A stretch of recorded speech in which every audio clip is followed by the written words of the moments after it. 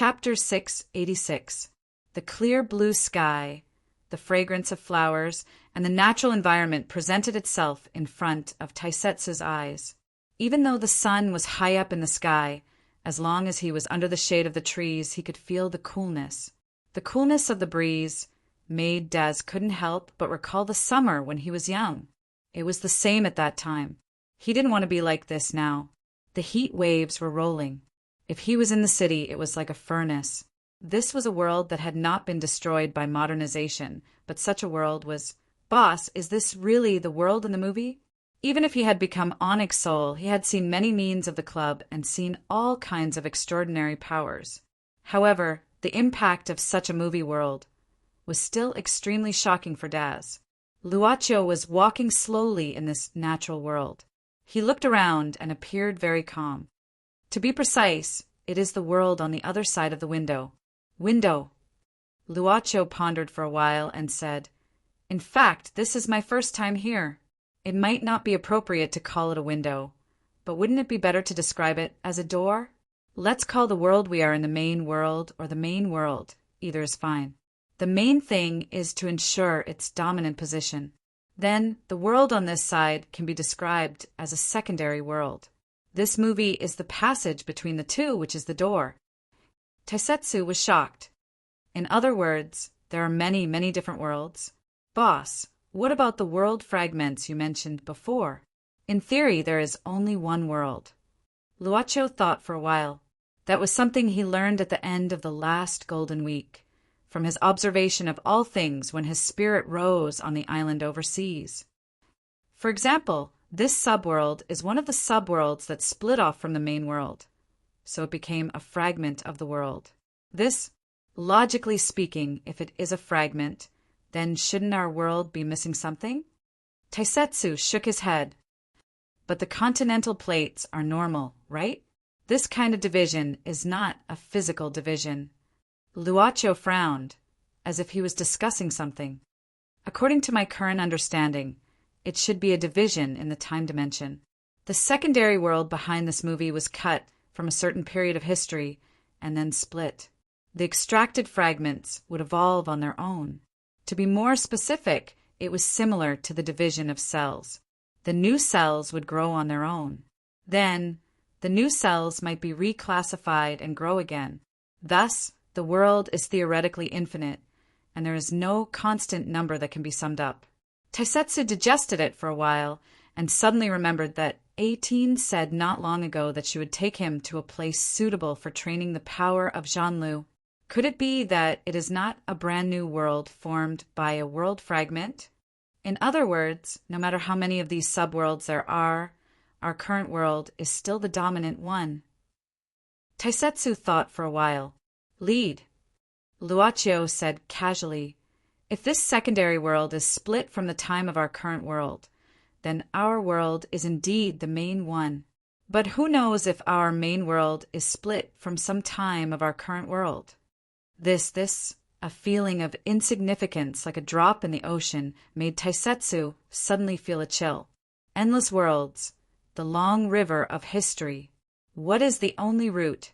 Perhaps there is only the long river of time. Luaccio walked in front. This was the last sentence Taisetsu heard in this conversation, because there was clearly a figure in front of him at this moment. The person boss Luo walked towards. When did this guy appear here? A devilish-looking man in a suit and carrying an old leather suitcase. The man took off his hat at this time, put his hand on his chest, bent down slightly and smiled. "Dear new boss and the beautiful Miss Yi, it is a great honor for both of you to come." "Hello, Mr. Arax." Boss Luo also gave a polite greeting. Arax smiled at this time and waved his hand. Under a cherry tree on the grassy hillside, a round table and chairs for tea appeared. "Distinguished guest, please come here." "Thank you." Luaccio nodded. "This is Taisetsu, one of my messengers." Taisetsu hurriedly nodded to the man called Arax. Arax's eyes suddenly curved, which was a strange curve that humans could not achieve. At first glance, Taisetsu's heart beat inexplicably. At this time, Jean-Lu suddenly hummed, and Taisetsu's nervousness faded away. Erex smiled with a little surprise. Boss, it seems that you have found a very good employee. Congratulations. Erex even pulled out chairs for Boss Luo and the other two. His humble attitude was not inferior to Boss Luo's when facing customers. Thank you, Mr. Erex. Yu Yi smiled slightly and sat down after Luocho sat down. She reached out and touched the table, suddenly saying, "Creation. It seems that Mr. Erex is going to dominate this world fragment?" Thank you for your words. Erex smiled ambiguously and began to make tea. He even made many exquisite desserts appear on the table out of thin air. It has been a long time since we parted at the lakeside cottage. Erex sat down and said, "I miss you so much.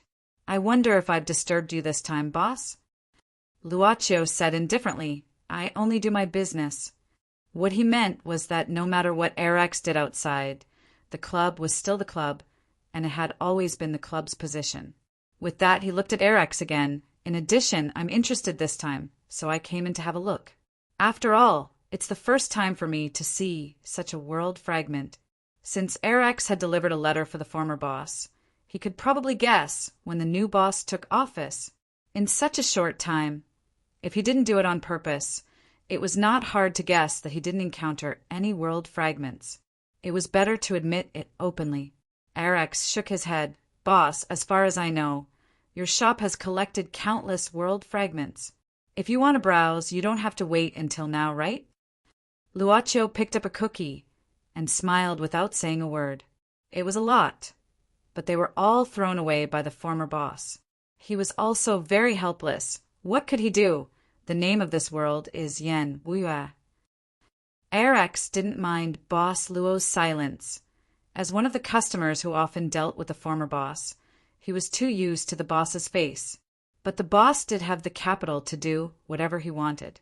Even in the subworld, even if he finally succeeded in gaining control of all the rules of this subworld, the boss of the club was still the same as him.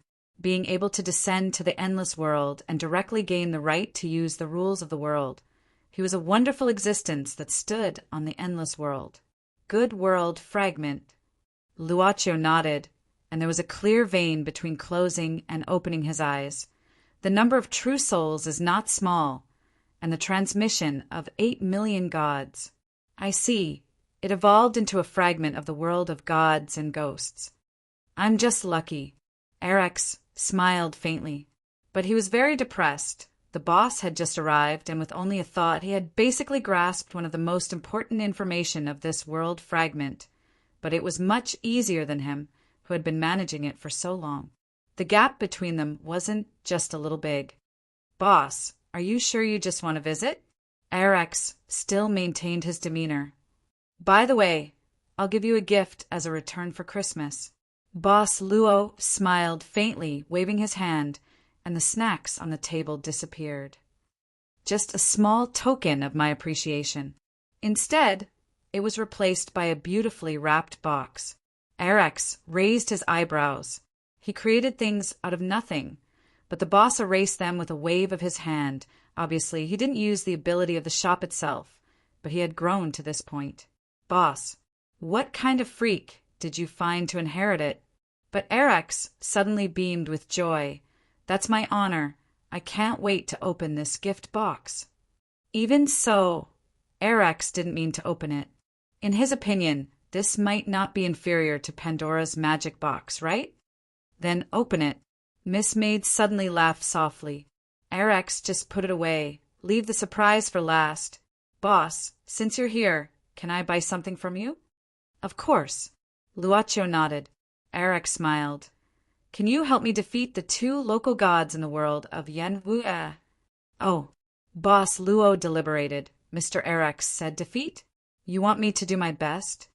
No, it's too expensive. Erex shook his head. I said, help me defeat them. Boss, you only need to help me contain one of them.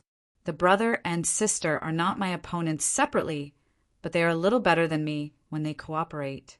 Of course, even so, I'm willing to offer a quarter of the true soul of this fragment world as a reward. Mr. Arax, Yi said with a faint smile, since there are two recognized owners in Yen Wuiwa's world, then theoretically speaking, this fragment of the broken world is not exclusive to you. Can you really offer a quarter of it? Although our master just took office not long ago, he can't be bullied like this. Of course. Arax nodded. Your shop does honest business. How dare I blackmail you? This is my mortgage. If I can't offer a quarter of the true soul in the end, this is part of the compensation. With this, Arax silently held up the old leather case that he had been carrying and put it in front of Luocio. Miss Maid smiled slightly. It was a look that said, "At least you know how to behave." Boss Luo stared at Arax's old leather case and showed a more interested expression. If possible, this case is enough. But since it's a temporary mortgage, it's okay. A quarter of the true soul is indeed enough, even very generous. An ancient parchment scroll slowly unfolded in front of Arax. Arax seemed to be relieved, and his palm pressed on the contract. Decisively, the contract was signed. Are you going to do it now? Boss Luo put away the contract. Arax shook his head. No hurry, I still need to make some preparations. If boss is still interested, why don't you walk around in the world of Yen Wuiwa? The flow of time here is different from the main world, so it won't take long. Once I'm ready, I'll naturally inform you. I see. Luocio nodded and curiously asked, Mr. Arax, do you have any place to introduce? Arax turned his eyes. How about the vicinity of Famine Mountain? It's also the gateway of this world. Then, Luocio stood up. Dear guest, we'll wait for your notice. The boss led Miss Maid and Taisetsu away, quietly. The breeze blew the grass on the hillside, and a wave of grass came from afar. Under the cherry tree, the tables and chairs for reception had disappeared. Arax sat alone under the tree and was carefully wiping a small marionette. The limbs and other parts of the marionette were connected to the cross plate by silk threads. With the shaking of Arax's fingers, the small marionette shook flexibly like a real person and started to talk. With a childlike voice, the small marionette laughed strangely. Arax, Arax, it kept calling Arax's name. However, it had no life, and it was just a voice made by Arax using ventriloquism. Mr. Arax, is that the person who can fulfill any wish you said? A girl in kimono appeared behind Arax at the moment when the cherry blossoms fell. She looked like a porcelain doll. The girl disdainfully said, It seems that you don't have much ability. Even though I've been hiding in the tree, you still haven't found me. Arax didn't turn his head and said indifferently, That's because you didn't show any malice. Malice? Mr. Arax is here. How dare you be so rude? The girl's tone seemed to be disdainful, and she shook her head. It doesn't matter, even if you do. I'm created by Mr. Arax himself. Born from a dream. I'm immortal. That's right. Arax smiled. Are you full today? The girl touched her belly and looked at Arax with a shy face.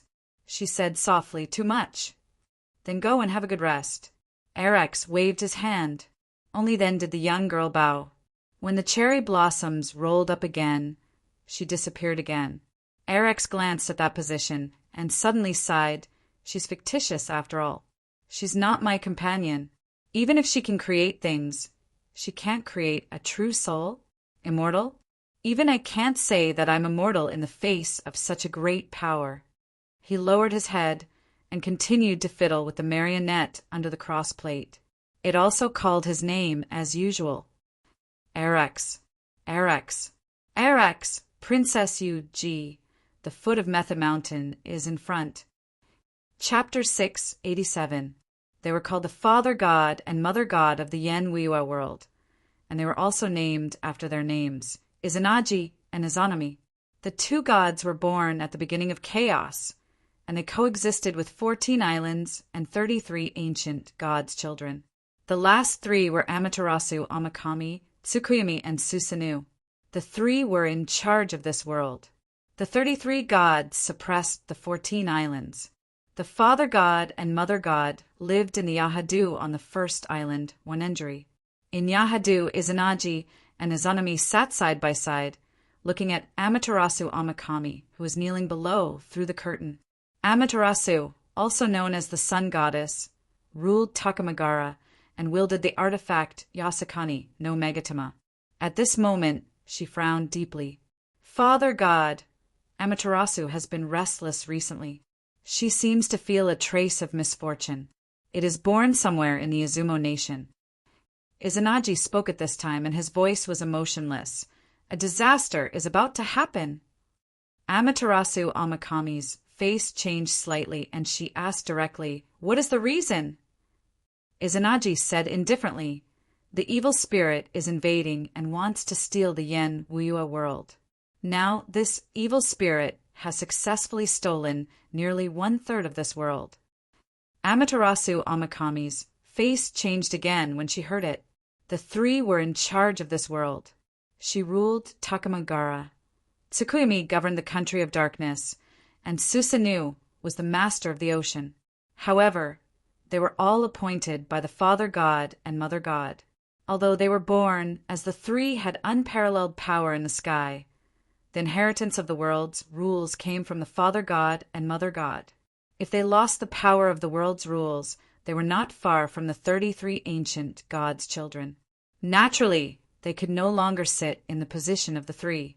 As for the human world, there were talented people with strong physiques and natural bravery. They could even beg 8 million gods, thinking of the consequences after the world's rules were stolen.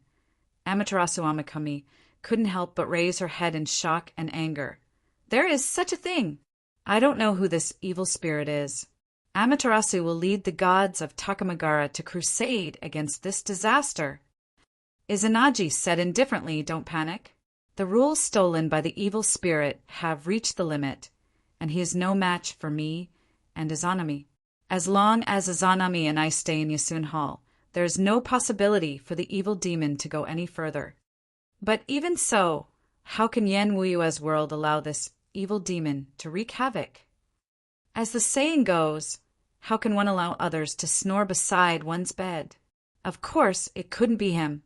Finally, Izanami slowly opened her mouth and said, "Indeed, the Yen Wuyua world is about to face a calamity.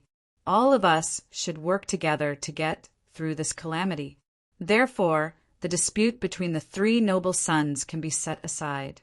Tensho, do you understand?" "Understood!" Amaterasu Amakami hurriedly lowered his head. He knew that the father and mother were well aware of his battle with the other two, but they had been letting it go. Now that the world's calamity was right in front of them, they could no longer ignore it. Didn't that mean that the calamity this time had indeed reached a certain level of severity? "Tensho, you may leave." Izanagi said slowly at this time, "Explain the seriousness of this matter to Tsukuyumi and Susanoo as soon as possible and reach a settlement. In addition, I have sensed the source of the evil spirit's theft of Yen Wuyua's world. It is in the unripe rice village under the Mount Famine in the Izumo nation. Send a god to inquire about it." Izanagi carefully instructed some things to pay attention to before letting Amaterasu Amakami leave Yasun Hall. After a moment of silence in Yasun Hall, Izanagi's voice sounded again. "I can't predict the calamity of the world. In addition to the evil spirit, there is also an unusual strange breath. Unfortunately, it disappeared in an instant. Under the world's rules, it can't be detected again. I don't know who it is. Yen Wuyua is already at the end of the storm, but it is so sudden." Sigh. Izanagi's deep sigh sounded in the hall. Soon after, Izanami whispered softly, "I will accompany you and never leave you. This is the unripe rice village." Mo Xiaofei rubbed his chin and looked at the words engraved on a stone tablet on this path. Since entering the world of the movie, not only was there no barrier to communication, but he could even understand the words. This reminded Mo Xiaofei of a joking internet phrase. It is indeed a universal language in the universe. Of course, complaining was just complaining. Mo Xiaofei still sorted out his mood. crossed the boundary represented by the stone tablet, and entered the unripe rice village. He broke a piece of foxtail grass from somewhere, put it in his mouth, put one hand on the katana at his waist, and strode forward. He looked like a wandering samurai popular in this world. I'm a man who has watched infinite residents. While walking toward the faint smoke ahead, Mo Xiaofei began to recall the spoilers he had seen before watching the movie. The beginning of the movie was not in ancient times, but in modern times. The heroine in the story went crazy during the summer vacation. She came to a remote mountain village for a vacation and inadvertently picked up an ancient writing brush. After that, the heroine fell into a coma. When she woke up, she found that she had come to the unripe rice village and became another person. It seemed to be a very common movie with the theme of soul transmigration, but with the skin of a thriller. I don't know if the heroine has transmigrated or not. Mo Xiaofei muttered to himself. He naturally had no clue how to find the class monitor, Zhuifeng and others, let alone how to leave this world. He was even more unsure whether the class monitor and others were also involved except for himself, and whether they had changed into other people's appearances. I can't just ask everyone, "Are you the class monitor?" Mo Xiaofei couldn't help but have some lingering thoughts. Then he finally saw a girl in coarse linen clothes, carrying a basket in front. Mo Xiaofei walked forward without saying a word. "Class monitor! Are you the class monitor?" "I'm Mo Xiaofei." "Ah, Sir Warrior, what did you say?" The girl's face was slightly red. Seeing the man dressed as a wandering warrior striding toward her, she was shocked and frightened. She was also a little restless. "Well, I'm a little hungry. Is there any place to eat nearby? Why don't we go to your house?" "Don't worry. I won't eat for free. By the way, I want to ask you something." Mo Xiaofei smiled embarrassedly, then took out a gold coin from his clothes. My house is over there." This was an era where warriors were very noble. Although he was only a wandering warrior, he was extremely powerful. Ordinary people dared not to resist when they called him sir. Even if the wandering warrior didn't take the gold coin, the girl naturally didn't dare to disobey. So, at least it's quite convenient to use this account. Mo Xiaofei thought secretly, then followed the girl named Bamboo all the way into the unripe rice village. "Customers, your dumplings." In front of a tea house on the pipeline, Boss Luo looked at the simple and slightly plump lady boss who brought out the food and took it with a smile. The lady boss and the people around the tea house seemed to turn a blind eye to the strange costumes of the three. And Sakura dumplings. The servant girl first observed Boss Luo up and down before he ate. Then she nodded. "I roughly know the recipe. You still have the mood to see how other people make their food." Taisetsu looked at the servant girl with disdain. Since coming to this Yen Wuya world, although he knew it was safe to follow the boss, he always felt as if something was pressuring him. It was a feeling of extreme unwelcome. This feeling reminded Taisetsu of the feeling of coming to someone else's territory when he was in the underworld. "Taisetsu, you should eat some too." Boss Luo gave a skewer to Taisetsu at this time. "I'm not hungry." Taisetsu shook his head. He actually had no appetite at this moment. "That won't do." Yi said softly, "If you don't eat more, you won't have the strength. It won't be good if you can't exert your strength when you have to suppress one of the two sky gods."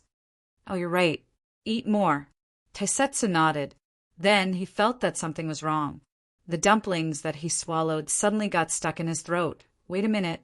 Can't exert my strength? Suppress. Am I supposed to suppress it?" The servant girl nodded gently. "Yes, it's just a weak divine power that escaped. Do you need the master to do it personally?" "Of course, you, who have mastered Zhanlu, will do it." Although after talking to number 18, he knew that after he picked up Zhanlu and became the Black Soul Envoy, it would not be as simple as seducing the boss. He would have to fight and so on. But to confront a god right away? Isn't this cheating? Cheating my ex-cousin-in-law. Yen. Chapter 688. From the mouths of the samurai and monks who chased after him, Xuefeng had some knowledge of this weird place. What made him curious was that some memories of the original owner of the dog demon's body would occasionally emerge. As a half-demon beast, not only was he ostracized by his own kind, but he was also hostile to humans. He had been wandering in the outside world without any friends. Gradually, he developed an eccentric character. This Inuyasha. Xuefeng looked at the snow-white hair that he did not have and muttered to himself, "He is so similar to me." Xuefeng had a feeling that the reason why he became what he was now might be because of such a similar experience. After learning from these samurai that this place was near Famine Mountain, some of the information received while watching the movie became clear at the same time. It was just that when Xuefeng was watching the movie, he had been paying attention to Zixing. He didn't pay much attention to what the movie said. Only at the beginning, he vaguely remembered that the names of places, such as Unripe Rice Village, were mentioned. He was not like Emo Xiaofei, who saw the follow-up plot on the internet. Naturally, he knew nothing about the content of the movie. Inuyasha seems to be planning to go to Unripe Rice Village too. Wind-chasing wolf lay on the branch of an ancient tree, crossing his legs and putting his hands behind his head. He looked at the blue sky and white clouds, slowly emptying his mind in a daze. He found that in this way, some memories of Inuyasha would emerge more. Thinking about it, Xuefeng took out a book from his arms and opened it. There were a bunch of words on it that he couldn't understand, so later he directly covered his face with the book and fell asleep. No, I'm going to find Zixing. Xuefeng jumped off the ancient tree at once and then stuffed the book into his clothes. He didn't know the origin of this book, but when he took over Inuyasha's body, he had been carrying it with him. Maybe it was something important. Anyway, it was not a burden to carry it. Since the Unripe Rice Village that I didn't pay much attention to, maybe the Purple Star Village should be remembered as well. Anyway, it's nearby. I might as well go and take a look. He was completely oblivious to his current appearance as a half-demon. In the cities of his original world, demons were already used to walking freely on the streets in their human forms. In front of a tea house on the pipeline, Xuefeng smelled the aroma of food and remembered that he hadn't eaten for a long time. He immediately felt hungry. He hurried forward and looked at the slightly plump lady boss. "Is there anything to eat here?" While teaching those warriors and monks who were chasing after him a lesson, he also obtained some money from them. Yang Kai then remembered that Purple Star didn't seem to like him taking advantage of the situation, so he simply generously handed over the money. Unexpectedly, when the slightly plump lady boss saw a barefoot, white-haired man in a crimson robe suddenly appear in front of her, her body stiffened. She shivered and cried out in horror, "Monster!"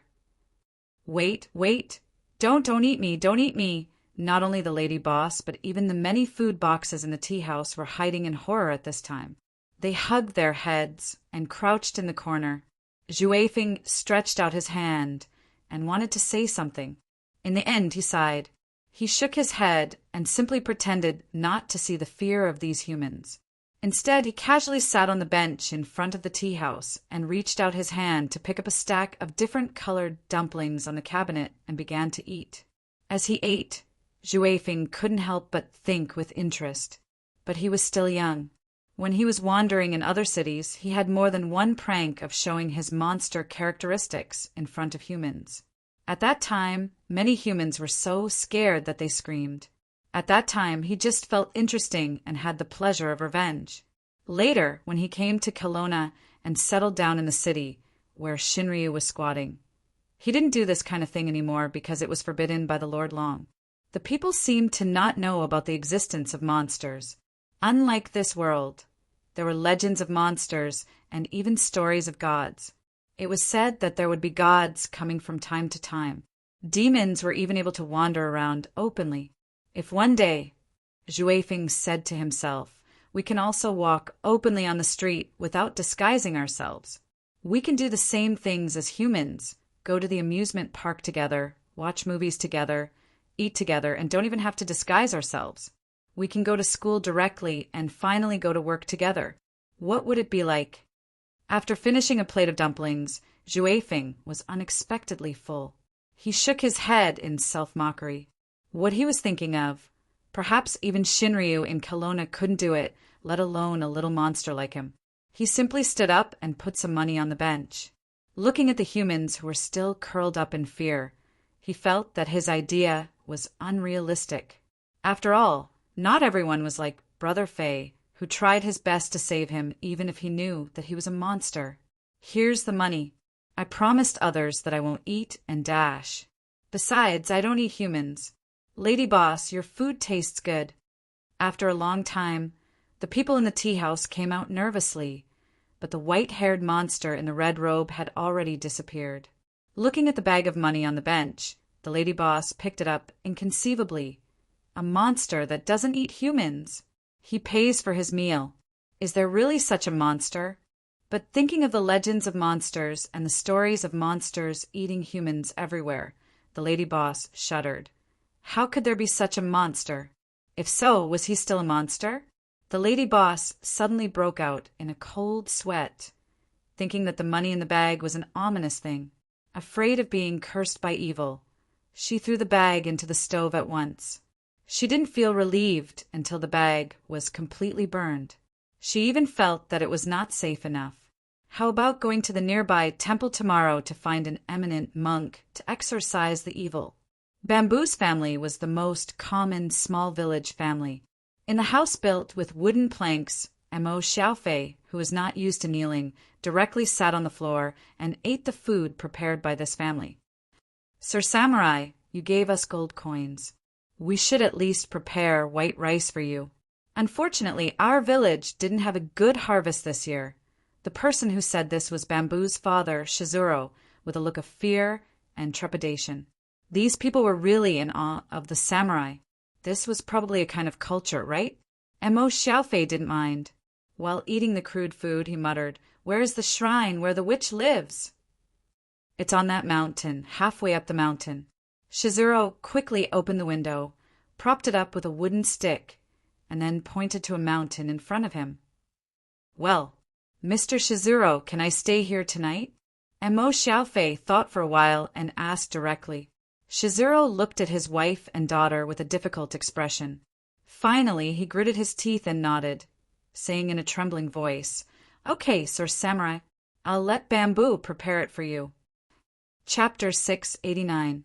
Being in this movie world, Mo Xiaofei was the kind of person who had the script in his hand. It was a pity that his script was only half finished. The Christmas Eve outing was supposed to be sweet, but Mo Xiaofei didn't expect that the class monitor, who looked gentle and quiet, would suggest to watch the movie Spirit of the Pen. She said that she had been looking forward to it for a long time, but none of the girls in the class were willing to accompany her to watch it. This didn't fit the style at all, but Mo Xiaofei agreed in the end. Then he roughly read the synopsis when he bought the tickets, and at the same time played the movie review. This was something that almost all movie watchers would do.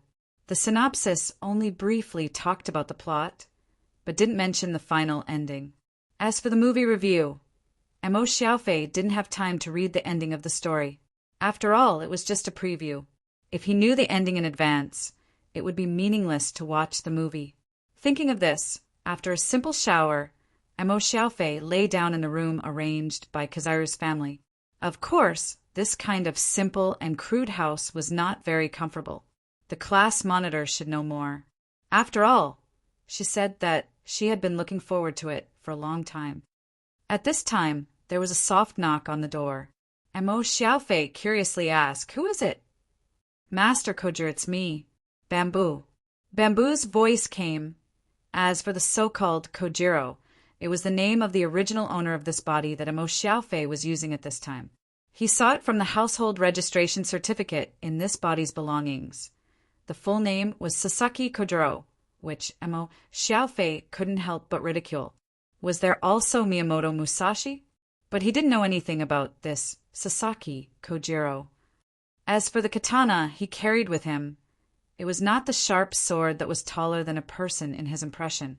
Therefore, Emo Xiaofei was not sure if this Kojiro was the powerful swordsman he knew. "Oh, come in. What's the matter?" Emo Xiaofei tidied up his clothes and sat up from the quilt. He saw Bamboo slowly push open the wooden door of the room. She was still kneeling in the corridor outside, and there was a tray with teacups next to her. Tea delivery? Emo Xiaofei was stunned and then shook his head, secretly. It seemed that the warriors in this era were indeed a privileged class. Even as a wandering warrior, these civilians respected and feared him. Through the original plot introduction, Emo Xiaofei knew that there was also a warrior in Unripe Rice Village. He was a warrior who owned his own fief. The entire Unripe Rice Village and even the nearby fields belonged to this warrior. In short, he was the landlord. Emo Xiaofei pondered for a while before looking at Bamboo come in. "I have something to ask you." If he remembered correctly, this Bamboo seemed to have appeared in a movie review. Emo Xiaofei did not pay attention to whether there was bamboo on the poster or not. But since it was mentioned in the movie review, it was at least a character in the plot. Emo Xiaofei had just entered the Unripe Rice Village and had already encountered the characters related to the plot. He felt that his start seemed to be good. "My apologies." Bamboo still had a reserved look. She carried the plate and came in on her knees. Finally, she put the teacup in front of Emo Xiaofei and lowered her head. "Relax." Emo Xiaofei tried to be polite. He was just a student. He really couldn't adapt to the feeling brought by this so-called privilege. Bamboo doesn't dare to be rude. "Forget it." Emo Xiaofei shook his head. "Let me ask you, is the samurai family in Unripe Rice Village called Nagato?" Bamboo was slightly surprised. "Sir Kojiro, is he a friend of Master Nagato?" Emo Xiaofei did not answer, but asked instead, "Let me ask you again. Has Master Nagato's younger brother come back?" It turns out that Sir Kojiro also knows Sir Saburo. Bamboo seemed to be more curious about the origin of this Kojiro. "Sir Saburo Nagato has returned a month ago. I heard that he was injured in the frontline battle and temporarily went home to recuperate. It is an honor to be able to contribute to the country, even if he is injured." Emo Xiaofei was amused. How is this Saburo Nagato injured in the front line? In fact, he seemed to be a deserter before the war and sneaked back. However, he encountered bandits on the way. After losing the battle, he was injured and fled again. He came back here in dire straits, but he claimed that he had gained merits in the front line. Now he was injured, so he went home to recuperate. As for the reward, he should be able to receive it after the war was over. Such rhetoric spread in Unripe Rice Village, and the people who didn't know the truth believed it. They praised it every day. It was unknown if Saburo Nagato would be shy or not. But if Saburo Nagato came back, that is to say, the storyline officially began? After Emo Xiaofei inquired about the location of Nagato's house from Bamboo, he said, "I'm tired today. Let's call it a day." His original intention was to let Bamboo take off by herself, and then leave quietly at night. Then he would first go to Nagato's house to see the situation. He would go up the mountain tomorrow morning to meet the Miko of the shrine. Unexpectedly, Bamboo's shoulders trembled slightly at this moment. She gritted her teeth as if she had made up her mind. She slowly turned around and got up, but she did not leave. The girl suddenly untied her belt, and her clothes slipped off her shoulders at once. Although this girl's clothes were coarse linen, and her face skin could only be regarded as ordinary, the skin under the clothes was whiter than snow. She was also 14 or 15 years old. For a young and vigorous man, Emo Xiaofei felt that his physiology was very normal. When he suddenly saw such a scene, his breathing became heavier subconsciously. However, his spirit was far beyond ordinary people after all. He had a sincere heart that even the boss and Kelowna Shinryu praised. He quickly recovered his calmness. Emo Xiaofei tilted his head. He had some guesses about Bamboo's behavior. Recalling Zizuro's weird expression during the meal, He guessed that this honest guy must have taken his request to stay here for the night, as this was what he meant. Go out. I don't need these. And Mo Xiaofei shook his head. If a girl doesn't cherish herself, no one will cherish you. Tell your father that I don't mean that. I just want to rest for a night. Tell him not to do unnecessary things. And Mo Xiaofei's knowledge gradually became richer. He was no longer as extreme as before, setting up a private prison to punish those who did evil. But he would also quietly take action and do a lot of good deeds that suited heroes. If it weren't for a nameless firefighter wandering in the darkness of the city and stopping a lot of crimes, Police Officer Ma, who was known as a sharpshooter, wouldn't be so idle to shout about the world being peaceful and play minesweeper in the office all day long. It seemed that Kishiro didn't simply misunderstand. He probably really regarded himself as a wandering samurai and had a little intention. If he took a fancy to bamboo and settled down with the ability of a wandering samurai, he might be able to get a reward and own a fief. At the very least, he could become a diner of a noble family that was nobler than the Nagato family. It was much better than those hot-headed young men in the village. From then on, his family could live a happy life. Ah! Hearing this, Bamboo suddenly turned her head. The girl's face had already turned red because of this action, but now she became frightened because of Mo Xiaofei's decisiveness. She quickly panicked. Master Kojiro, do you think Bamboo is not qualified to serve you? No, I have someone I like. And Mo Xiaofei shook his head and his stance was very firm. Let's treat tonight's incident as if it didn't happen.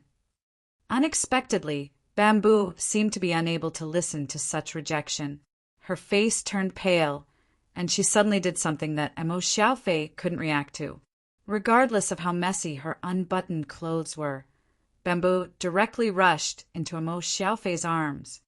Hey! Mo Xiaofei was suddenly shocked. He wanted to use his telekinesis to reject her, but he promptly thought that Bamboo's weak body couldn't withstand this kind of impact. He could only stand up quickly, breaking away from Bamboo's hands, turned around and said in a deep voice, If you don't go out, I will leave tonight. Sir Little Jiro. Bamboo was sobbing. She stuck her body to Mo Xiaofei's back and hugged him, saying sadly, Can you please pamper Bamboo for one night?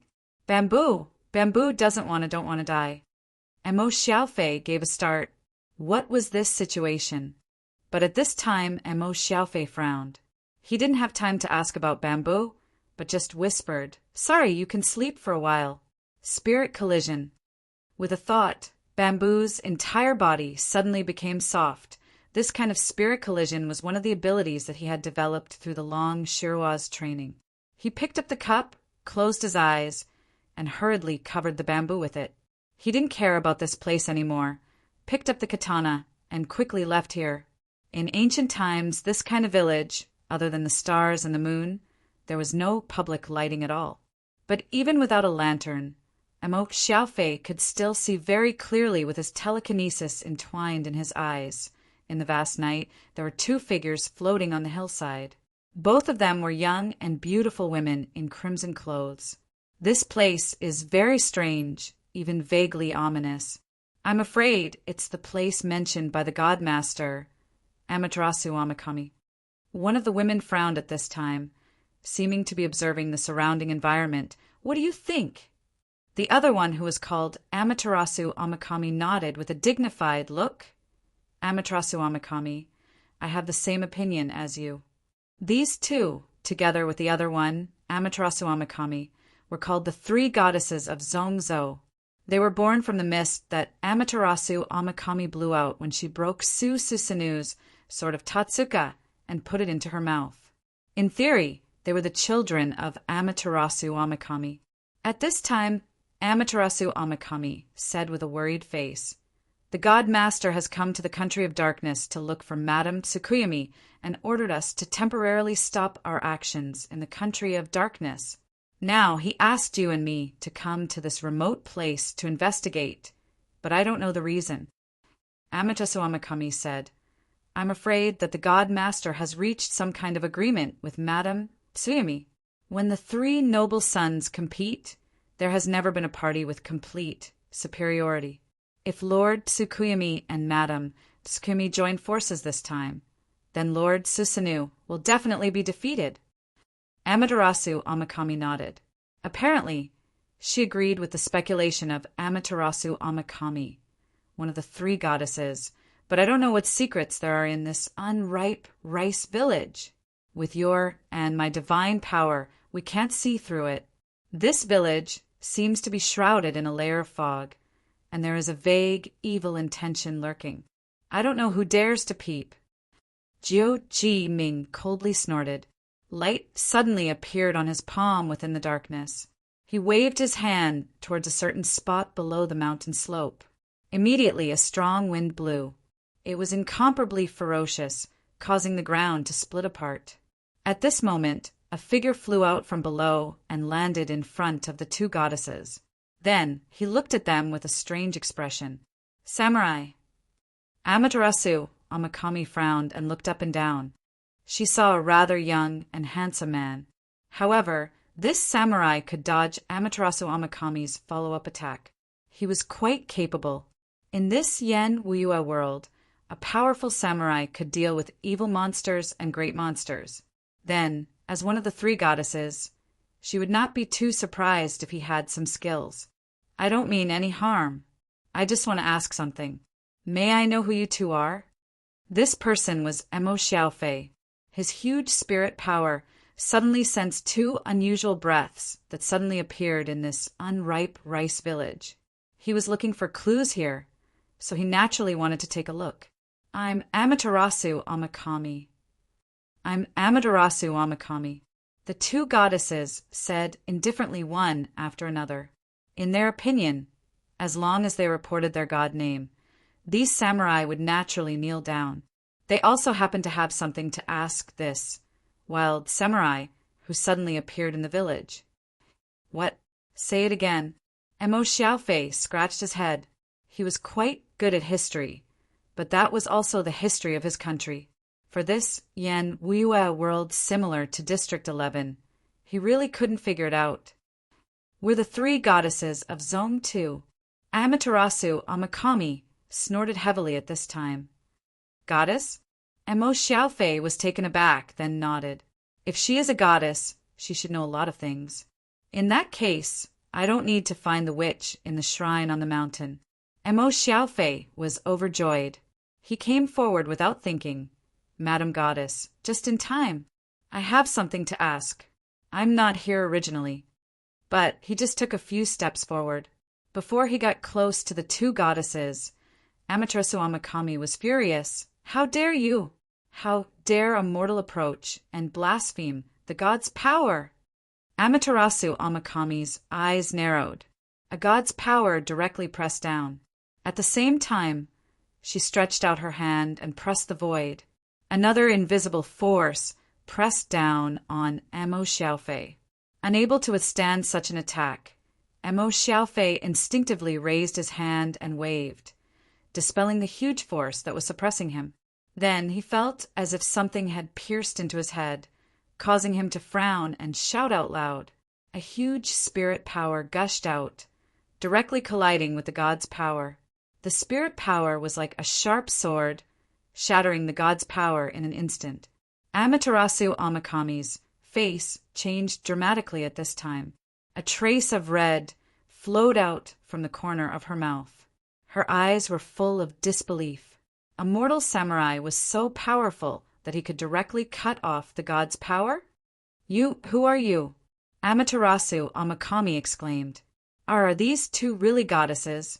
Chapter 690. Emo Xiaofei didn't want to fight with the 2 goddesses. He didn't want to have any conflict with them.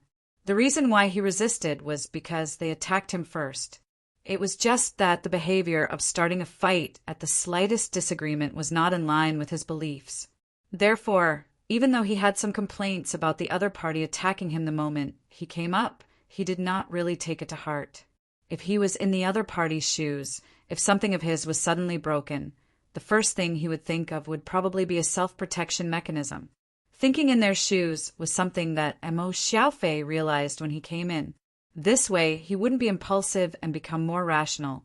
There was only one step between bullying the weak and being a real expert. I didn't mean to offend you. I'm sorry. Mo Xiaofei nodded and then took a step back. It could be seen that the two goddesses were very disgusted with strangers who approached them casually. The two Zanzi goddesses quickly exchanged a look. They were born almost at the same time. They were not only born with powerful abilities, but also a strong tacit understanding. This human martial art had a special power that could ignore the power of gods.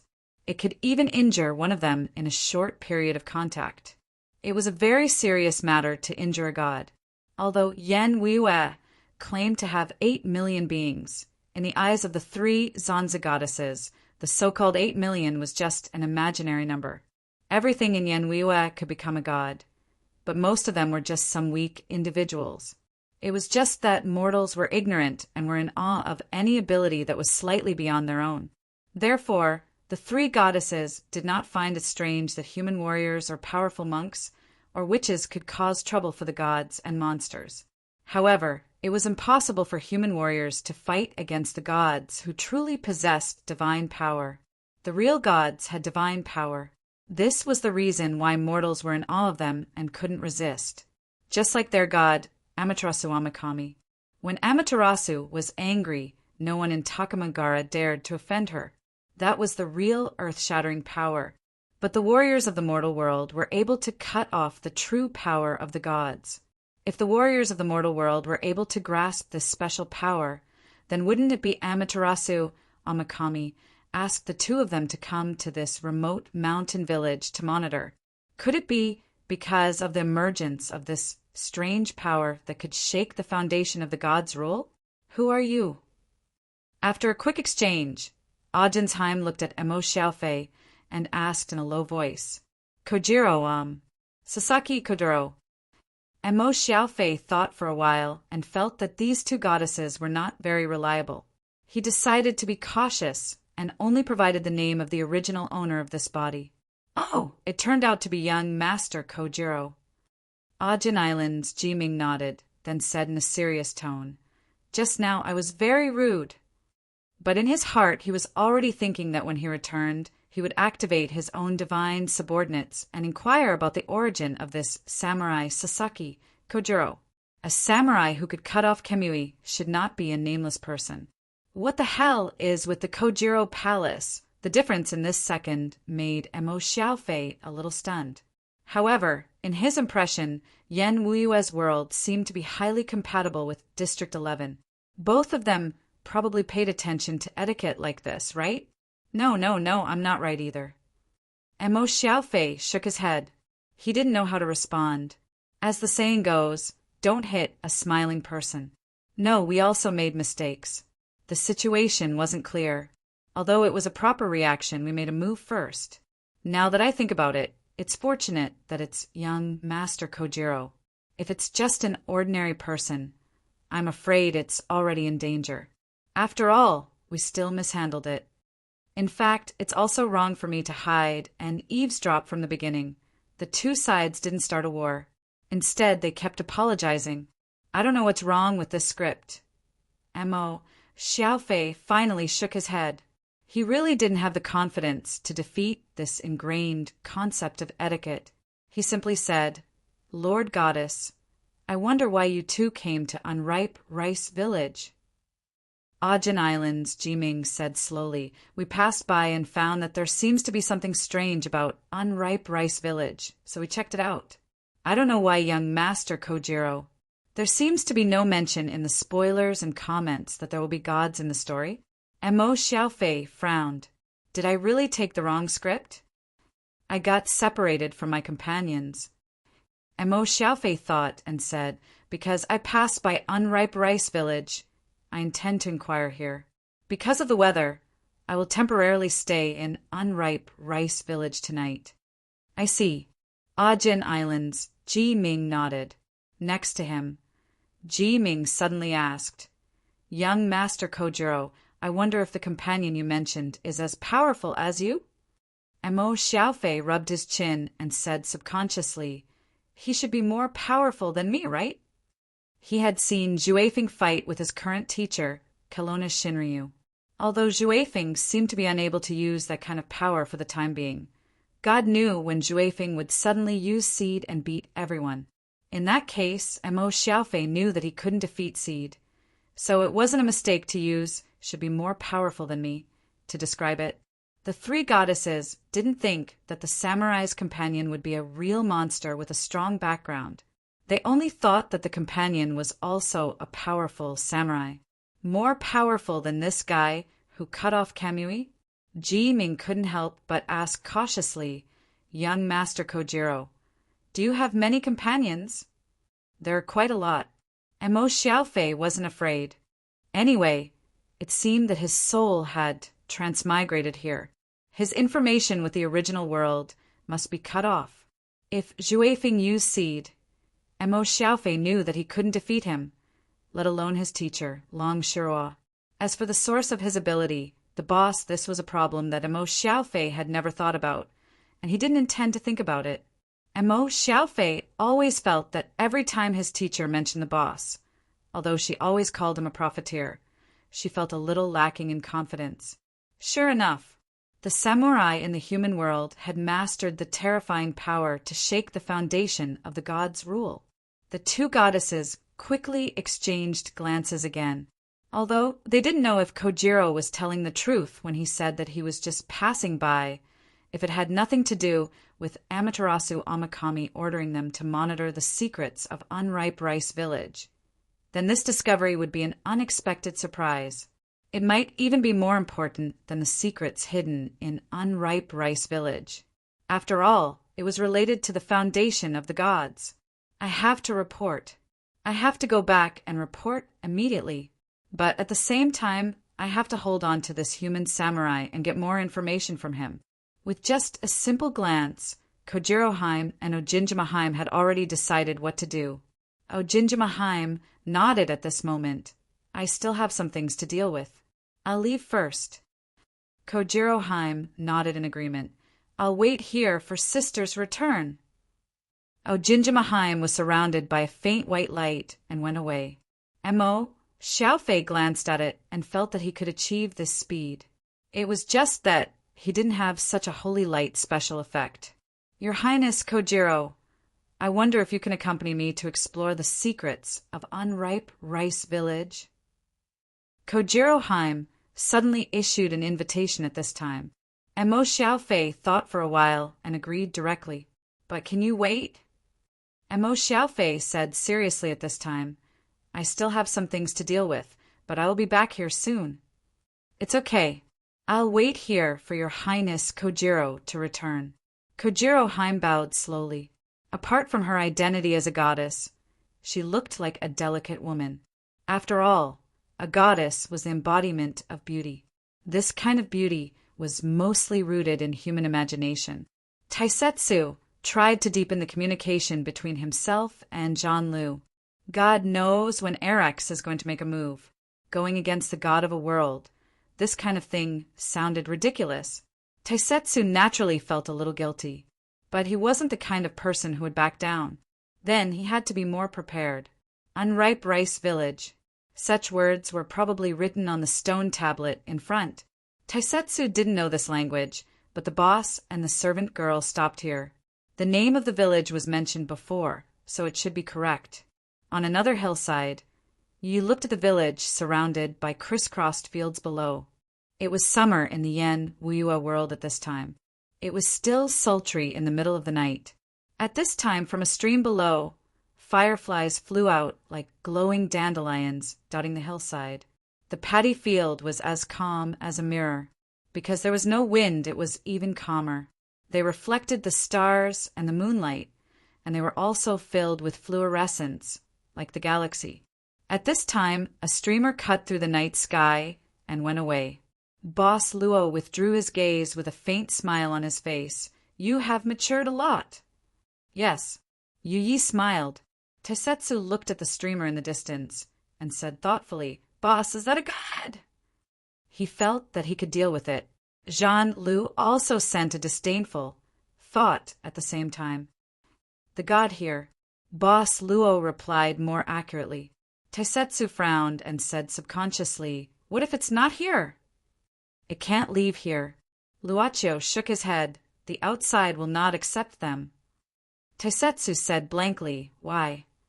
Luochio looked at Taisetsu and said coldly, "Will you accept another self that appears in front of you? No matter if it's memory, ability, or even feelings, everything can be another self that is like you." This. Taisetsu pondered for a while and finally shook his head. "I don't know, but is it possible?" Yuyi said, "We are the only ones, so it's impossible." Taisetsu seemed to think of something, but he could not grasp it. Luochio suddenly waved his hand. Taisetsu seemed to be pulled by something. He looked back and felt that the space behind him suddenly collapsed. "If the guest is not so fast, you should go and warm up first." Luochio said abruptly, "You only used John Lu to kill the resentful spirit in the reservoir once. You still need to practice more." Taisetsu nodded. He would do whatever the boss asked him to do. Because the kindness was too great, he had long made up his mind to be the boss's sharpest sword. "Where are we going?" Luochio said, "It should be a place called Evil Ghost Island. It's overseas, so it's okay to do as much as you want." Taisetsu nodded, turned around, and stepped directly into the collapsed space. Jean Lu, who was on him, sent out a spirited thought at this time. It seemed to have become excited. It must be because it had been silent for too long. The place where the space collapsed gradually calmed down. Luochio looked down at this time, but he was looking at a magnificent mansion in the unripe rice village below. It was a place that was still lit in the dark night. Luochio said softly, "Mr. Arax, you still like nightmares more," Yui said, "because dreams are difficult to come true. Nightmares are more realistic." "Boss," Luo suddenly said, "have you ever had a dream?" Yui shook her head. She wouldn't dream and couldn't dream. Boss Luo turned his palm. "This is for you." It was a beautiful gift box. The servant girl was taken aback. She raised her cute face and looked at her master. Luochio chuckled softly. "I will give a gift to all the guests, let alone you." Yui blinked her beautiful eyes and took it from Luochio's hands. "Master, can I choose when I want to open it?" "Then keep it first." Luochio nodded. He pointed to a place in front and smiled. "Accompany me for a walk over there." The servant girl naturally nodded obediently. And Mo Xiao returned directly to Zizaru's home. He didn't want to use his superpower to hurt ordinary people. At that time, he was just anxious, so he used the mental impact on Bamboo. At this moment, he was still a little worried about whether it would cause more undesirable consequences, so he needed to come back and take a look before he could rest assured. In addition, he was also very curious about Bamboo's request. It seemed that there were many discrepancies with the script he had. Even the gods appeared in this small, unripe rice village. Could it be the boss's masterpiece? To be able to pull people into such a magical world. In Mo Xiaofei's opinion, no one except the boss could do this. While thinking about it, Mo Xiaofei also used mental stimulation to wake Bamboo up. At this time, Bamboo slowly woke up. When she opened her eyes, she found that she was lying in the quilt, and Sir Kojiro was sitting cross-legged next to her. The first thing she thought about was whether she had already been pampered, so she blushed and lifted the blanket to look at her body. Her clothes were intact. Mo Xiaofei saw Bamboo's action and knew what she was thinking. At this time he coughed twice awkwardly, then looked at Bamboo and said seriously, "Bamboo, why did you do such a thing? Is there anything you can't tell me? Why don't you tell me, cough, that you will die? I need a man's essence, otherwise." Bamboo lowered her head and said sadly, I can't live." Chapter 691. Izanagi washed his right eye and gave birth to Tsukuyami. He was the god in charge of the night. In Tsukuyami's shrine, even if the three noble sons were fighting, he was still very polite to Amaterasu Amikami. This was not a matter of strength, but a matter of who was born first. Father God and Mother God, is that true? After a secret conversation, Tsukuyami's expression changed again and again. He was the god in charge of the night, Tsukuyomi. The moon was bright and flawless, but there was also a side of the moon that couldn't see the sun. Tsukuyomi, who was as handsome as a young girl, had a gloomy face at this time. The three noble sons were fighting for Yen Wuyue's world authority. But if the omnipotence was stolen by the evil demon, this situation of the three noble sons fighting would become meaningless. Did sister inform Susanoo? Tsukuyomi thought for a moment before asking with a solemn expression. At this moment, heavy footsteps came from the shrine. A huge samurai wearing a crimson samurai armor broke indirectly. None of the servants and shamans outside the shrine dared to step forward to stop him. Amaterasu, why did you ask me to come here? The visitor was the last of the three noble sons, the ruler of the ocean, Susanoo, who was born when Izanagi tested his nose. There was another secret conversation. When Susanoo heard this, his reaction was not much better than Tsukuyomi. Although Susanoo was puzzled about this matter, he was only puzzled about the sudden appearance of this evil demon. As for the seriousness of the evil demon stealing the world, Amaterasu naturally could not lie about this. This was something that could be asked about Father God and Mother God as long as they went to Yihironodon. In addition, Amaterasu also brought Izanagi's token. Even if Tsukuyomi and Susanoo had more doubts in their hearts, they had to obey at this time. Father God means to let us three noble sons take action and defeat this evil demon who stole the world together. Tsukuyomi pondered for a moment. Amaterasu said, Father God and Mother God need to guard Yihironodon. Once you leave, I am afraid that the evil demon will take advantage of the situation. The origin was Yihironodon on the heavenly jade pillar, which was the center of Yen Wuyue's world. It was because of the guarding of these two gods that Yen Wuyue's world was stable. I will summon the troops immediately. But Amaterasu, Tsukuyomi, both of you need to hold nothing back. Susanoo was very straightforward. We know each other very well. If there is anything to hide, we will know at a glance. Tsukuyomi said indifferently, Okay. Amaterasu nodded slowly. Before I came, Takamijihara had already begun to gather. I have also instructed the two Zanza goddesses to head to Unripe Rice Village to investigate.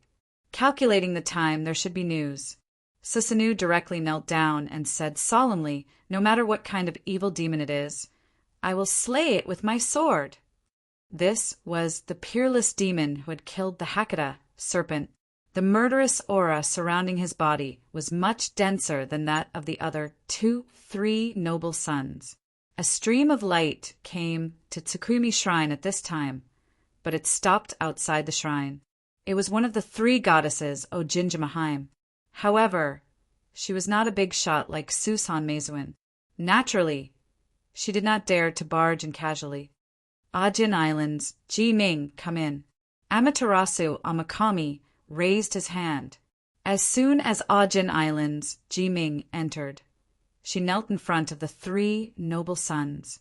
Tsukuyomi sat in the middle of the three noble sons, while the other two sat on the left and right.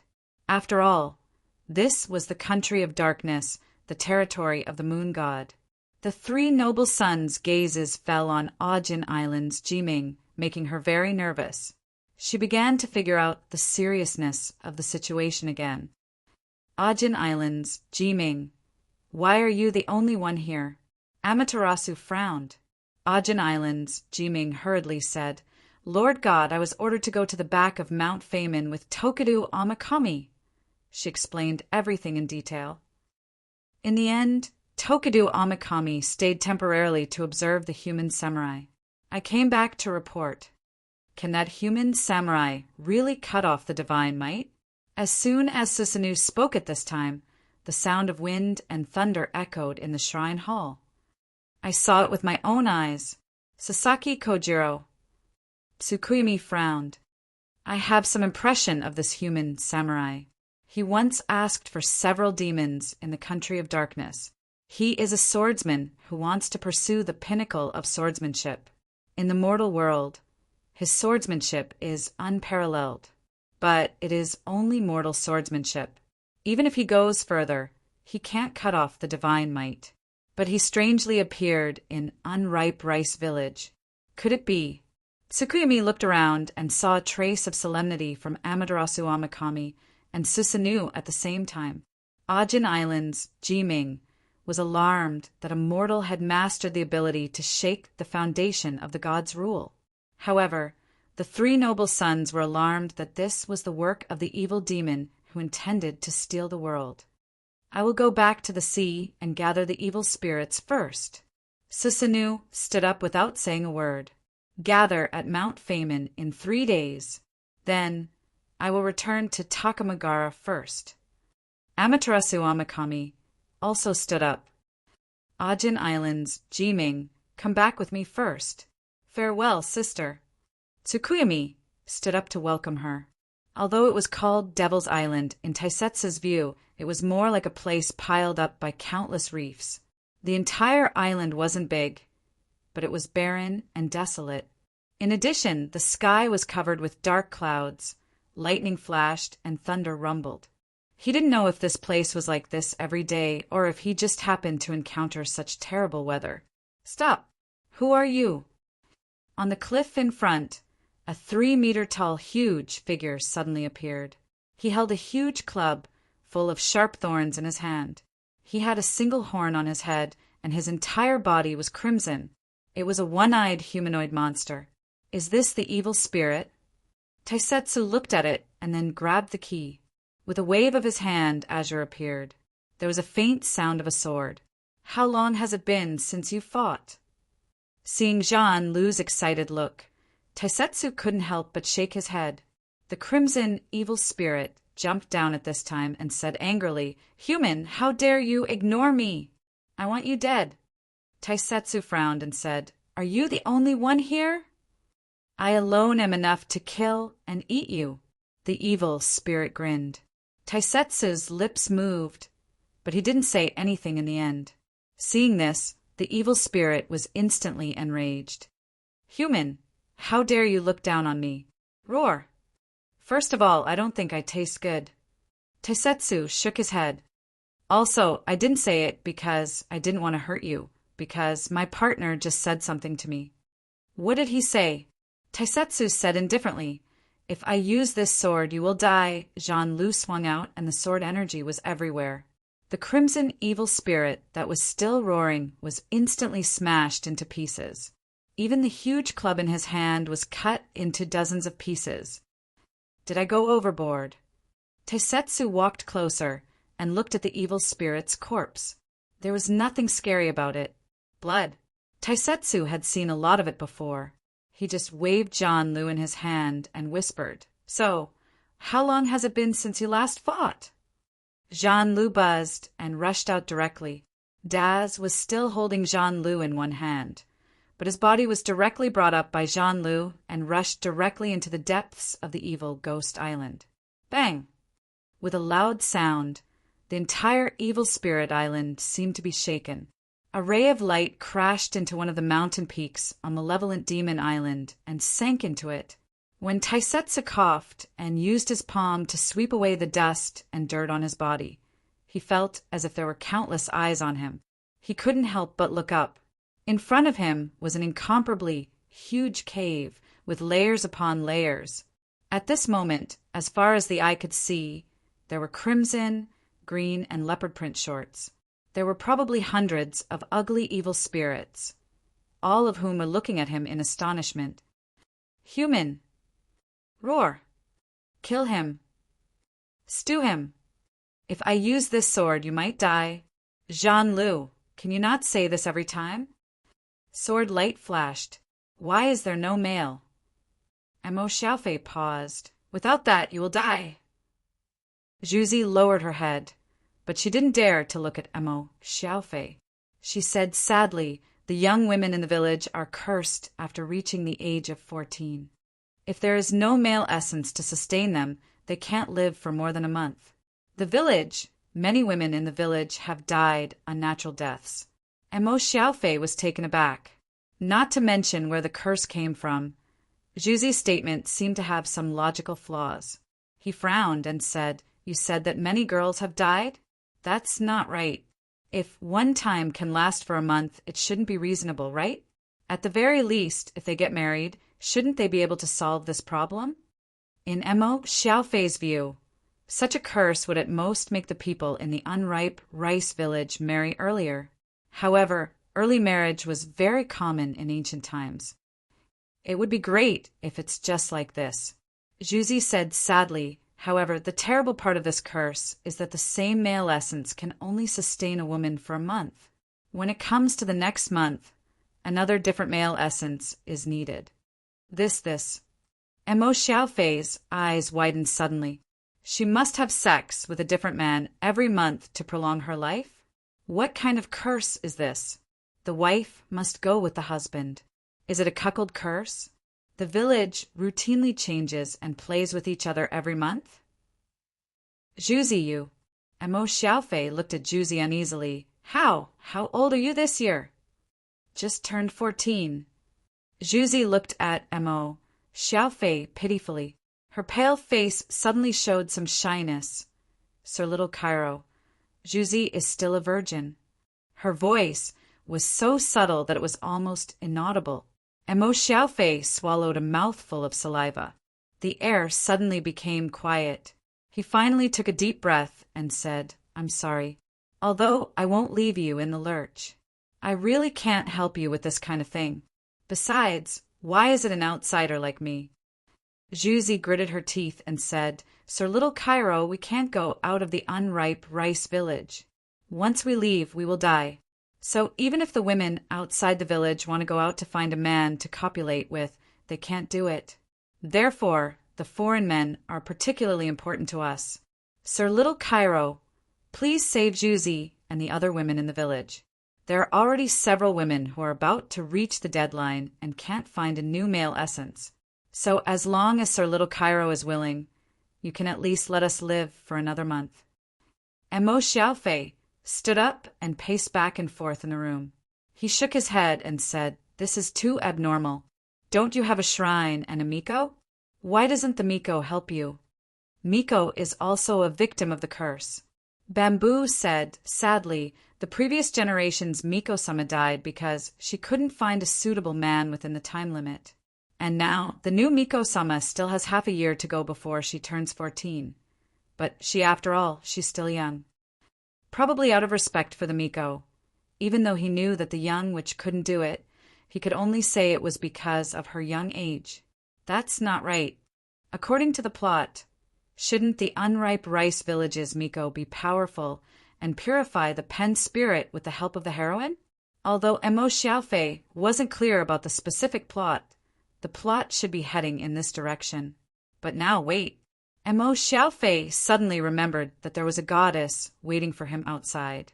He couldn't help but have an idea. The Miko couldn't deal with this curse, but if the goddess took action, it should be no problem. Mo Xiaofei's faith would be shattered if he didn't help. He immediately said, "Zhuzi, I know what happened to you. I will find a way to help you solve this matter. But you have to tell me the source of this curse." Sir Little Cairo. Zhuzi raised her head in surprise at this time.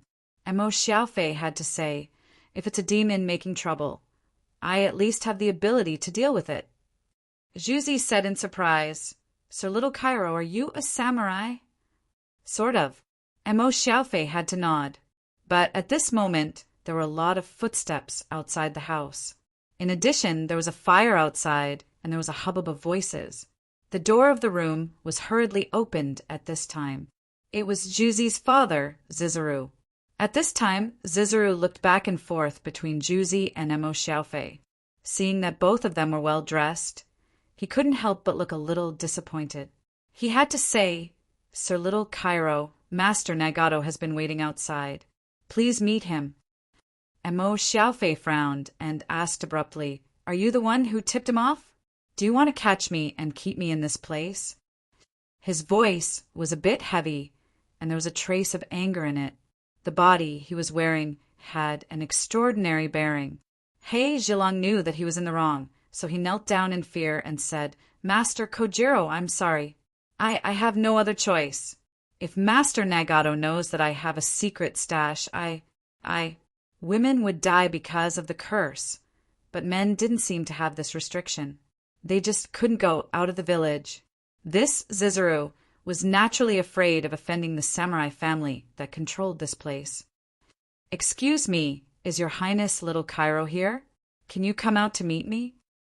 A heavy voice came slowly at this time. Mo Xiaofei's eyes focused. Transmission. Chapter 692. It was not difficult to imagine that the entire village was shrouded in such a curse. The villagers valued this fresh blood, outsider to the point that almost all the men in the village were mobilized. Outside the crowd, there were many village women looking at the scene. There was a faint uneasiness on their faces, as well as a hint of expectation. Mo Xiaofei glanced at Kishiro and Bamboo. He didn't say anything, walked out directly, and met the samurai family's master of Unripe Rice Village.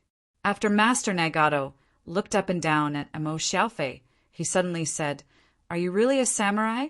Do you have an identity certificate? Just think of me as a wandering samurai." Mo Xiaofei waved his hand and said, Mo Xiaofei didn't know what Master Nagato was thinking, but this kind of gaze was not unfamiliar to Mo Xiaofei. It was like a drug addict seeing hallucinogenic white powder. Master Nagato nodded. "Then please come with me." The men in slightly better clothes around him should be from the samurai family, but most of them were carrying a bamboo sword.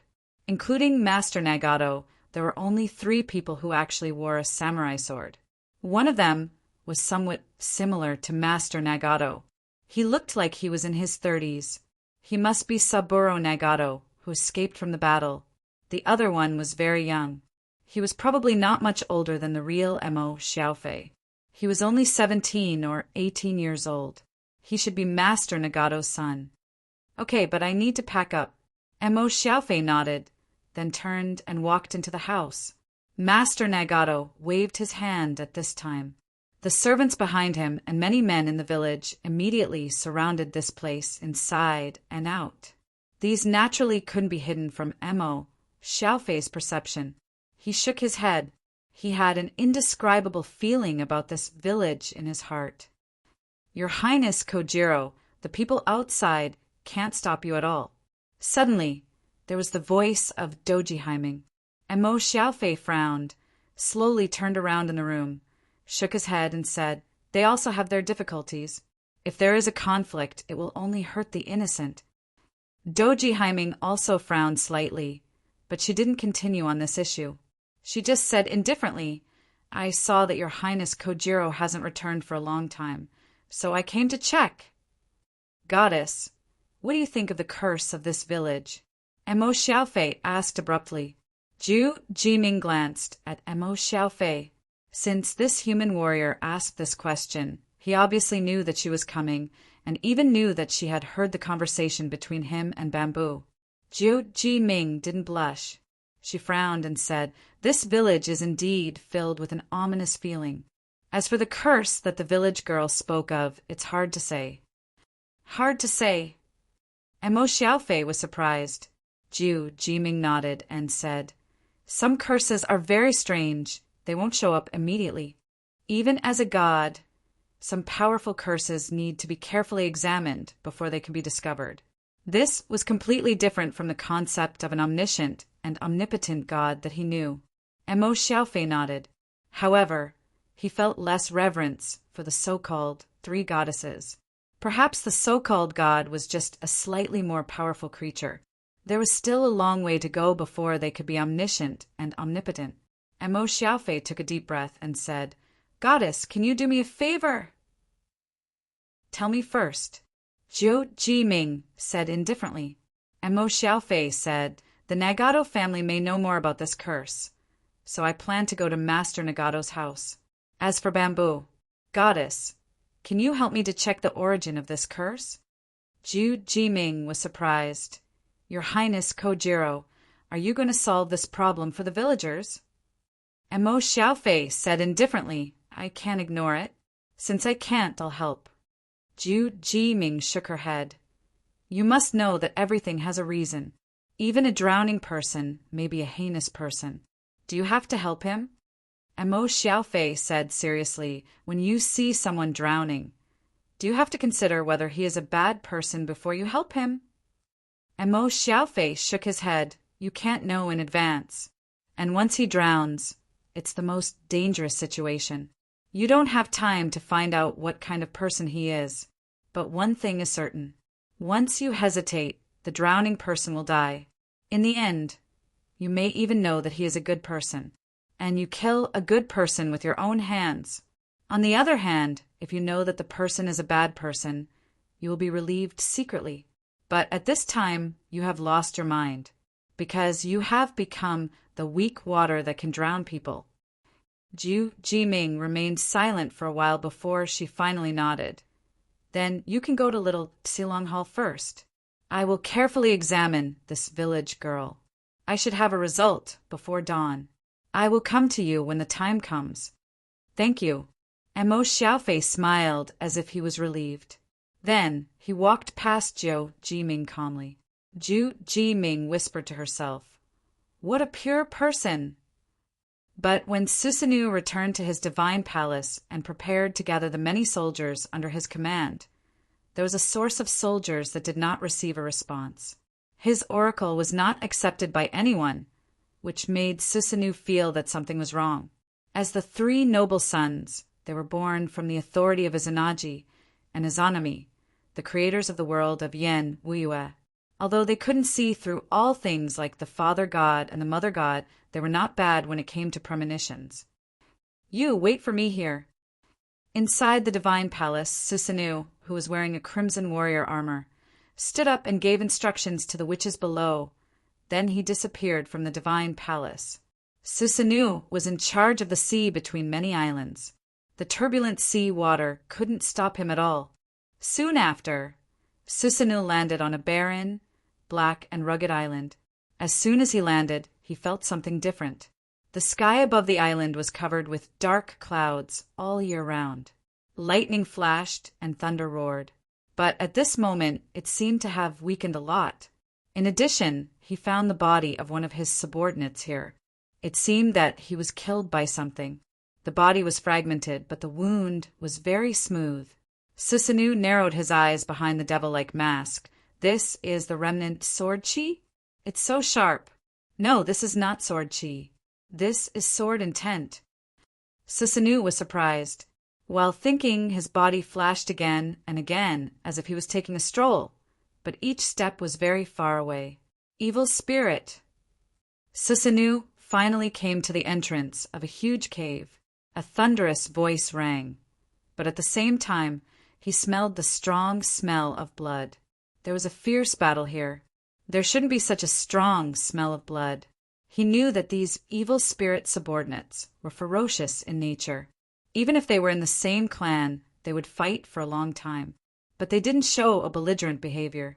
They wouldn't see each other as real underground killers. Could it be a country that stopped the army? Susanoo shook his head. This possibility was very small. If it was another evil spirit tribe, it might be possible. But the evil spirits on this island were raised by the Lord of the Ocean, Susanoo. It was an open secret. The human king didn't want to court death to this extent. Finally, he came to the end of the tunnel. A green evil spirit whose body was cut in half fell on the road at the end of the tunnel. It was a clean cut, and there was a look of horror on his face. The anger in Sushan Meizuan's heart increased a bit, and he immediately stepped over the corpse. In front of him, in the huge cave, a large number of evil spirit corpses fell everywhere. Except for the evil spirit corpses, Susanoo couldn't see anyone else at all. Hey, there's one missing. A sudden voice sounded. Susanoo instantly raised his head and looked at the upper left position. In front of a small stone room made by the evil spirits to rest, a young man in strange clothes and a scarf was dragging a ghost corpse out. In his other hand, he directly carried a long sword on his shoulder. When the young man with the sword saw Susanoo, he simply threw away the evil ghost corpse in his hand and jumped down. However, he was sizing him up. You are somewhat different from these evil ghosts. Are you a leader or something? Did you kill them? Susanu's voice gradually turned cold. Young man. Taisetsu nodded indifferently. He was killing these ugly monsters. He even found many human skeletons and cooking tools in one of the stone rooms. There were also human bones on the cooking utensils. When he was brought in by Azure, he even saw some evil spirits roasting a human body. Killing these evil spirits was not stressful at all. Even it felt good. Then, Susanu slowly pulled out the sword on his waist and said indifferently, "Use your life to pay for it." He didn't say anything more. He was originally a fierce god. The blood on his hands was probably more than the total number of gods in the Takamijihara. You want to fight because of a disagreement? I like it.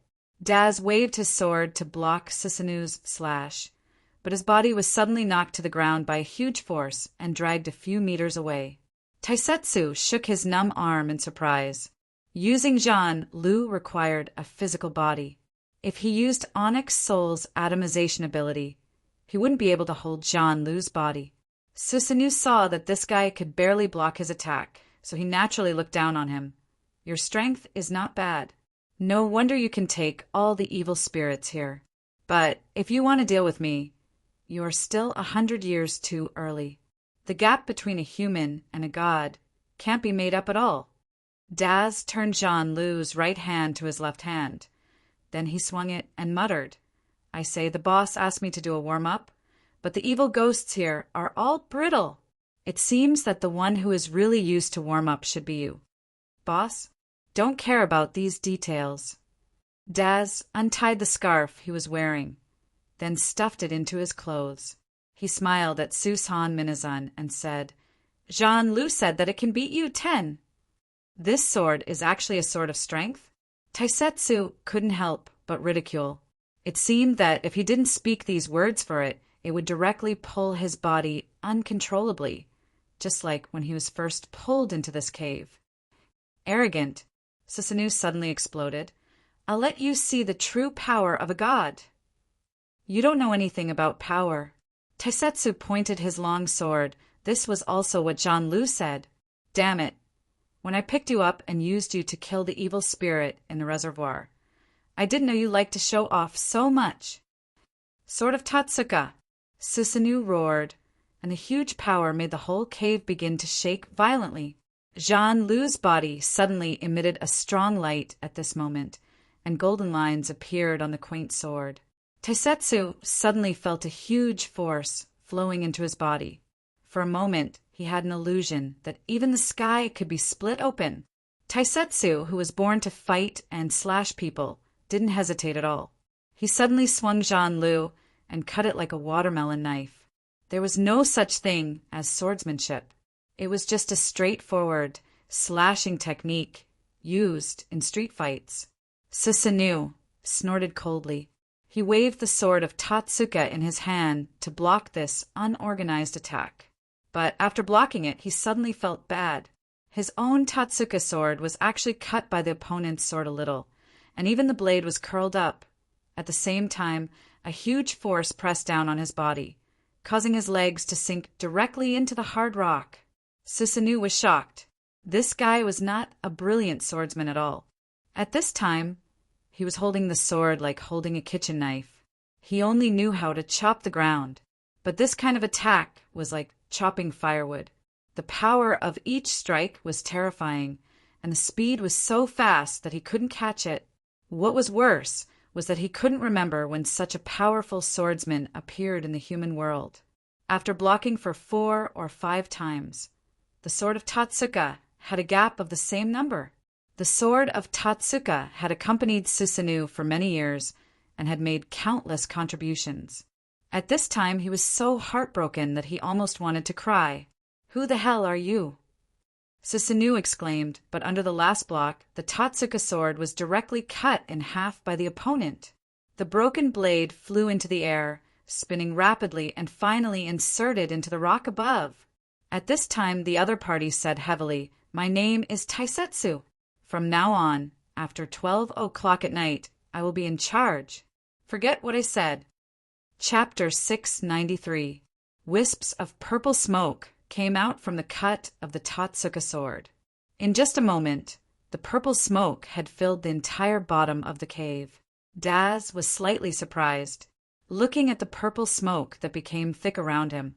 He thought this was some trick of the warrior in red armor in front of him.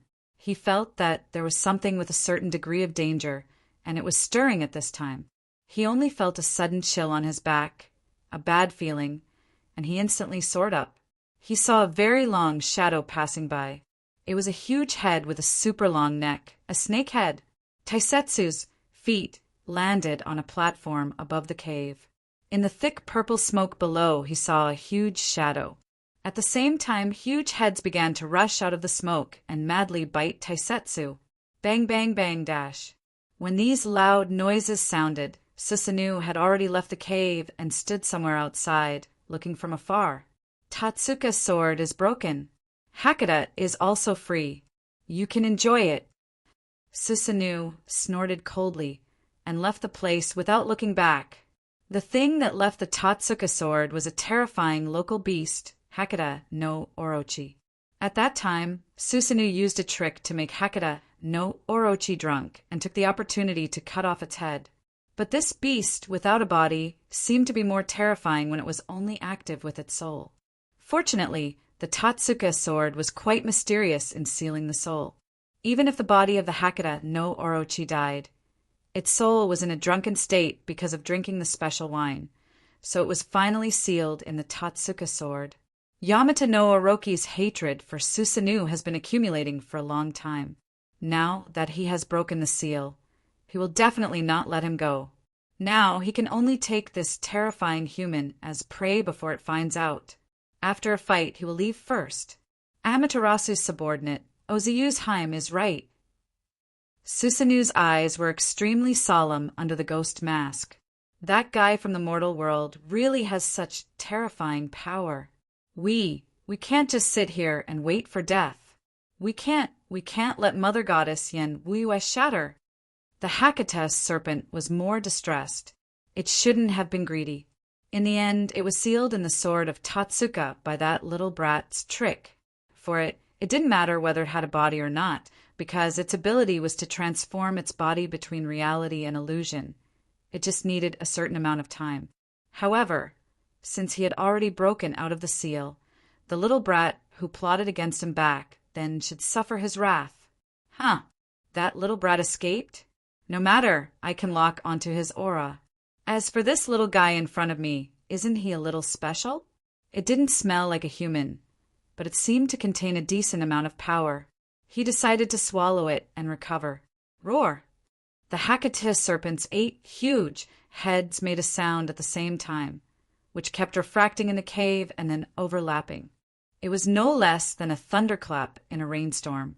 Taisetsu covered his ears with some discomfort. The sound of the 8 snake-headed monster didn't seem to be simple sound waves. At this moment, Jean Lu once again burst out a strong light, and a strong force gushed out again. Taisetsu's spirit was shaken, and his power suddenly increased. He directly jumped down and chopped at one of the Hakata serpent's heads. His body turned into a stream of light, and his speed was almost unstoppable. The Hakata serpent, which had just broken the seal and hadn't fully awakened, seemed to have sobered up a lot after the roar, but suddenly it only felt an unbearable pain. One of its heads had been directly chopped off. The moment the severed head fell to the ground, it turned into a pool of strange liquid and melted. Then it seemed to evaporate, disappearing in an instant. Taisetsu glanced at it and thought to himself, it just looks scary. At this moment, the Hakata serpent was shocked. The remaining 7 heads and 14 eyes all looked at Taisetsu, or rather, at the Jean Lu sword in his hand. Jean Lu, why did you come to this broken place? You still don't want to let go of our Shangliu clan. Damn Kelowna Taoist. Taisetsu looked up. He saw that the remaining 7 heads of the Hakata serpent emitted more purple smoke, and its entire body completely turned into mist in a short period of time. It quickly sank into the soil. Taisetsu frowned and subconsciously swung Jean Lu forward. A golden sword light directly split open the mountain where the cave was, and then a huge crack that was hundreds of meters long appeared with him as the starting point. Taisetsu vaguely felt that this sword strike should have hit the purple smoke, but it didn't seem to have killed it. Jean Lu's surging power had stopped it this time, and Daz had a feeling of physical exhaustion. It seemed that this borrowed power would greatly consume something similar to his physical strength. Now, I'm done warming up, right? Taisetsu remade Jean Lu into a key and then wrapped the scarf around it. Then he walked to the edge of the Devil Island. To his surprise, the dark clouds on the road began to disperse, and a beam of sunlight began to shine down. Taisetsu looked at the endless sea and suddenly thought of a serious problem. He was thrown here by the boss, and then how can I go back? Taisetsu's stupefied face was fresh out of the oven. It was as if he was chasing the stars and the moon. The light that flew in the sky like a shooting star was Amaterasu Amakami and one of the three goddesses, Oziu Jiming, who were heading to Takamagara. God Lord, we will arrive at Takamagara in a while. Oziu Jiming's voice sounded quite solemn at this time. She suddenly said, "What is in the unripe rice village that requires the three noble sons to gather? Oziu Jiming, what do you want to say?" Amaterasu Amakami suddenly stopped. Oziu Jiming said sternly at this time, "I have more important things to report about the unripe rice village." Amaterasu Amakami suddenly frowned. "Why didn't you say it when we were in the country of Darkness's palace?" God Lord, please calm down. Oziu Jiming was shocked. "I don't know if I should say it. After all, Master Tsukumi and Susanoo-sama were also there." Amaterasu Amakami landed on a mountain peak below at this time, and Oziu Jiming followed directly. Amaterasu looked at the mountains at this time and said slowly, "You report it first." But it seemed that Amaterasu should no longer blame him. Oziu Jiming took a step forward at this time, lowered her voice, and said solemnly, "God Lord, have you ever heard of such a place where no matter what you want, as long as you can pay the price, you can buy it?" In fact, it was something that even the gods could move for. It could also be realized. I'm afraid that even Izanagi can't whisper the temptation. Even the gods are tempted. Amaterasu Amakami was taken aback, then frowned. "Nonsense! Where did you hear this fallacy? Is it the words of the evil spirit that steals the world hidden in the unripe rice village?" Oziu Jiming raised her head at this time and said puzzledly, "God Lord, you just said, the evil spirit that steals the world." Amaterasu Amakami sighed at this time and said, "Forget it, it's time for you to know. It's good to be mentally prepared in advance. Not long ago, I was uneasy, so I went to Yahiro-do in person and met the father and mother gods. Then I learned." Amaterasu Amakami briefly said what she knew from Yayo-do, and Ajin Island Time had already walked in front of Amaterasu Amakami. Her face was full of shock and fear, but she listened very carefully for fear that she would miss a thing. "Therefore, I temporarily reconciled with Tsukuyumi and Susanoo." Amaterasu Amakami sighed. "Now, do you know everything? The world has reached such a time of crisis." Oziu Jiming's face was pale. It was a look of extreme horror.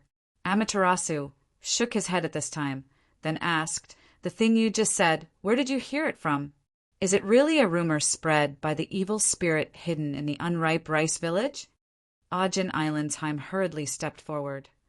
"God Lord, I heard this from Arax." "Arax? Who?" Amaterasu thought for a while. She was trying hard to search for everything about this name in her memory. But at this moment, a sharp pain began to spread from her body. A beautiful odachi had directly pierced through her body.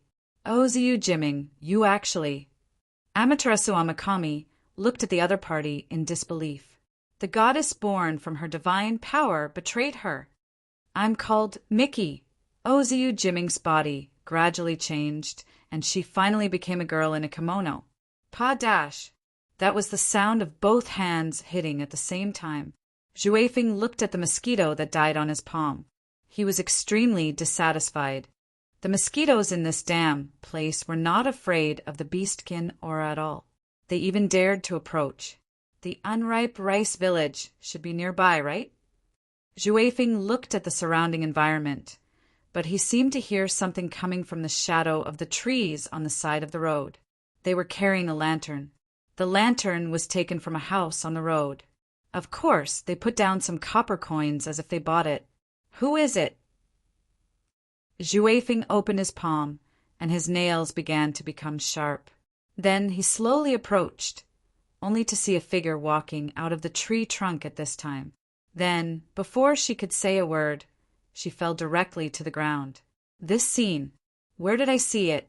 Juefeng was stunned and walked up to her. He turned the person over and saw that it was a woman. Her face was pale, and there was a terrible wound on her body. There was still blood at the corner of her mouth.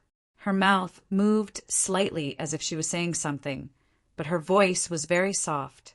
It sounded like she was sleep-talking. Chapter 694. In a not-so-bustling seaside town, a warrior who had just finished drinking was on his way home. He was holding a wine pot in his hand, and his body was staggering, humming a little tune with a hint of peachy smell. The warrior suddenly felt the urge to pee, so he opened his hazy eyes and quickly found a small alley. He planned to go in and relieve himself on the spot. In the depths of the alley, just as the warrior had finished his business and was feeling refreshed, a soft purple light suddenly appeared. There seemed to be something there. The warrior was curious, but he was not afraid because he was drunk. He walked closer step by step. He realized that the source of the purple light seemed to be this strange purple fog. At this time, the warrior's reaction was very slow. He opened his eyes and stared in front of him in a daze. Finally, there was a flash of panic in the warrior's eyes. He took a step back and fell to the ground. His sense of balance was really too bad. Monster, monster. He turned around and wanted to crawl and run out of this place in fear. He regretted that he should not have peed in this place. He continued to run crazily, but in the end he could not run out of this place. The purple fog had been completely swallowed by him. Only an even more miserable cry could be heard, and everything returned to normal. Not long after, the warrior walked out of the alley again. He was no longer staggered, but was rather steady. This was because he had turned into the Hakatus serpent. To be exact, he was just a temporary vessel for the Hakatus serpent. Of course, it did not need to take over a warrior's body, but it had to do so now. It needed this warrior's body to hide its aura, because it did not know if the strange person with the Jianlu sword would chase after it. Jianlu's sword, the sword of the emperor, was made by the righteousness of heaven and earth. It had great restraining power against all evil beings. The Jianlu sword has appeared again? The warrior that Yamata no Roki was attached to muttered to himself as he walked. Back then, there was a strange Taoist who used a sword to slay demons. He used this clear sable sword. Even though I'm young, I still can't forget the aura of the clear sable sword. So I can't be wrong. The Hakatus serpent couldn't help but feel bewildered. Back then, the strange Taoist suddenly disappeared after slaying the demon with his sword. It and most of its clansmen were lucky enough to survive. Later on, when it gradually grew up, it broke off with the clan because of differences in ideology and had no choice but to be exiled in the end. As for this Yen Wiwa world, it was a strange space that it found by chance. It seemed to be a complete world, but it revealed a strange feeling everywhere. Everything seemed to be right, but was actually wrong. It was just that in this world, no one could fight against it, except for the two in the Eitsun Hall. Thus, he decided to settle down here for the time being. When he had nothing to do, he would sleep. When he was bored, he would wreak havoc. Although he was no longer in Kelowna, he was still carefree. However, it did not expect that because of its greed, it would be sealed for so long before it was finally released. It did not expect that as soon as it was released, it would encounter the clear sable sword that had caused it, its clansmen, and even the entire demon realm to tremble in fear. At the moment when it recognized the clear sable sword, the Hakata serpent almost thought that the strange Taoist appeared again. Could it be the descendant of that Taoist? The Hakata serpent frowned at this time. It seemed that the more it thought about it, the more likely it was. But it couldn't grasp the key point in it.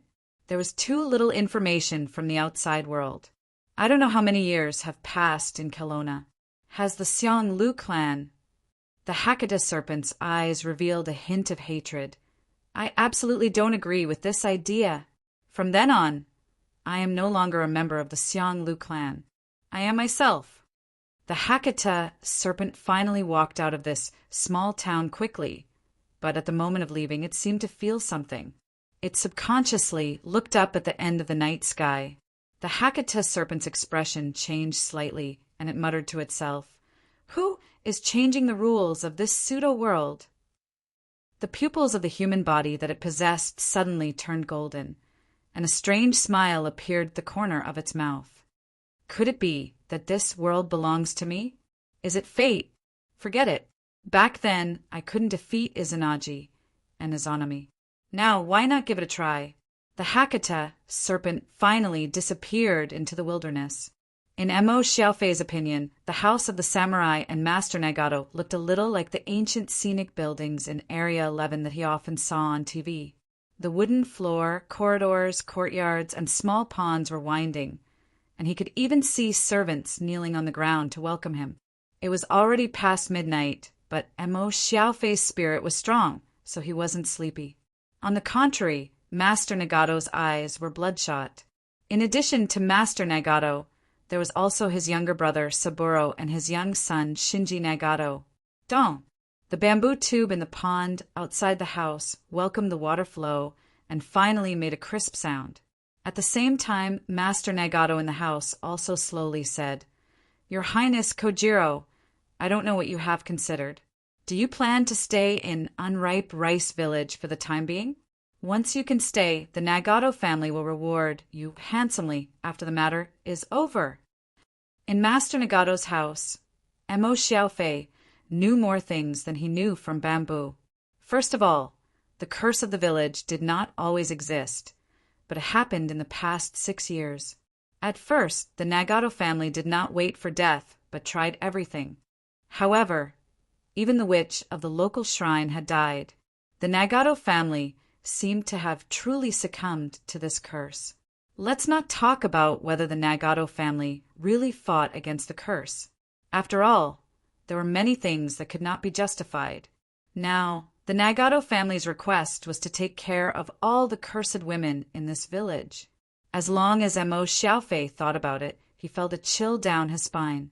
Although the curse started at the age of 14, which was a wonderful age, there was no upper limit to the curse. There are so many old ladies. It's so evil. Master Nagato. Mo Xiaofei quickly recalled the news about the curse he heard, and then said sternly, "After listening for so long, you seem to have not told me what the source of this curse is.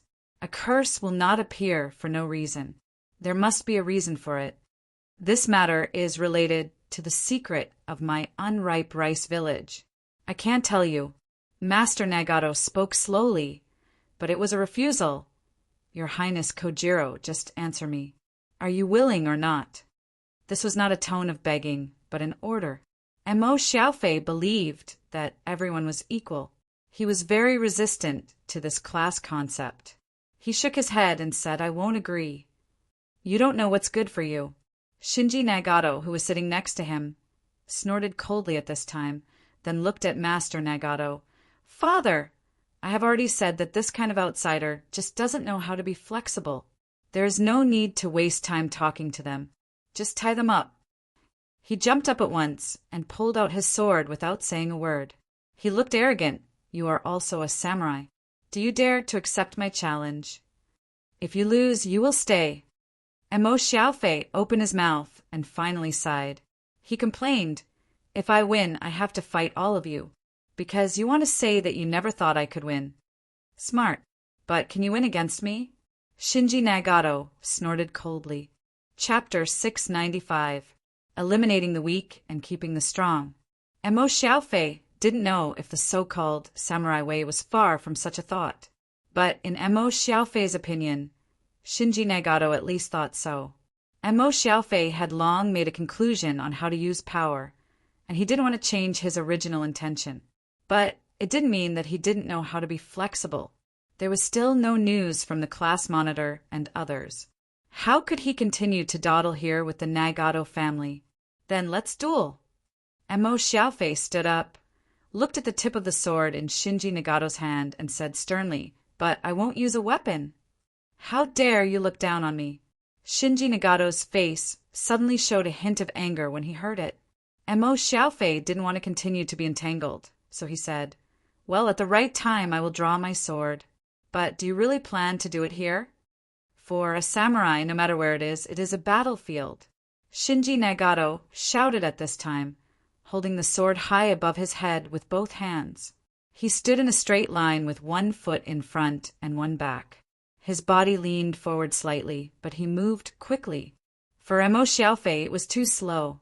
With a sidestep, Mo Xiaofei put his foot down casually and directly knocked Shinji Nagato to the ground.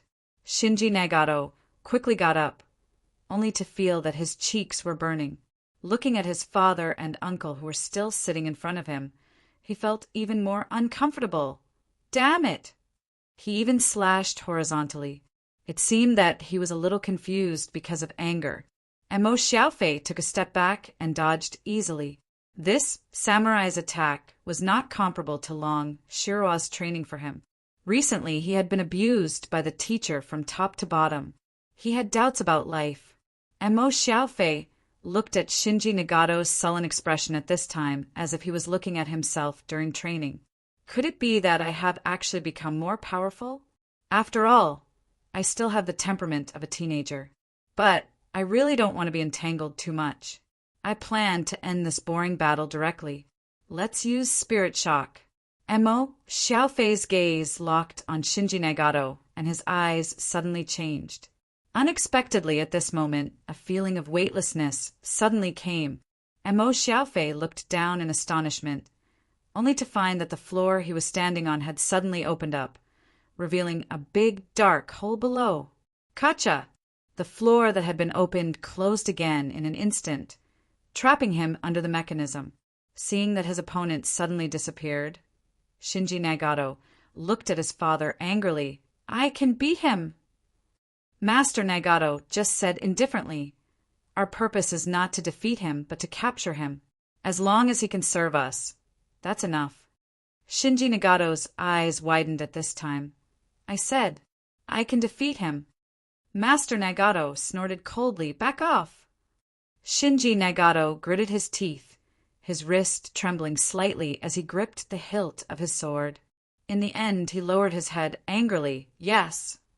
Seeing Shinji Nagato turn around and leave, Master Nagato's eyes slightly narrowed. On the side, Saburo Nagato said slowly, "Brother, Shensi is still young. It may not be good to be too strict." There was a rope beside Saburo Nagato. Just when Mo Xiaofei stood on the mechanism, it was Saburo Nagato who pulled the rope to activate the mechanism. "I don't need you to intervene in how I teach him." Master Nagato glanced at Saburo Nagato casually and said in a deep voice, "You coward! Shut up!" "Yes." Saburo Nagato adjusted his sitting posture, facing Master Nagato, and nodded vigorously. He was the master of the Nagato family and had the absolute right to speak. In the entire Nagato family, no one dared to disobey Master Nagato. As the successor, Shinji Nagato dared not. As the younger brother, he could not do it. Despite the dissatisfaction in his heart, he could only bow his head in the face of Master Nagato, who held the power of the Nagato family. Master Nagato snorted coldly again at this time. He looked at the position of the mechanism and muttered, "I don't know the origin of this Kojiro. Just watching the duel between him and Shinji, I know that he must be a master. He was separated from his companions, so he came here."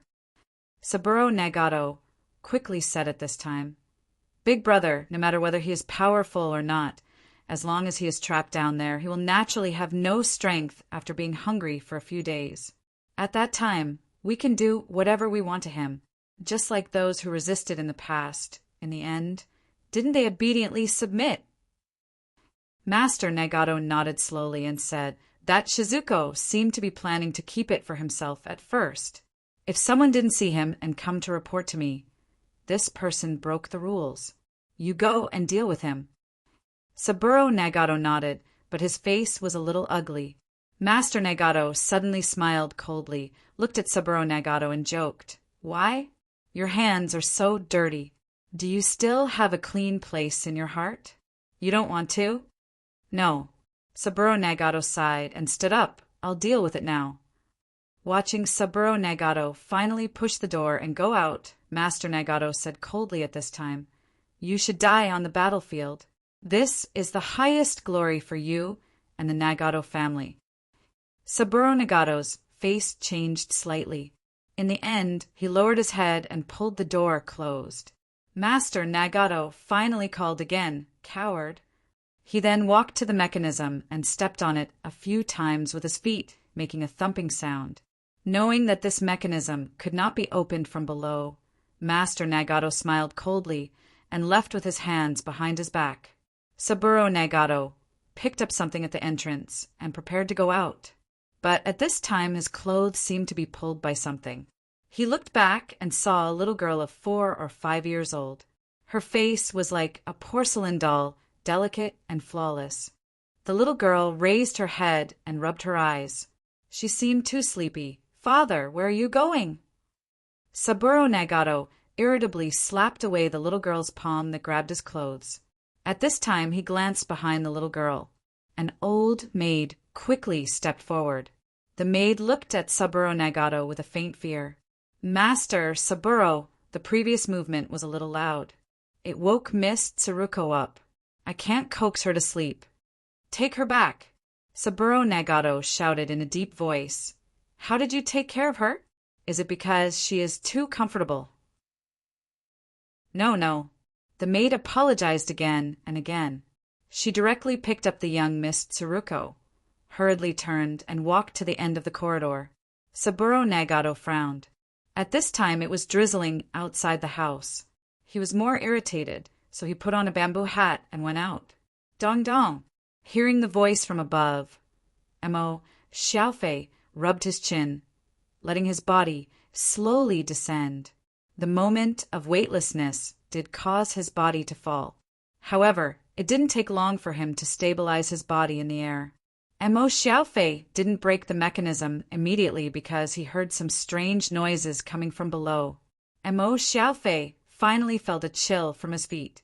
It was water. Right below the cave, there should be a pit filled with water that had been dug out by someone. Mo Xiaofei estimated that the distance from the top to the bottom was about 6 or 7 meters. If a person suddenly fell, he or she might break his or her limbs. However, with this puddle, he or she would not suffer much damage. But it was too dark here. He could not find any light source at all. Mo Xiaofei had to give up his sight directly and turn to sense through sound waves. Long Shirua said that the psychic ability was ever-changing and had many applications. As for how to apply it, he would develop it himself. At this time, Mo Xiaofei was using an ability that he developed himself. He made sounds by knocking, and his sense of hearing captured these sounds. Through the transmission of sound, the reflection of different vibrations, and so on, everything was formed in his mind. In fact, it was similar to the ability of a bat. So, after a few extreme palms, a three-dimensional communication of the surroundings was formed in Mo Xiaofei's mind. He found that this place was not sealed. At least next to the dug puddle, there was a place to land. At the same time, there was a flow of air. It was a door. At the end of the passage, about 3 meters long, Mo Xiaofei felt the existence of a door. He walked directly to the door, reached out, and knocked on it. He found that the door was actually made of stone. There were many traces of different depths on the stone door. It seemed to be scratched by a sharp weapon. Perhaps this was left by the people of Nagato family who fell down like him. Maybe they were also samurai. They intended to use samurai swords to split this stone door, but it was in vain in the end. Mo Xiaofei moved. With his strength, he could not shake the huge stone door with this weight. He shook his head and simply concentrated. He only felt that his spiritual power seemed to be drawn by something and consumed a lot. Mo Xiaofei did not care too much. He only heard a rumbling sound in front of him. The stone door was also opened little by little under the push of the psychic power. Finally, there was a gap that allowed people to pass through. Mo Xiaofei stopped and felt unusually tired at the same time. How heavy is this door? It's so tiring. Mo Xiaofei wiped the sweat on his forehead. Just moving this stone door felt more tiring than 10 hours of continuous training in the underground training ground of the pet hospital. But the place exposed after the stone door was moved surprised Mo Xiaofei. First of all, there was already light here. The light source was the oil lamp hanging on the wall. There was a long passage in front. On both sides of the passage, there were stone rooms. The stone rooms were completely open. Huge and thick wooden bars formed a fence inlay. It looked like a prison cell. Mo Xiaofei frowned and looked at some of the prison cells. There were some clothes placed in some of them. He even found a set of bones in one of the cells. In another place, he found a large number of torture instruments. Some of the torture instruments even turned vermilion. That was the dried blood stains. This was a punishment. It was a torture chamber that had been used many times. What the hell is going on? Even with Mo Xiaofei's courage, he couldn't help but feel a chill at the creepiness of this place at this time. This chill rose directly from the soles of his feet to the nape of his neck. Mo Xiaofei turned around abruptly because he felt that something was approaching him at this time. What the hell? Mo Xiaofei shouted loudly, "Your Highness, Kojiro!" It was a woman's voice. Mo Xiaofei was stunned. He saw that the person who appeared here at this moment was the girl who had temporarily cooperated with him. "Haim Doju, goddess, why are you?"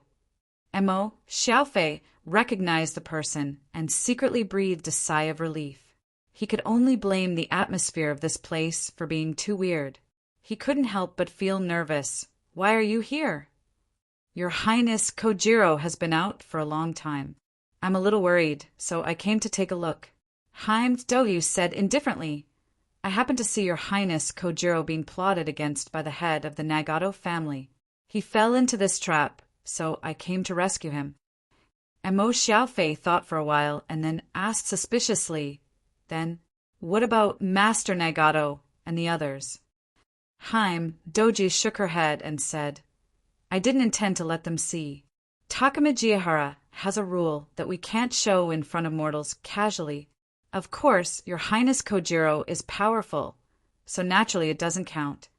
"Oh." Mo Xiaofei didn't think much and asked directly, "By the way, goddess, I asked you to help me check the situation of bamboo. Do you have any results?" "What curse is it?" Haim Doju frowned. "It's strange. I have carefully checked, but I couldn't find any evil aura from this village girl. You know, any curse power is bound to give birth to evil aura, but this village girl didn't have it." "No." Mo Xiaofei was stunned, but looking at the appearance of bamboo and the attitude of the villagers, it's obvious that this is the case. Haim Doji nodded. "This is also the reason why I feel strange. Therefore, in addition to the village girl you asked, I quietly checked a lot of village girls, but I still didn't find anything. At most, these village girls' aura is messy, but it's because they often have sex with different men and are contaminated with some men's aura. That's why it's messy." Speaking of this, Haim Doji's face was a little gloomy, probably because the goddess was pure. She was very resistant to such messy aura. But even the goddess couldn't find anything. Was this curse really so powerful? "There seems to be someone here." Mo Xiaofei looked in one direction at this time. "When I fell, I vaguely heard something, so I didn't leave this trap immediately. This place seems to be a place where lynchings are abused. I'm afraid it's a victim of the Nagato family's plot. I have to go and check it out." Haim Doji just nodded. Mo Xiaofei then walked quickly in the direction he sensed. Most of the structures here were crooked, like prison cells. He didn't know how they were built, and the sound was also clearer. The deeper he went, the faster the air flowed, blowing the oil lamps on the stone walls on both sides. The flame flickered, and the shadows of a person and a god were constantly changing. There's really someone here. At the end of the path, there was another prison cell with a small window. A figure was sitting on the ground at this time. It was a woman in a gray kimono, but the woman's back was facing, and her hair was disheveled. He couldn't see her face clearly. Mo Xiaofei saw her shoulders trembling slightly, and some strange sounds came from her body. He approached the fence. "Are you okay?" "Huh. Hee hee." A weird laugh. The woman suddenly turned around and rushed to the front of the fence. With the help of the oil lamps here, he couldn't see the woman's age at all. But her lips and teeth were dripping with blood. Her hands grabbed the wooden bars of the fence at the same time, and one of her hands even grabbed a rat. She just swallowed the rat alive. "Huh. Hee hee." She was still laughing, tilting her head and widening her eyes. Her eyeballs seemed to be completely protruding out, which was horrifying. "Hee hee." Mo Xiaofei instinctively took a step back and bumped into Zhu Jiming, who was behind him. "Sorry, I didn't mean it. What happened to you?" At this moment, Haim Dojiu's face was pale, and she was about to fall to the ground. She raised her head and looked at Mo Xiaofei, saying weakly, "Little Jiro, Your Highness, there's something strange here. My divine power is disappearing." "What?" Mo Xiaofei felt a strong dizziness after hearing that. He struggled for a few times, and finally fell to the ground like Haim Dojiu. The last sight, it was still the crazy woman in the prison cell, staring at him with her eyes wide open and her mouth full of blood. Hee hee. Consciousness began to lose. Consciousness began to recover. Mo Xiaofei opened his eyes and shook his head hard. The surrounding light was a bit dazzling, which made him unable to adapt to it. He got up, but didn't know when he had left the huge underground prison and came to the forest outside. Why is this place so familiar? Mo Xiaofei gave a start, and then he saw a girl carrying a wicker basket, walking with her head lowered worriedly on the road ahead. Mo Xiaofei opened his mouth. The girl he saw was obviously Bamboo. She was the first person he met when he entered the unripe rice village. "Bamboo, are you okay? Why are you here?" Mo Xiaofei quickly rushed forward and asked. The girl. Bamboo raised her head at this time and looked at him in horror. She quickly took a step back and said in fear, Who are you?" "I'm Mo Kojiro. Sasaki Kojiro." Mo Xiaofei quickly said, "I had dinner at your house last night. Have you forgotten? Last night. Bamboo frowned and shook her head blankly. "I saw you for the first time. Why were you at my house last night?" Chapter 696. The stone steps that went up the mountain had been built for an unknown period of time. The mottled moss on the stone steps looked like a special pattern, but the boss and the maid knew that these stone steps were not gemstones. After passing through the vermilion torii, they climbed up about 100 steps. This extremely long staircase was considered to be completed. The sun had not yet emerged from the mountains, but the sky was already slightly bright. After finally climbing halfway up the mountain where the shrine was located, Luocio looked back. The village below had become very small. The appearance of the shrine was not much different from what Luocio imagined. A box was placed in front, probably used to hold the tribute money of the worshippers. As for the left side, there was a wooden fence with many wooden signs hanging on it. New Year's wishes. The villagers of Unripe Rice Village would come to worship every New Year, then write their wishes for the coming year and hang them here. Luocio seemed to be very interested. He walked directly to the wooden fence and looked at it carefully. The sky gradually brightened. In the early morning, it was the quietest time. However, some birds living in the mountain forest rushed into the sky from the distant mountain forest in flocks at this time. So many crows. Yu Yi looked at them, flying away. She seemed a little unhappy. After all, the crow's cry was not as pleasant as the oriole's. In people's inherent beliefs, it seemed to represent ominous things. However, for the club's boss and maid, there was no such thing as ominous. So, it could only be described as not beautiful. Luoqiu just smiled. After looking at the prayers on the signs hanging on the wooden fence, he walked directly to the front of the shrine. He suddenly said with interest, "People worship the gods to get blessings. If we also worship, I don't know if they can bless us." Bless what? Perhaps even whether they had the courage to show up was a problem. Yu Yi shook her head slightly.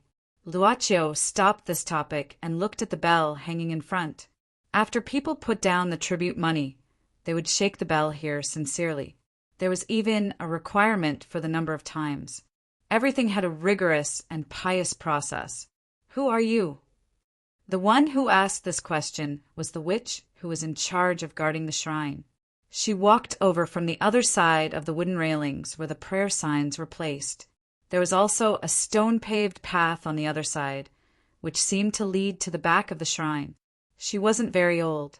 She was wearing a plain kimono and carrying a small wooden bucket in her hand. Her hair seemed to be very long, almost reaching her heels, but at this moment it was wet. Boss Luo's eyesight was very good, and naturally Miss Maid's eyesight wasn't bad either, so she could easily see the trace of water vapor on Miko's body. Perhaps it was because he had just finished washing. Luoqiu nodded at the witch with a smile. "Hello." A trace of doubt flashed across Miko-sama's face, but she nodded at the same time and slowly walked over with the wooden barrel. She was a little surprised because this couple's attire was very strange. But Miko-sama had also encountered something even stranger and more unbelievable. That was why he was curious, but he wasn't too surprised. "Are you from another village?" With the help of the increasingly bright light in the sky, Miko-sama could already see the couple's appearance clearly. She had grown up in this land since she was a child, so she had a deep impression of the people who lived here. Whether they were strangers or not, she could recognize them at a glance. Kind of just passing by. Luoqiu nodded.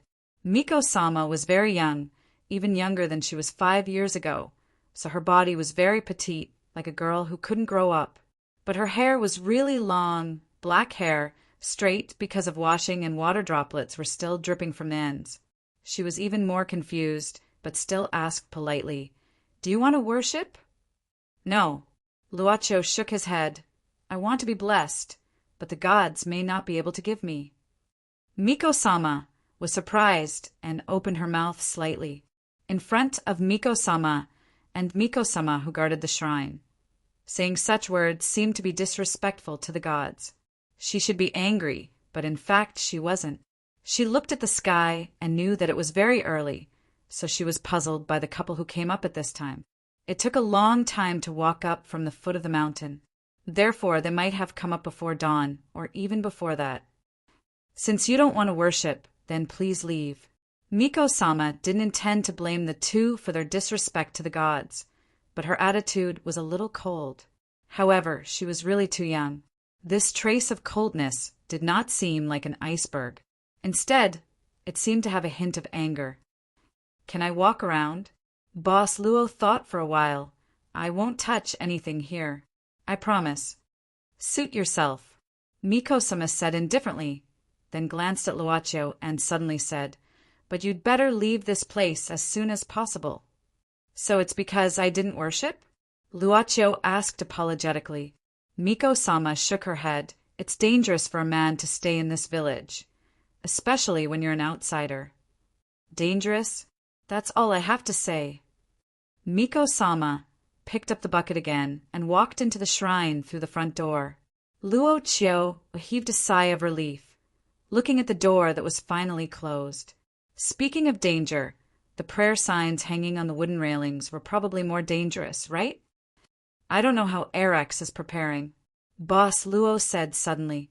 Yu Yi said softly, Erex only needs us to control one of the people he thinks is in order to save more real souls in this pseudo-world. Since the requirements aren't high, I naturally need to make more preparations. Boss Luo smiled, looking at the position of the stone steps leading up. The first one to come is him. A shadow was running fast on the steep stone steps. Red robe, silver hair. It was Juefeng, a half-monster in this world. But Juefeng was obviously not alone. He was carrying an unconscious woman on his back at this time. Juefeng always found injured and unconscious people when he went out. He also felt quite helpless. Last time it was Zixing, because he sensed the weak monster power of Zixing. As a monster, Juefeng naturally couldn't treat her as an ordinary person. As for this time, this unconscious and injured woman didn't seem to be an ordinary person. Is anyone here? Just as they reached the end of the stone steps, Wind-Chasing Wolf hurriedly shouted. The reason why he came to this place was because of some memories left in his body. Is anyone here? Juefeng took a few steps closer at this time and shouted again at the door of the shrine. At this time, the ears on his head trembled slightly. This was because he heard the sound of footsteps. As expected, not long after, a young shaman in a white kimono opened the door. Her hair was still wet. Inuyasha! His ears were so sensitive that Juefeng easily heard the name that the witch said in a very soft voice. But the witch frowned at the same time and seemed a little unhappy. Inuyasha, why are you still here? I have already said. Who is the person behind you? Juefeng didn't know what the relationship between Inuyasha and this witch was. He just came here based on the guidance of his body's memory. Of course, he also had some ideas of discovering some clues about this bizarre incident. I don't know. Juefeng shook his head and said, I picked her up on the road. She was seriously injured and unconscious. Can you help me take a look? The witch tilted her head and thought for a while, then nodded. Bring her in. Wind-Chasing Wolf hurriedly carried the person on his back and bypassed the boxes used for worship and walked into the shrine. But just as he put her down, before he had time to take a closer look at the interior of the shrine, he heard the voice of the witch. Just put her down. You can go out. The witch's attitude was a bit too tough. Juefeng didn't know why he had a thought of retreat, a kind of mentality that he himself felt incredible fear. Strange. Until the witch closed the door, Juefeng sat alone on the wooden ladder in front of the door, still feeling very confused. Perhaps this Inuyasha was very afraid of this woman? Juefeng couldn't figure it out a little. He looked around in boredom and saw many signs hanging on the wooden fence next to him. Because he was too bored, he came forward, rubbed his chin, and tilted his head to look at them. What is written? Next year. Harvest. I hope to be born a son. These words mean son, right? After a while, the voice of the witch suddenly came from the shrine. Inuyasha! Juefeng quickly approached, but the door was still closed. He could only listen and ask, What's the matter? Where did you meet this woman? On the road. Juefeng thought for a moment. On the way to the village. By the way, is this woman incurable? She won't die for the time being, but she's seriously injured. And she seems to... Seems to what? The head of the storm chaser, Uncle Juefeng, was burning with curiosity. But there was no sound at the door, but he heard the sound of footsteps. Juefeng curiously put his ear on the door, trying to listen more carefully. Unexpectedly, the door was opened at once. Juefeng could only take 2 steps back awkwardly. I didn't eavesdrop. You still haven't changed. You don't know how to be polite. The voice of the witch was a little sullen. Juefeng was shocked. Of course, this sullen voice didn't scare him, but the thing in the woman's hand made him feel danger. It was a longbow that the woman took from somewhere. She even had a quiver on her back. A long arrow was already on the longbow, and the sharp arrowhead was pointing straight at him. Wait, what do you want to do? I said if you dare to step into this place again, I will kill you. As soon as she finished speaking, the witch released her finger, and the sharp arrow shot through the air, flying past Juefeng's cheek. It was so fast that he couldn't react. "Hey, I have no enmity with you. What do you mean?" Juefeng frowned. "I will hit humans, regardless of whether they are men or women." Miko snorted coldly and took out another arrow, knocking it and releasing it once more. This time Juefeng reacted. Without thinking, he stretched out his hand and caught the arrow, but he didn't expect that the arrow shaft would suddenly burn. "It hurts." Juefeng threw the arrow away at once and glanced at his palm. The flesh on his palm was even burned, and it looked bloody. "What a stupid guy! You dare to catch my arrow with your hand," the witch said coldly at this time. "Inuyasha, you are really the stupidest monster." "Damn, woman! Don't think I will be afraid of you. Watch me." Juefeng was obviously irritated, and he jumped out in an instant, but at this time the witch shot another arrow. This damn woman's arrow seemed to be a lot faster. Juefeng twisted his body in mid-air and narrowly avoided the arrow, but the sharp arrowhead also cut his clothes. With a snap, something fell from his clothes. A book. After Juefeng woke up, he had put a book on his body. But Juefeng didn't care about this kind of thing. He only felt that this damn woman's arrow was too dangerous, so he quickly pulled away and looked at her vigilantly. The witch frowned. She walked out of the shrine and picked up the book on the ground. After glancing at it, she looked at Juefeng and asked coldly, "What do you mean?" "For you." Juefeng just finished speaking and was stunned for an instant. These words were blurted out, not what he wanted to say. You still remember?" The witch glanced at it again, but her expression was a little complicated. Yes." Wind-chasing Wolf nodded. It seemed that the other party was going to stop because of the book.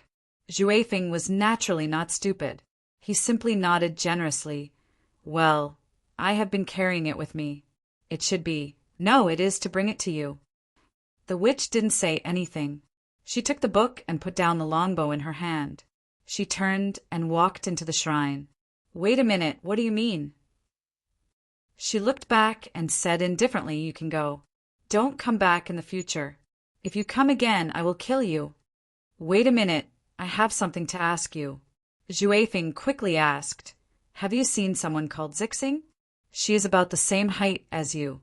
By the way, she is very beautiful. Get lost." A sharp arrow was nailed to Juefeng's foot in an instant. The arrow even continued to exude a kind of terrifying aura that made Juefeng tremble in fear. Juefeng swallowed his saliva subconsciously, but when he saw that the door of the shrine was closed, he quietly moved his foot away. "This damn woman is so scary." Juefeng scratched his head and simply retreated, and then quickly left this place. Since he woke up, there was a strange thought in his mind, but when he gave the book, this strange thought disappeared. Chapter 697. There were a total of 15 well-equipped, light footmen, 2 samurai with a family name, 5 attendants, and 1 maidservant. Miss Tsukiheim of the Kondo family was traveling. In the eyes of the 2 samurai, such reliance could not be described as exaggerated at all. It was even far from enough. Although such a lineup was enough to deal with ordinary bandits, it was far from enough to deal with evil monsters. This was an era that was filled with monsters. "Miss Tsukiheim, we have entered Unripe Rice Village." A samurai of the main family came to the carriage. Zixing opened the curtains and saw the tenant farmers who were working in the paddy field next to them. At this time, they were looking at them in amazement. Zixing ordered, "Call one of them over. I have something to ask." "Yes." The samurai nodded and rode to the paddy field.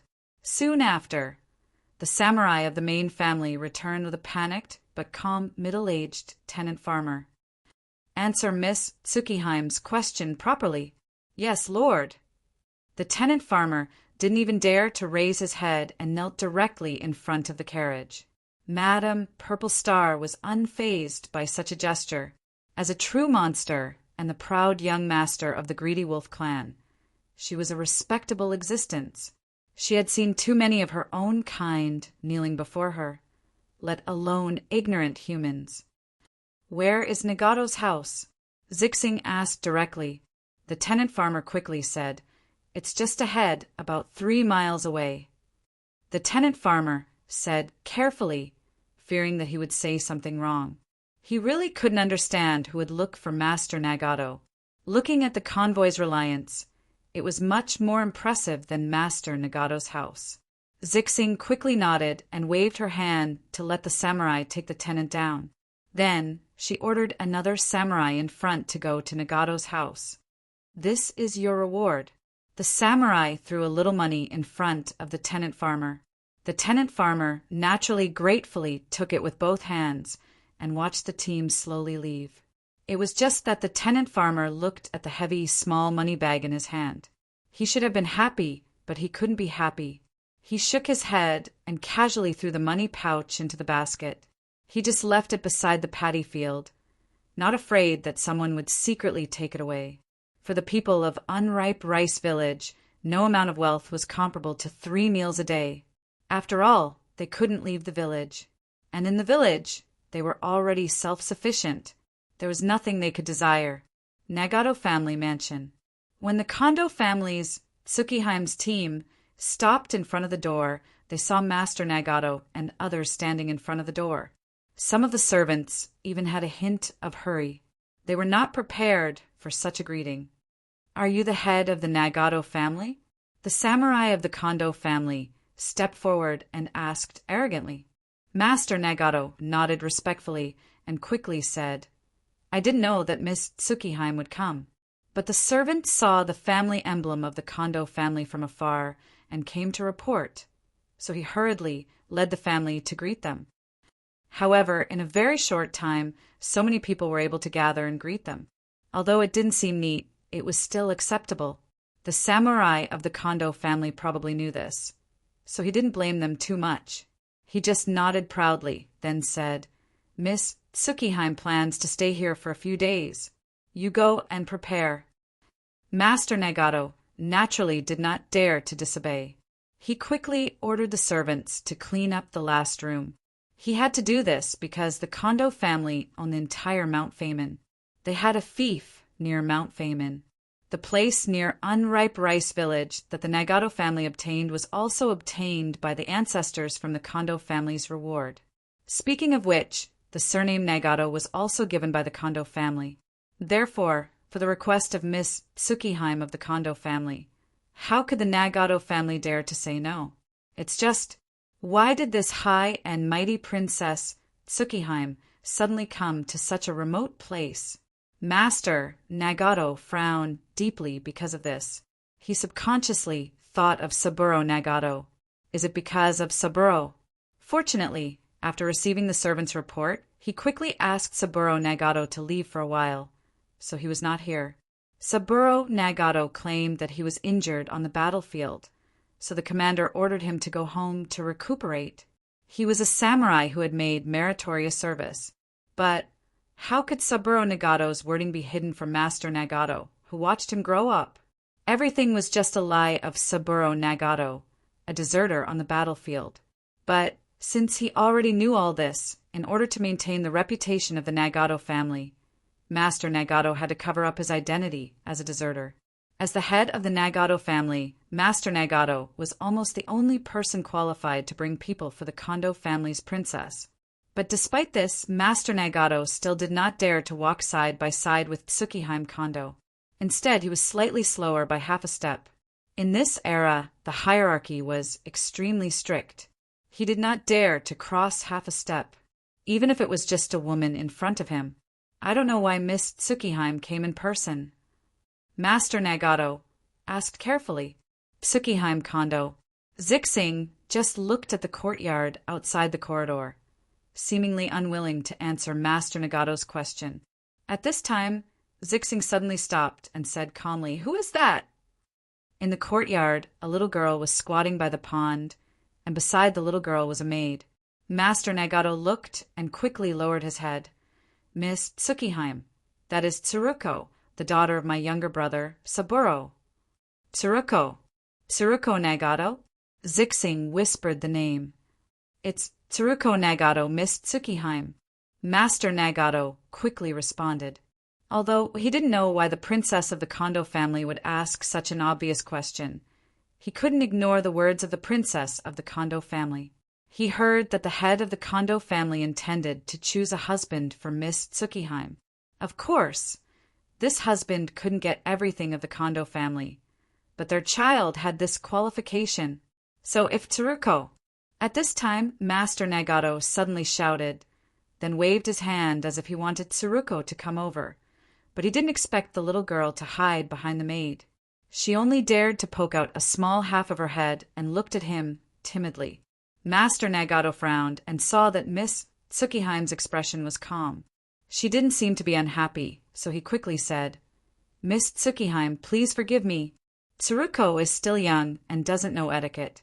I will discipline her in the future. However, I can guarantee that Tsuruko must not dislike Miss Tsukiheim. She is just a little afraid of strangers. This child has lost her mother since she was a child, and she has not been well taken care of, so her personality..."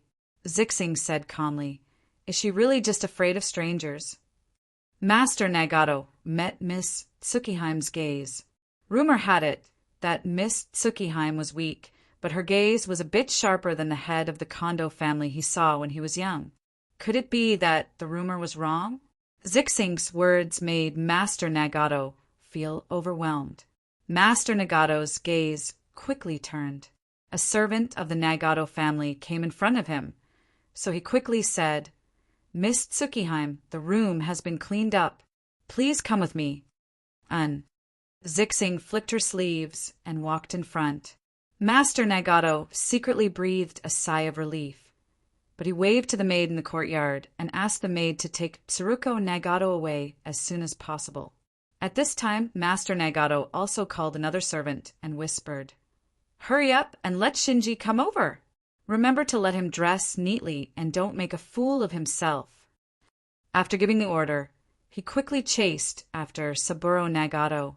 As for Saburo Nagato, since the welcome, Master Nagato once again asked the servant to remind him that it was best not to appear.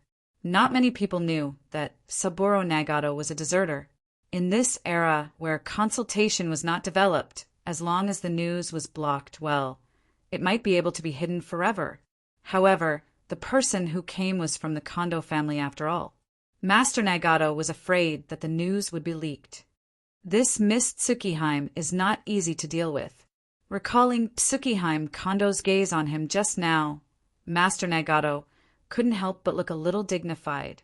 He thought about the various possibilities of this princess's arrival, and he was very irritated. Soon after, Zixing had settled down. At this time, Master Nagato was kneeling in front of Zixing. He lowered his gaze and quietly listened to the instructions of this big shot. Zixing asked calmly, "Master Nagato, I wonder if there are any outsiders in Unripe Rice Village recently?" "Outsiders?" Master Nagato raised his head and asked carefully, "I wonder why Miss Tsukiheim asked this." "You just have to answer me," Master Nagato said slowly. "As far as I know, there are no outsiders. Unripe Rice Village is almost at the end of Famine Mountain. Even traveling merchants rarely come back." "Are you sure?" Zixing looked at Master Nagato again and asked, "It's this kind of gaze again. This kind of gaze is like looking down from the clouds." For some reason, Master Nagato's heart trembled slightly. He lowered his head and said, "Maybe there is. After all, I can't always pay attention to the road into the village. But, Miss Tsukiheim, please rest assured. I will immediately order someone to go to the village and ask. I wonder if Miss Tsukiheim is looking for someone? If there are outsiders coming in these few days, or if there are outsiders in the village, bring them to see me." Zixing was too lazy to say more and directly ordered. Yes, Master Nagato nodded quickly and agreed. At this time, a servant pushed the door open and knelt all the way to Master Nagato's ear. He whispered a few words. Master Nagato said seriously, "Miss Tsukiheim, it's my son. He is outside and wants to see you." "No need." Zixing waved her hand. "I'm tired. I want to rest. Don't let unnecessary people disturb me." This. Master Nagato suddenly hesitated. But the samurai of the Kondo family said solemnly at this time, "Nagato, didn't you hear Master Tsukiheim's order? Step back." Yes, Master Nagato could only leave respectfully. He couldn't resist the huge power of the Kondo family. Outside the door, Shinji Nagato frowned. When he was about to ask, Master Nagato scolded, "Get back!" Shinji Nagato seemed to want to say something, but under Master Nagato's terrifying gaze, he finally clenched his fist. He didn't dare to walk with his father. He could only leave the yard alone from the other side. But after taking 2 steps, he saw his uncle, Saburo Nagato. "Uncle, why are you here?" Shinji Nagato asked puzzledly. He heard some news from the servants. It seemed that his father asked his uncle not to show up for the time being. "Isn't it ugly?" Saburo Nagato had a gloating expression on his face at this time. "Uncle Saburo, what do you want to say?" Shinji Nagato frowned. He didn't like this uncle very much, especially after he returned from the battlefield. Saburo Nagato shook his head. "I'm not talking about you. I'm talking about your father. When he came out of the Kondo family's lady's place just now, his face must have been ugly." "Uncle Saburo, I don't think we should discuss my father here." Shinji Nagato still frowned. "We shouldn't talk about the head of the Nagato family. This is a crime of disrespect. Also, Uncle Saburo, you smell of alcohol. Go back and rest." At this time, Saburo Nagato's face was full of whiskers. He leaned against the wall with a wine pot in his hand. His lapel was open, looking like a prodigal who wandered in the red light district. Saburo Nagato took a sip from the wine bottle, squinted his eyes as if he was enjoying it, and then smirked. "Here, my elder brother is the sky. He has the absolute right to speak. No one in the entire Nagato family can go against him. However, his sky is still too small after all. When little Tian met big Tian, that was the only way. Shinji, look clearly. Your father is not as powerful and perfect as you think." "Uncle Saburo, you are really drunk." Shinji Nagato's tone was heavy. "Really?" Saburo Nagato continued to smirk, but he staggered and walked, maybe. "Living here, sometimes it's better to be confused.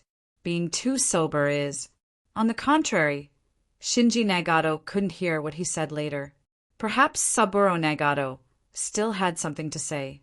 Seeing Saburo Nagato finally disappear at the end of the promenade, Shinji Nagato subconsciously recalled his father's exasperated expression just now.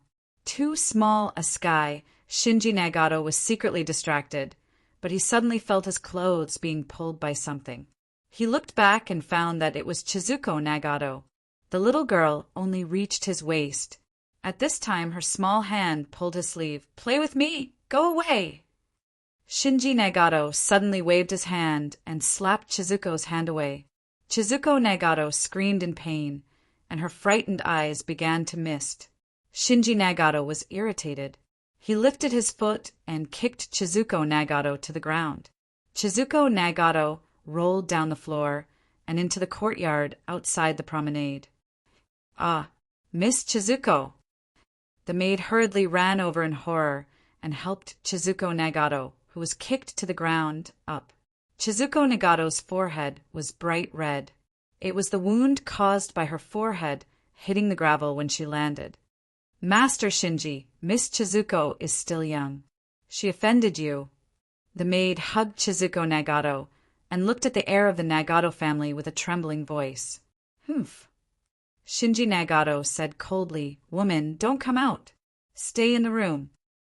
After that, Shinji Nagato flicked his sleeves and left. "Miss Chizuko, are you okay? Hurry up, I'll take you back to bandage." The maid put Chizuko Nagato down and hurriedly tidied up Chizuko Nagato's clothes. She kept saying sadly, "Really, how can I do this to you? Really, does it hurt?" "Shio, play with me." Blood flowed from Chizuko Nagato's forehead, falling from her eyebrows, and forking at the bridge of her nose. It was like the curved water vein on the map. The maid! Shio looked at it. Her nose was sour, and she hugged Chizuko Nagato tightly. She choked and said, Okay, she'll play with Miss Chizuko. Zixing was meditating in the room. At this time, a samurai pushed the door open and knelt in the corridor outside the door. He said with a solemn expression, "Master Tsukiheim, we found a peeper outside." Zixing slowly opened her eyes and frowned slightly. "Peeper? Is it the Nagato family?" Chapter 698. Under the cherry blossom tree on the hillside. Strictly speaking, this place was like the origin of the Yen Wuyua world, the jade pillar of heaven. Not only mortals, but even ordinary so-called gods could not set foot in this place. Even Izanagi or Izanami couldn't come here easily. Of course, Izanagi and Izanami wouldn't leave Yahiranodon easily. Similarly, Erex couldn't step into Yahiranodon easily. As early as when Erex invaded Yenweiwa and stole nearly 1/3 of the world's original rules, the two sides were already in an irreconcilable opposition. Erex, who was drinking black tea leisurely, was slightly awake at this time. A petite figure had already arrived under the cherry blossom tree. It was a young girl in a kimono, Mickey. However, Mickey was not the only one. At this time, Mickey was also holding another woman with both hands. A small katana was inserted in the chest position. It was Amaterasu Amakami with a beautiful face. "How did you do it?" Erex asked curiously. He was not like a more leisurely boss who had the ability to know everything. Although he could guess it, he could not be detailed to every step. Okasheim. Mickey looked a little proud and smiled slightly. She planned to go back and report. I intercepted her on the way, and then replaced her to approach Amaterasu. At the same time, Mickey released her hands forward. At this time, Amaterasu Amakami, who was held by her, slowly floated in front of Erex. It's also a masterpiece. Erex's fingers gently swept across the delicate face of Amaterasu Amakami, but he finally pulled out the small katana inserted in Amaterasu's body. Mickey looked at Erex's action inexplicably and frowned. Erex-sama, Amaterasu inherited part of the world's authority of the two lords. Don't you intend to absorb it? You said that Amaterasu inherited the authority of Izanagi and Izanami. Since they are the source, it's really not good to take it now. Otherwise, it will be discovered immediately. Erex smiled slightly and let the sleeping Amaterasu's body sink to the ground. At this moment, roots slowly extended from the soil under the cherry blossom tree.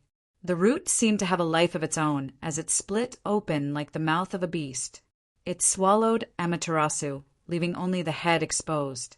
The tree root then stood upright and then hardened, turning into a wooden pillar. Of course, it's not that I won't absorb it. It's just that it's not time yet. Erex looked at it as if he was looking at another masterpiece. He suddenly sighed and said, "If we had more time, we could have done it more foolproof." But I didn't expect him to come so suddenly. Mickey frowned. "Araiko-sama, are you talking about that businessman?" Erex sat down again and said slowly, my original plan was to slowly devour Yen Wuyua's world. This is the safest way. But since he's here, then even the safest method will be full of variables. Mickey shook her head. Erex said indifferently, "He, or that place, only helps customers. That is to say, no one will help. If I don't take action in advance, the guy in Yahiro Dano's perception of Yen Wuyua's world will soon discover the arrival of this boss.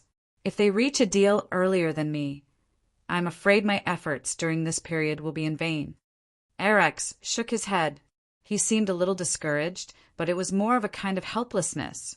"So I have to give up part of the benefits, and I even need to advance my plan for this.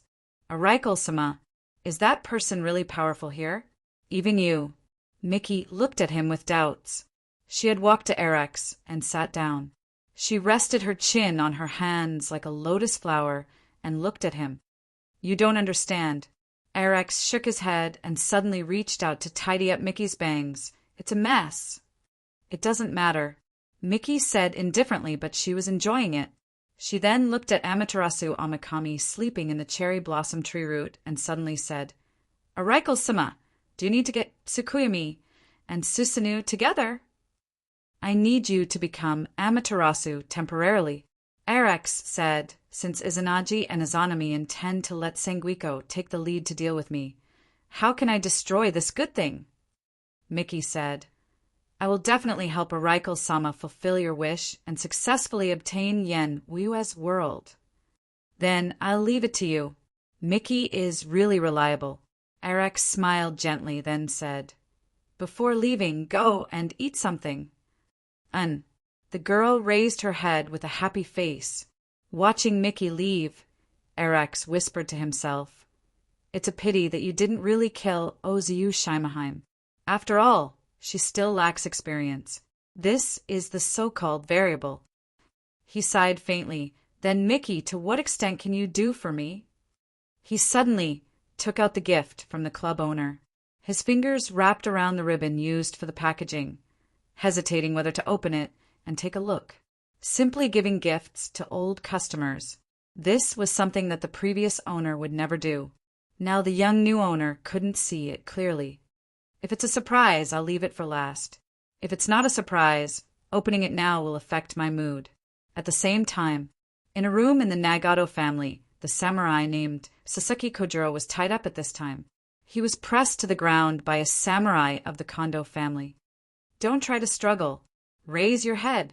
The samurai of the Kondo family said fiercely at this time, Speak. Who the hell sent you here? Is it the Nagato family? What is your purpose? Listen well, if you don't tell me, I'll let you experience what pain is. Sasaki Kojiro, Emo Xiaofei, really raised his head at this time, looking at the calm woman sitting in front of him. She seems to be called Tsukihime Kondo. In his impression, this Tsukihime Kondo should also be one of the plot characters in the movie. But it's not right. This plot character shouldn't appear in Unripe Rice Village. According to the plot Emo Xiaofei knew, the modern heroine who transmigrated here did not appear in Unripe Rice Village at first, but somewhere else. The heroine would pass through the Kondo family's castle, and then it would be the popular scene of showing off with modern knowledge. Kondo, Tsukihime's malnutrition, and poor appetite were cured. So, why did Kondo Tsukihime come to Unripe Rice Village? Sure enough, only the characters were similar here, but the development was completely different. So, did the heroine in the movie exist in this world? In Emo Xiaofei's eyes, there was a hint of tiredness that was easy to see. At this time, the samurai of the Kondo family saw that the people didn't speak for a long time, so he planned to use some necessary means. Since you are so stubborn, don't blame me for being rude. The samurai sneered. Emo Xiaofei's head was pressed to the ground at this time. He struggled, but he suddenly shouted, Narakami, Narakami, Kuna! Do you know her? I don't know what you are talking about. The samurai of the Kondo family snorted coldly and directly reached out to press Emo Xiaofei's neck. Wait a minute. Unexpectedly, Miss Tsukihime of the Kondo family said calmly at this time, Don't do it first. I have some questions to ask. Yes. The samurai naturally would not disobey Miss Tsukihime's order and directly lifted Emo Xiaofei up. Tsukihime Kondo said calmly at this time, Narakami Kuna, who is she to you? The heroine really appeared. It seems that she has an intersection with Miss Tsukihime Kondo, or this Tsukihime Kondo is actually Emo Xiaofei frowned and quickly thought about various possibilities. In the end, he decided to take a gamble. He took a deep breath and said, Emo Xiaofei. Tsukihime Kondo did not have the slightest expression. Chase Juefeng? Emo Xiaofei tried again. However, Tsukihime Kondo's expression still did not change. Instead, she frowned. I don't know what you are talking about, but obviously this is not an answer to my question. Tsukihime Kondo shook her head and waved her hand directly. Take him down first. Watch him carefully. Don't let him run away. The samurai nodded immediately, then hurriedly asked, Miss Tsukihime, about the Nagato family. After all, this was caught in the Nagato family. The Nagato family must be involved. Don't alert the enemy first. Tsukihime Kondo said calmly. You and Zubingwei check around later. This peeper will be guarded by the samurai. We will interrogate him later. Yes, Mo Xiaofei was carried away by the samurai of the Kondo family. He didn't seem to be afraid, but he looked tired. He was quickly taken to another room and was guarded by 2 samurai of the Kondo family. But Mo Xiaofei did not think of a way to escape. He just lay on the ground and closed his eyes. Soon after, Mo Xiaofei heard the sound of the door opening and the voice of Tsukihime Kondo. You all go out first. I want to interrogate this prisoner personally. But Miss Tsukihime, it's okay. Tie him to the pillar and make him unable to move. Yes. When Tsukihime Kondo walked in front of Mo Xiaofei had been tied up with a rope. He really couldn't move at all. Tsukihime Kondo sized him up and suddenly asked in a low voice, Cinema? Mo Xiaofei originally didn't want to talk to this domineering young lady, but after hearing this, he opened his mouth and was quite excited. You? What happened to you? Are you Sir Mo or Zhuifeng? I'm Mo Xiaofei. Sure enough, Zixing heaved a sigh of relief at this time, then looked back at the papered door behind her. She squatted down carefully, untied the rope on Mo Xiaofei and whispered again, Master Mo, please don't blame me. Although these warriors of the Kondo family obey my orders, they are also suspected of spying on you. If I suddenly recognize you, it will be strange.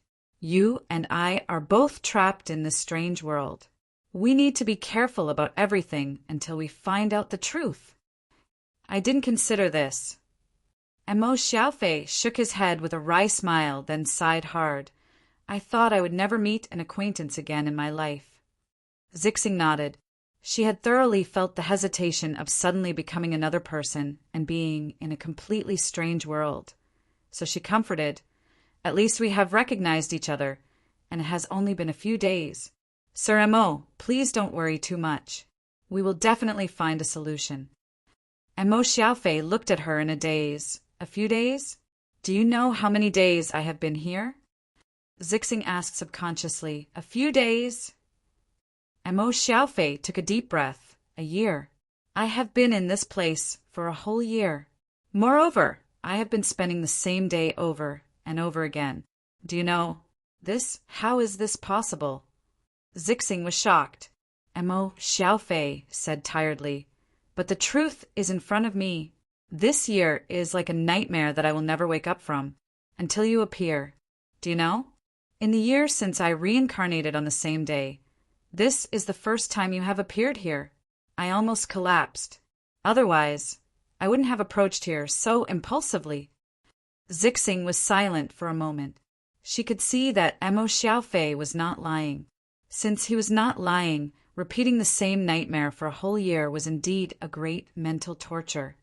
Sir Mo, I am very sympathetic to your experience, Zixing said seriously. However, can you explain what you have encountered? The dungeon. Mo Xiaofei suddenly became excited. The crazy woman locked in the dungeon. It's her. I can feel that the root of this nightmare. No, it's the starting point. The starting point is also the end. She is the beginning and end of this recurring nightmare. It's her. It's her. In this year, I have been in contact with her every day. Every time I return to the beginning. It's her. It's her. Definitely. Sir Mo, please calm down. Seeing Mo Xiaofei standing up with his eyes wide open and a ferocious look on his face, Purple Star reached out and pressed his shoulders. You're not alone. I'm already here. So calm down. I'm sorry. Mo Xiaofei rubbed his forehead hard. I really can't control myself recently. I'm sorry. He took a few deep breaths and finally forced himself to calm down. Yes, I need to calm down. Let me think about it. My memory is too chaotic. Let me think about it. Looking at the pale Mo Xiaofei, Zixing felt that this matter was getting weirder and weirder. The woman locked in the dungeon is probably Saburo Nagato's wife. Mo Xiaofei suddenly raised his head at this time and stared at Kondo Tsukihime. I have inquired countless times and finally came to this conclusion. If Tsukumi, or Susanoo of the 3 noble sons of Yenmiwa were here, they would recognize at a glance that the woman in front of them was Amaterasu Omikami. Of course, if the 2 of the 3 noble sons were here, they probably wouldn't know who the other man and woman standing there were. It was halfway up the mountain where the unripe rice village shrine was located. To be precise, it was on the long stone steps, just past the Vermilion Torii. At this time, Boss Luo and Miss May just came down, not long after Zhuifeng was scared away by the Miko's arrow. What's the matter? Boss Luo looked at the ancient costume beauty standing in front of him and asked politely. But this Amaterasu Omikami sneered at this time. With just a wave of her hand, the trees on both sides of the stone steps grew wildly, directly oppressing Boss Luo and Miss Maid. Aren't you afraid that Eric will be angry? You should be the one on the cherry tree before, right?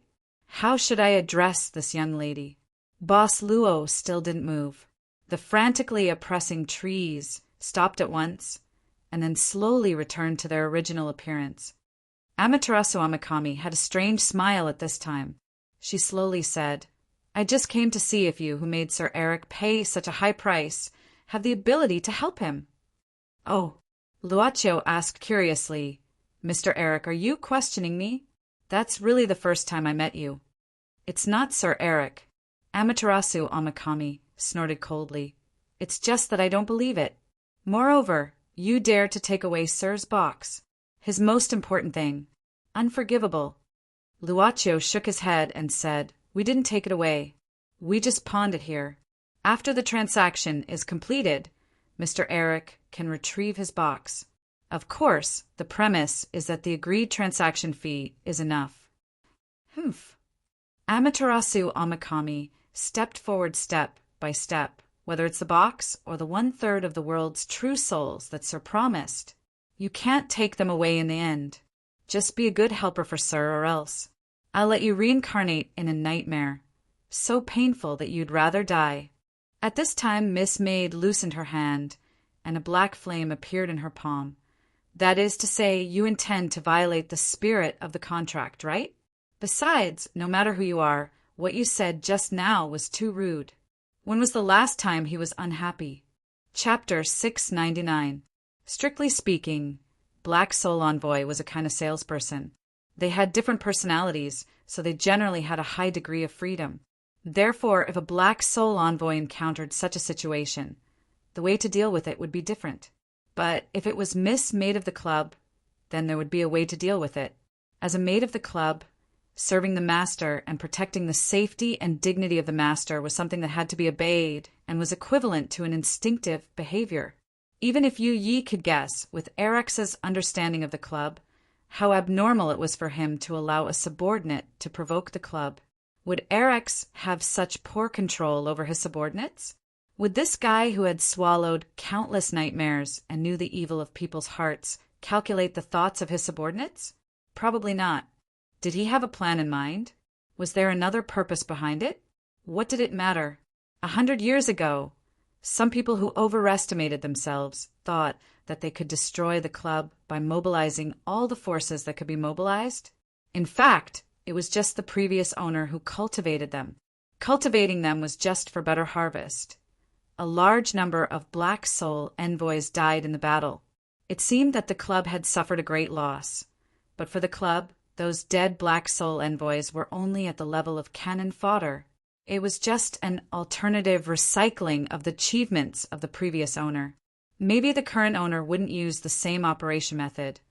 Or maybe the current owner wouldn't follow the path of the previous owner. There were many more possibilities. But what did it matter? Ye only knew one thing. Her current owner was violated, even if it was only in words. But since he could say such words, it also meant that he had such thoughts. Whether it was just a deliberate probe or a real malicious intention, it didn't matter. The black flame scattered in Ye's hand formed a long and narrow, cross-shaped sword, and the so-called battle was almost completed in an instant.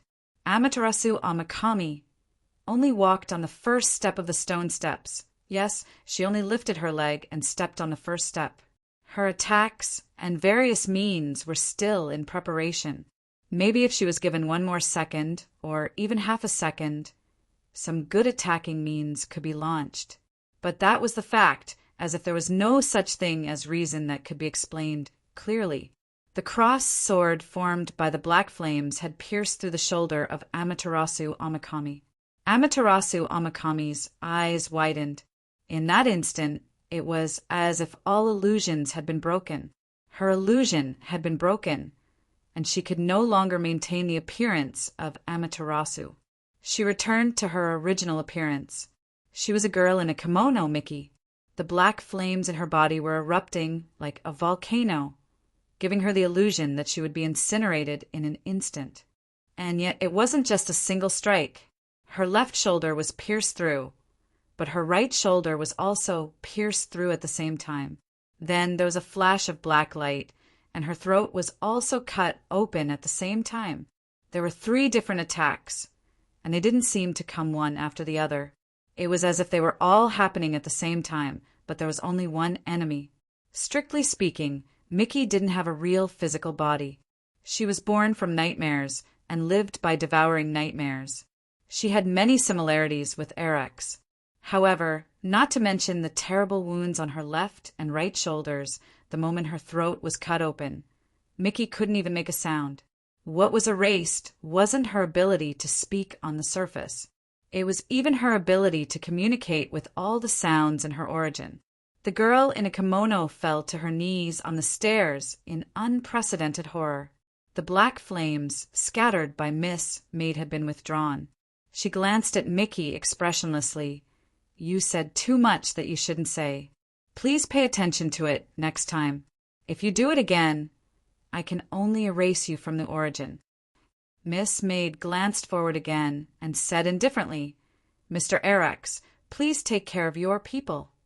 The modesty was only because the other party was a guest of the club, a guest in the process of transaction. That was all. Sure. Erex's figure came from the void, as an invader who owned almost 1/3 of Yen Wuyue's world. Theoretically, there was no place in Yen Wuyue's world that could stop his arrival. "I'm really sorry." Erex came to Mickey's side. "I spoiled this child. Sometimes she really does something out of line." But after that, Yu Yi just walked directly behind Luocho, because the so-called apology should be to her master, not her. She didn't need to steal the limelight of the host. "In this case, I won't heal this lady's injury." Luocho nodded. Although it was just a little effort, it would consume his lifespan after all. Even if his current lifespan could probably be wasted, Yu Yi would not be happy. "It's my pleasure." Erex glanced at Mickey. The seriously injured girl in a kimono showed a complicated and annoyed look at this time. "About this collision, it's indeed my fault." Erex gently shook his head towards Mickey. "In order to express my apology after this transaction is completed, I will add 50 true souls to the original transaction fee as an apology." Luocho didn't refuse, smiling and saying, "Thank you very much." If the customer was satisfied and wanted to give more, there was no reason not to take it. Naturally, he would take it. Otherwise, he wouldn't give face to the club, right? The club was the most considerate of the customers. 2 days later, it's the appointed time to take action. Erex held Mickey up at this time, glancing at Luocho. "I look forward to our pleasant cooperation." Erex didn't show any angry expression until he left. At this time, the servant girl suddenly said, "Master, the former master once said that Erex is actually a very suitable successor, but I don't like him." Don't like him. She already knew how to express her feelings in this way. "I feel that we get along quite well, although he's quite dark." Luocho just smiled and didn't make any more comments. That was the former master's consideration. It had nothing to do with him. Because he was the current owner, even the former master couldn't take it back. The identity of the owner only belonged to the current owner, unless Luocho took the initiative to give it up and transferred it through other means.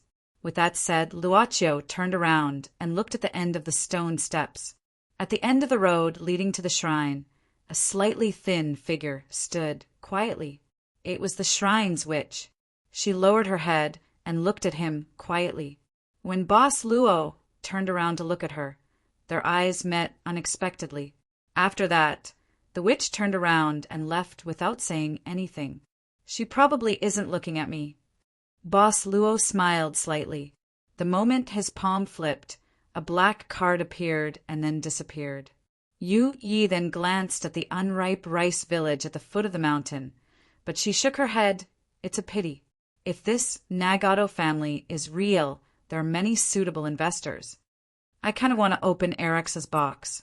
Luochio shook his head. Unfortunately, this is only a temporary collateral. Zhuefeng, let's send the gift to Zhuefeng since he didn't enter the village. Okay. The maid smiled elegantly. Today, before entering the movie, Yan Wuiwa World was to send gifts to the guests for Christmas Eve. You can't use your power?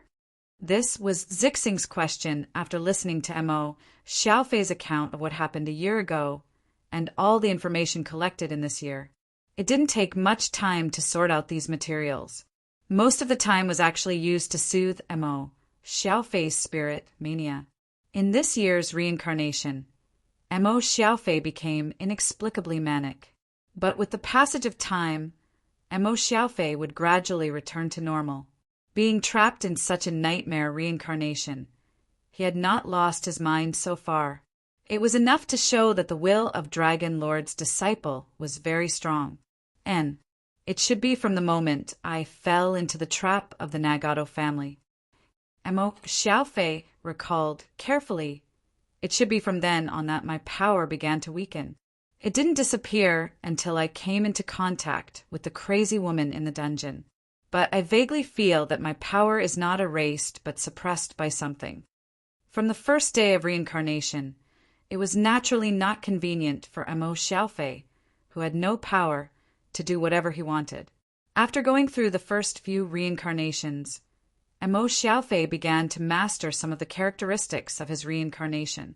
Once he came into contact with the crazy woman in the dungeon, reincarnation would start. Once he died, reincarnation would also start. If he did nothing and hid in the unripe rice village, reincarnation would also start within 7 days. If I didn't guess wrong, you and I should have come to this world at the same time. Zixing pondered at this time. Lord Mo has reincarnated here for a year. It seems that time has not moved forward, but in fact I have already arrived. So, time should be passing, but your time in the unripe rice village has become extremely slow. 1 day in heaven, 1 year on earth. Heaven on earth. But I am more worried about you. Mo Xiaofei shook his head. I'm afraid that even if you come, you will repeat the same cycle as me. At this time, he is still concerned about me being trapped in reincarnation. Zixing frowned slightly. Isn't this Dragon Lord's disciple too kind? This needs to be tried before you know. Zixing pondered for a while. Fortunately, Lord Mo's memory won't disappear. Although this is the source of the pain, it is not the key to breaking this situation. At the very least, you can continue to accumulate information about the unripe rice village. I'm afraid that if I fall into reincarnation like you, but I can't keep this part of my memory, it will be too troublesome, because every time you have to convince me. Why don't you tell me something special as a secret signal? And Mo Xiaofei thought for a moment and asked, Zhenlong. Zixing said coldly, Zhenlong. And Mo Xiaofei was taken aback. It sounds like a name. Is it your name?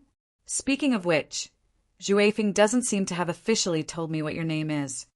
Zixing said calmly, just treat it as a code name.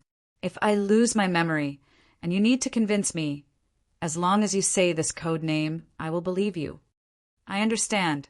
And Mo Xiaofei nodded. What about the so-called Zong goddess?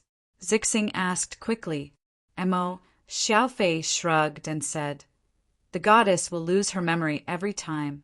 In the beginning, I could still be patient and let her believe me again and again. In the end, I didn't bother to pay attention to her. At this time, she should start to panic about losing her power again, and then carefully inquire about my information. Anyway, she does the same thing every time. And Mo Xiaofei shook his head and said, instead of wasting time convincing her from the beginning, it's better to find the key to breaking the situation directly. It's a pity that, even so, there is no result so far. He didn't want to play with this girl, but he was helpless. It's already very difficult to get the information of all the people in this village. Zixing looked at Mo Xiaofei sympathetically. By the way, why did you come back this time? Fuji. Zixing said calmly, it's a Fuji. When I was watching the movie, I started to lose focus when I saw Fuji. I suspect that this time is related to this Fuji, so I came to the unripe rice village. In the movie, Fuji was written by the possessed heroine Nara Kamikuna, so I think the key is probably on the heroine. But from the beginning to the end, Nara Kamikuna has never appeared. And Mo Xiaofei said seriously, in this year you are the only person who entered the unripe rice village. If your guess is right, the reincarnation time of unripe rice village is actually flowing, but if it's so slow, I'm afraid we have to wait for decades or even hundreds of years to wait for Nara Kamikuna to appear. If this is the case, then I'm afraid we will all completely go crazy. Zixing voiced the worry in Mo Xiaofei's heart, and she became extremely solemn. The reincarnation time is 100 years. This greedy wolf, clan young master, didn't know if he could hold on. After a moment of silence, Zixing suggested, anyway, I want to contact the crazy woman under the dungeon first to see what's going on. That mechanism is not easy to get in. And Mo Xiaofei shook his head. Every time I want to go in, I will alarm the Nagato family. There were several times when I was killed directly and reincarnated directly. Leave it to me this time. Zixing said indifferently, now, the identity of Tsukihime Kondo is still useful. Mo Xiaofei nodded, but he thought that he finally met a companion. He didn't know where Zhuifeng and the class monitor were at this time. Under the cherry tree, Arax extracted a thick, grayish-black mist from the void and injected it into Miyoshi's body.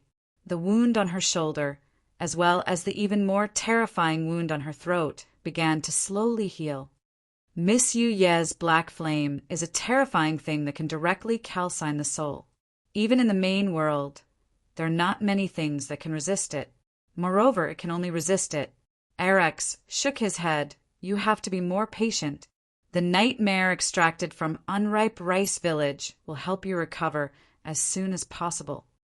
Recalling the moment when she couldn't resist it all in front of that woman, Miyoshi's face turned pale. Miyoshi spoke with difficulty. I'm sorry, Arax-sama. Miyoshi is incompetent. Arax shook his head and said, I know your character. It's my fault for not considering this. Forget it. It's over anyway. The most important thing now is for you to recover. But because of Miyoshi, sir, you lost another 50 true souls. Miyoshi lowered her head deeply. Arax smiled slightly and said, even if I exchange all my true souls, I can't bear to part with you. Arax-sama. Chapter 700. Half-demons, as the name suggested, were only half-demons. And because the body had the relationship of a human, it was closer to the appearance of a human from the moment it was born. That's why it didn't. Most half-demons could be described as ugly. There were even some who looked neither human nor demon. They walked around with a horrifying appearance, causing humans to be afraid of them. Pure demons did not intend to accept them. After all, most half-demons were born because they could not control their lower bodies. It was almost impossible to take responsibility for a monster that had sex with a human for the sole purpose of venting and accidentally left behind a descendant. Ouch! Ouch! Damn woman, can't you go easy on me? The red-robed half-demon stared at the witch, who was a head shorter than him, with dissatisfaction. The half-demon youth muttered in his heart, too small, there's not much meat to eat. Although it's very tender, it doesn't have much bite. Why is it so thin? It probably won't taste good. Although the half-demon youth had never eaten a transvestite before, If you didn't help me fight off that toad, I wouldn't even want to treat you." She was a head shorter than the half-demon youth. She looked like she was only a little over 10 years old. Although the childish look on her face did not fade away, she spoke like an old woman. This made the half-demon youth gnash his teeth in anger. But there was no other way. He could not beat her. She was only 10.5 years old. What the hell? As a half-demon, he had seen the winter snow 16 times. After the spring and cherry blossom season next year, he would welcome the 17th winter snow, right? That toad will come again. The half-demon youth obviously did not want to dwell too much on the little witch's wound bandaging technique. He changed the topic to another matter. There was a mysterious power hidden in the ancient shrine in front of him. This power could completely awaken the half-demon's demon blood. When the demon blood was completely awakened, the half-demon youth could be called a demon youth. This was his dream since he was born. The toad seemed to have the same plan, so it came to attack. Should he take advantage of the time when Little Witch is fighting with that stinky toad to steal the mysterious energy from the shrine? The half-demon youth looked at Little Witch, who was pounding the herbs, and a trace of evil thoughts gradually grew in his mind. How could this be considered evil? He was a monster, even if he was only a half-monster. Have you always lived in this place? The half-demon boy couldn't help but ask with a frown. She was too young. Wouldn't it be too spacious for her to live alone in such a shrine? Where are your relatives? You have too many questions. Little Witch raised her head and pressed the crushed herbs onto the last wound on the half-demon youth's arm. Then she rolled it up a few times with a white cloth in disgust. You can leave now. Don't come back again. Otherwise, I will kill you. But it wasn't scary at all. As expected, it was still because she was too young, even if she tried so hard to pretend to be cold. However, even though it was small, the spiritual energy that it emanated was simply too powerful. The half-monster youth had no choice but to back off a little. I will come again. I will definitely obtain the power here and become a real monster. Just wait and see. The half-monster youth fled from the shrine in a panic. Spring passed and autumn came. It was the 17th winter. The half-monster youth once again came to the shrine halfway up the mountain. Little Witch had grown a little taller, but she was still as skinny as before. The half-monster youth, who felt that he had become much stronger, hid outside the shrine and peeped. Little Witch was kneeling in the shrine, writing and reading. She seemed to be so focused that she didn't notice his arrival. This was a good opportunity. The half-monster youth's face was filled with excitement. He knew that the center of the shrine's main hall was enshrined with that mysterious power. Taking advantage of Little Witch's absence, the half-monster youth easily arrived in front of the altar.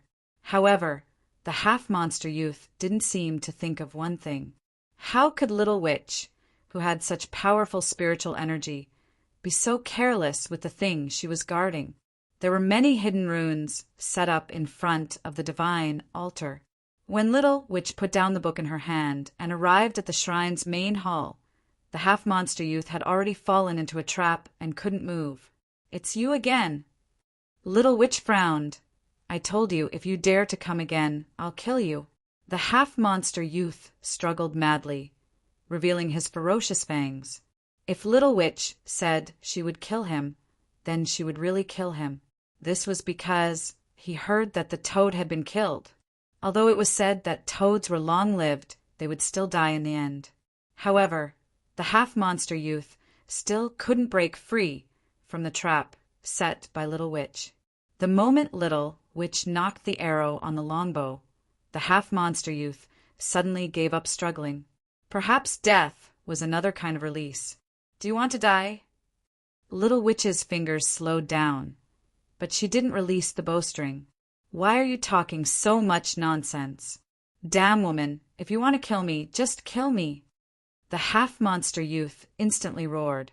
Little Witch asked curiously, "Why do you want the thing enshrined in the shrine?" The half-monster youth said that he wanted to become a real monster. Little Witch untied the bindings and told him to leave and never come again. "I'll come again." The half-monster youth ran away.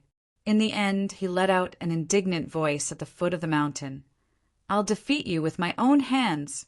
I'll make you give the thing to me willingly." "Don't come again," Little Witch said silently on the mountain. Spring left and autumn came again. The half-monster youth's 18th year lidong. A scar appeared on the half-monster youth's face. After a year of training, he felt that he had become much stronger. Little Witch was still in the shrine, writing and reading. It was cold and cheerless. "Damn woman, this time I'll definitely." This time the half-monster youth was directly thrown down from the shrine. To be precise, he rolled down the long stone stairs. However, he still didn't want to give up. Then he would go out and train for another month. "Damn woman, this time I'm different from before." Roll down. "Damn woman, this time I'll definitely." Roll down. "Damn woman." Roll down. Every time it seemed to be tougher than a rock. "Roll down. Please lend me the power of the shrine as long as I can become a real monster. No matter what you want me to do, I'll agree to it." Finally, the half-monster youth lowered his head in front of the shrine. The horns on his body seemed to have been worn down by the rolling down the stairs. He really couldn't beat the shrine's guardian witch. "Why are you so determined to become a real monster?" Little Witch asked after thinking for a while. "That guy." The half-monster youth gritted his teeth and said, "That guy, no matter what, I'll defeat him and make him admit his mistake in front of my mother. For this purpose, I can give up anything." "Mother." Little Witch furrowed her brows. "Your demonic blood came from father?" The half-monster youth tilted his head. "He's called Divine, General Dog. My mother was taken away by him. After giving birth to me, he abandoned us. It's because my mother was just a tool for fun. It's because I can't inherit the blood of a real monster. I'm just a half-monster. I can't even see the light. I even made that guy a joke for other monsters." Little Witch pondered for a long time and finally shook her head. "You have too much blood on you. If you become a real monster, it'll only bring more deaths. I've only killed bandits and monsters that only know how to rob." The half-monster youth stared at Little Witch in front of him. "I've never eaten a human." "All right then," Little Witch said calmly. "Go and kill 100 big monsters that do evil and collect 100 different ancient books and bring them to me.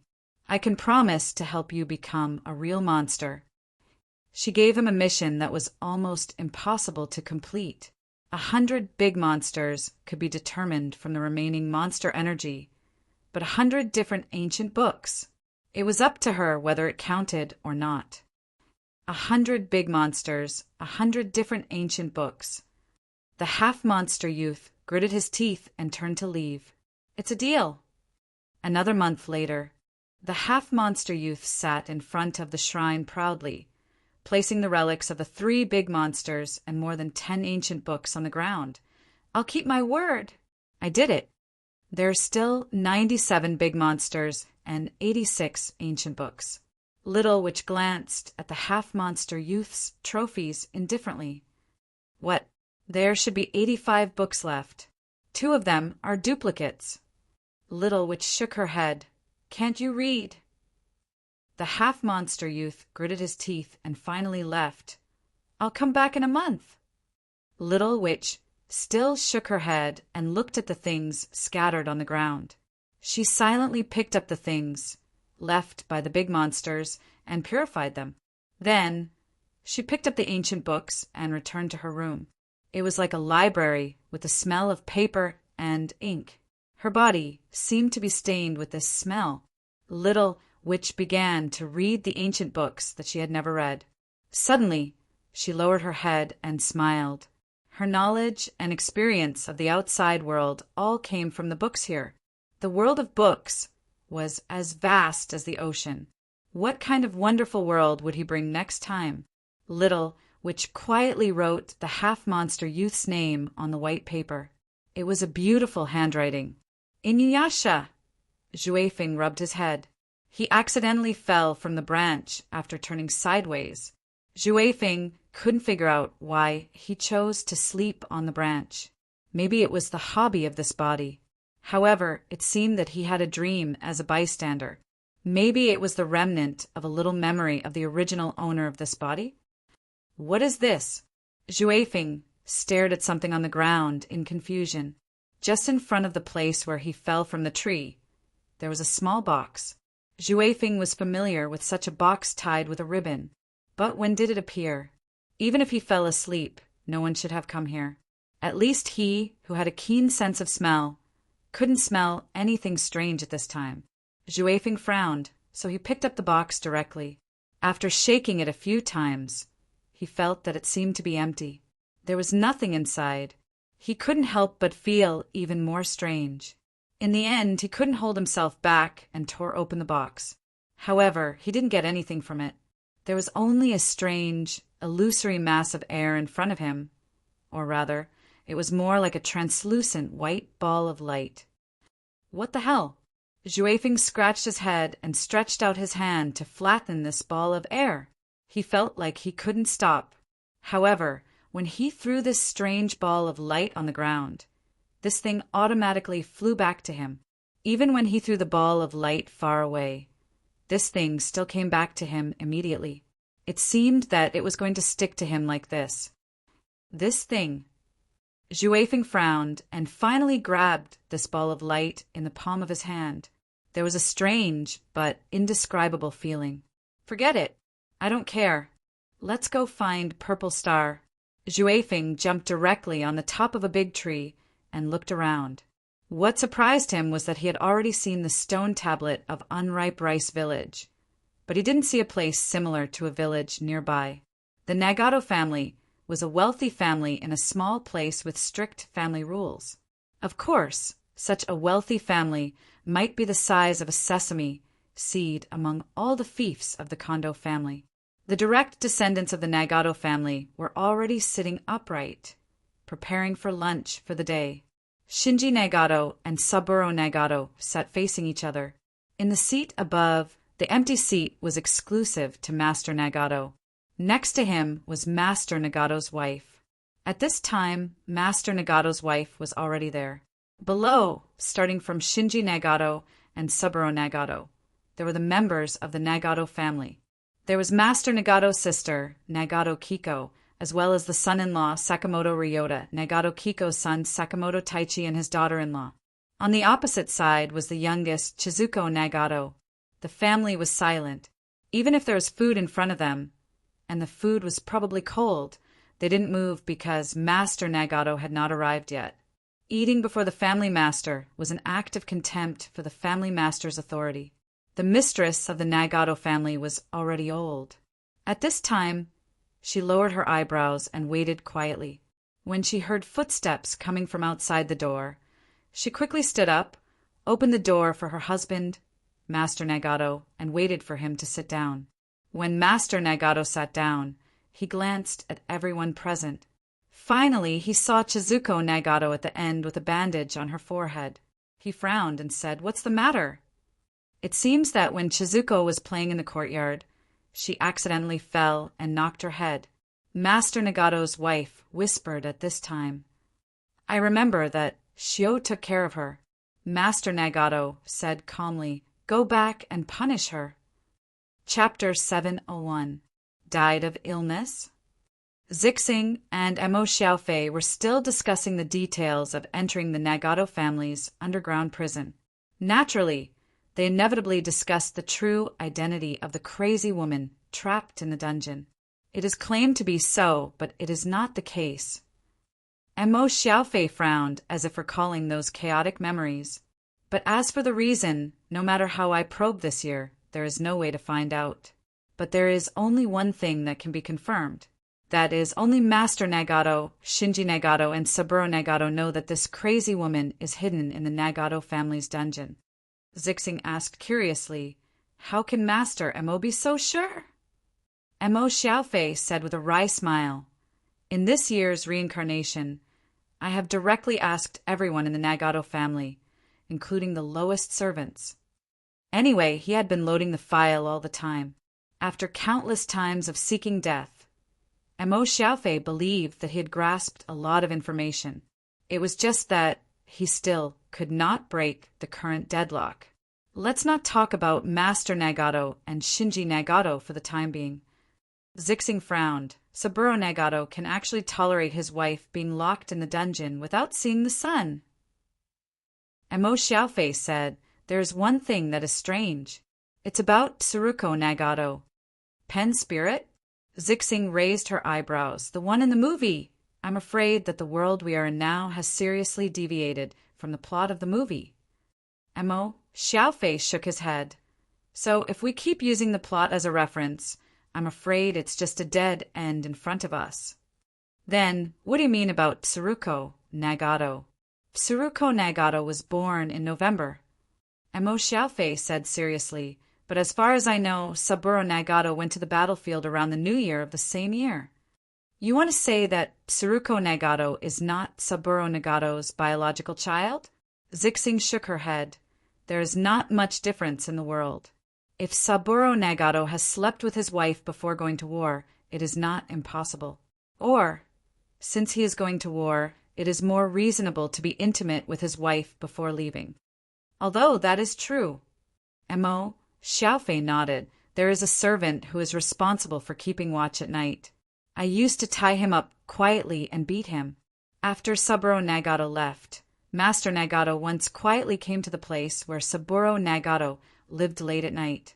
Moreover, according to my observation, Saburo Nagato is not good to Chizuko Nagato. He even hates her. Mo Xiaofei shook his head. How can a parent hate their own child? You should have seen Chizuko Nagato, right? This little girl is so pretty. I like her from the bottom of my heart. Unfortunately, I couldn't get close to Saburo Nagato at all. Although he was often drunk, I tried to ask him when he was drunk, but unfortunately I couldn't get anything out of him. Originally, if I hadn't met you this time, I would have caught Saburo Nagato. Mo Xiaofei didn't say what he would do after being caught.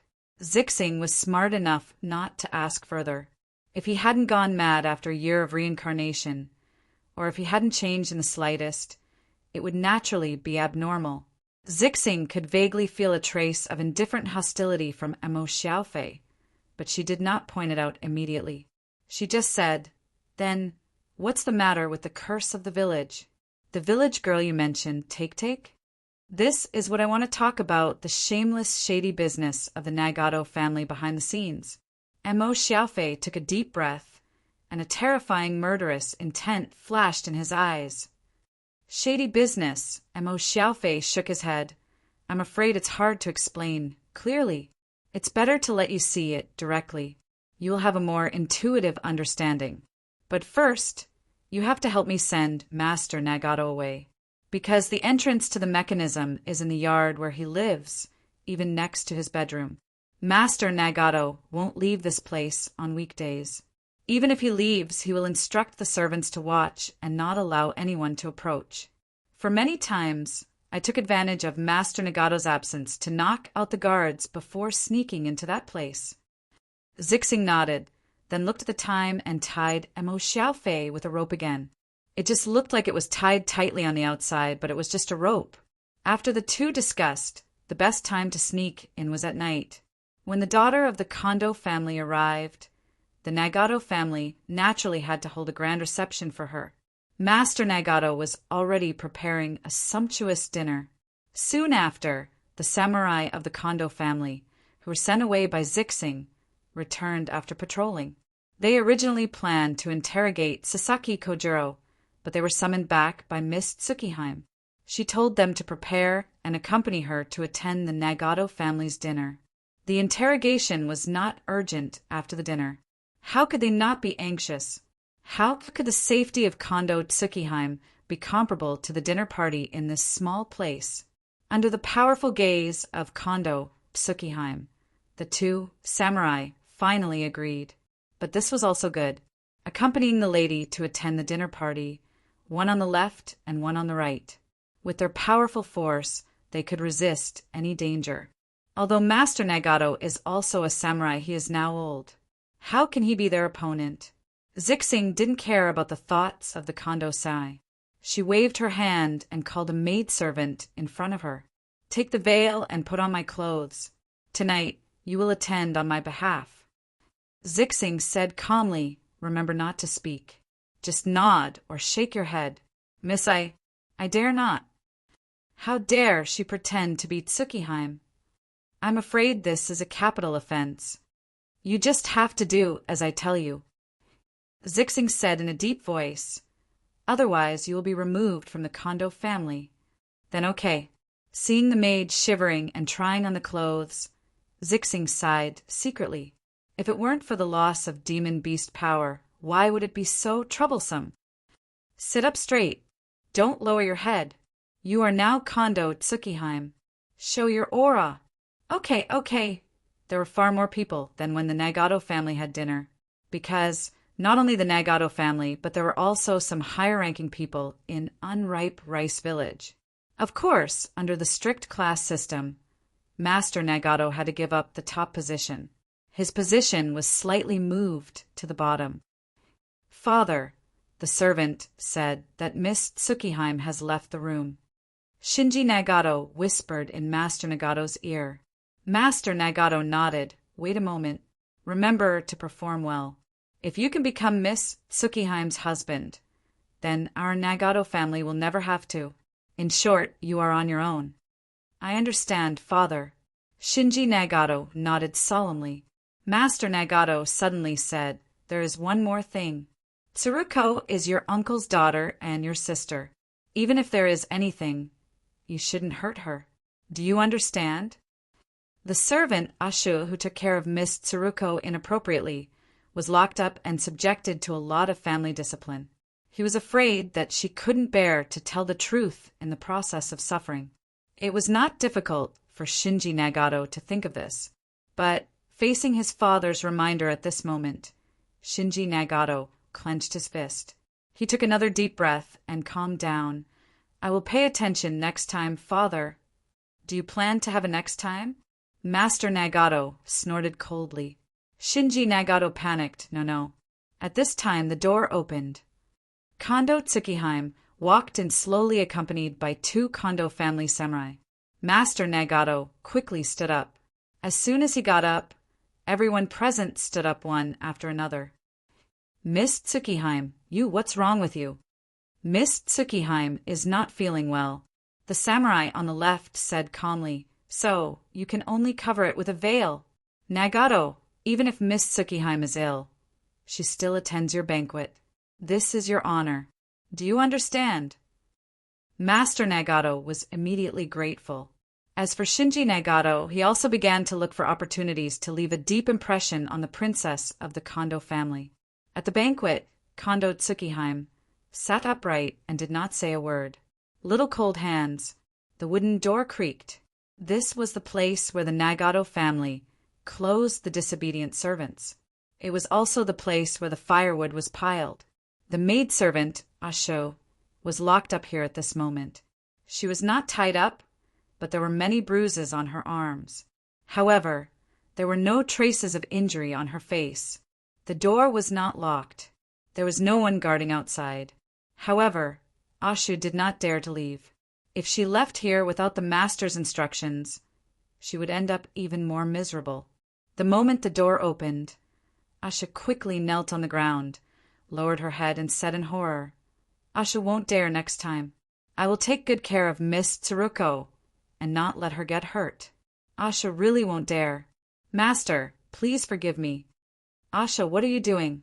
It was Tsuruko Nagato's voice. Miss Tsuruko. Ashu raised her head in amazement. She saw Tsuruko Nagato carrying a lantern that was particularly large for her and holding a leaf of rice ball in her hand.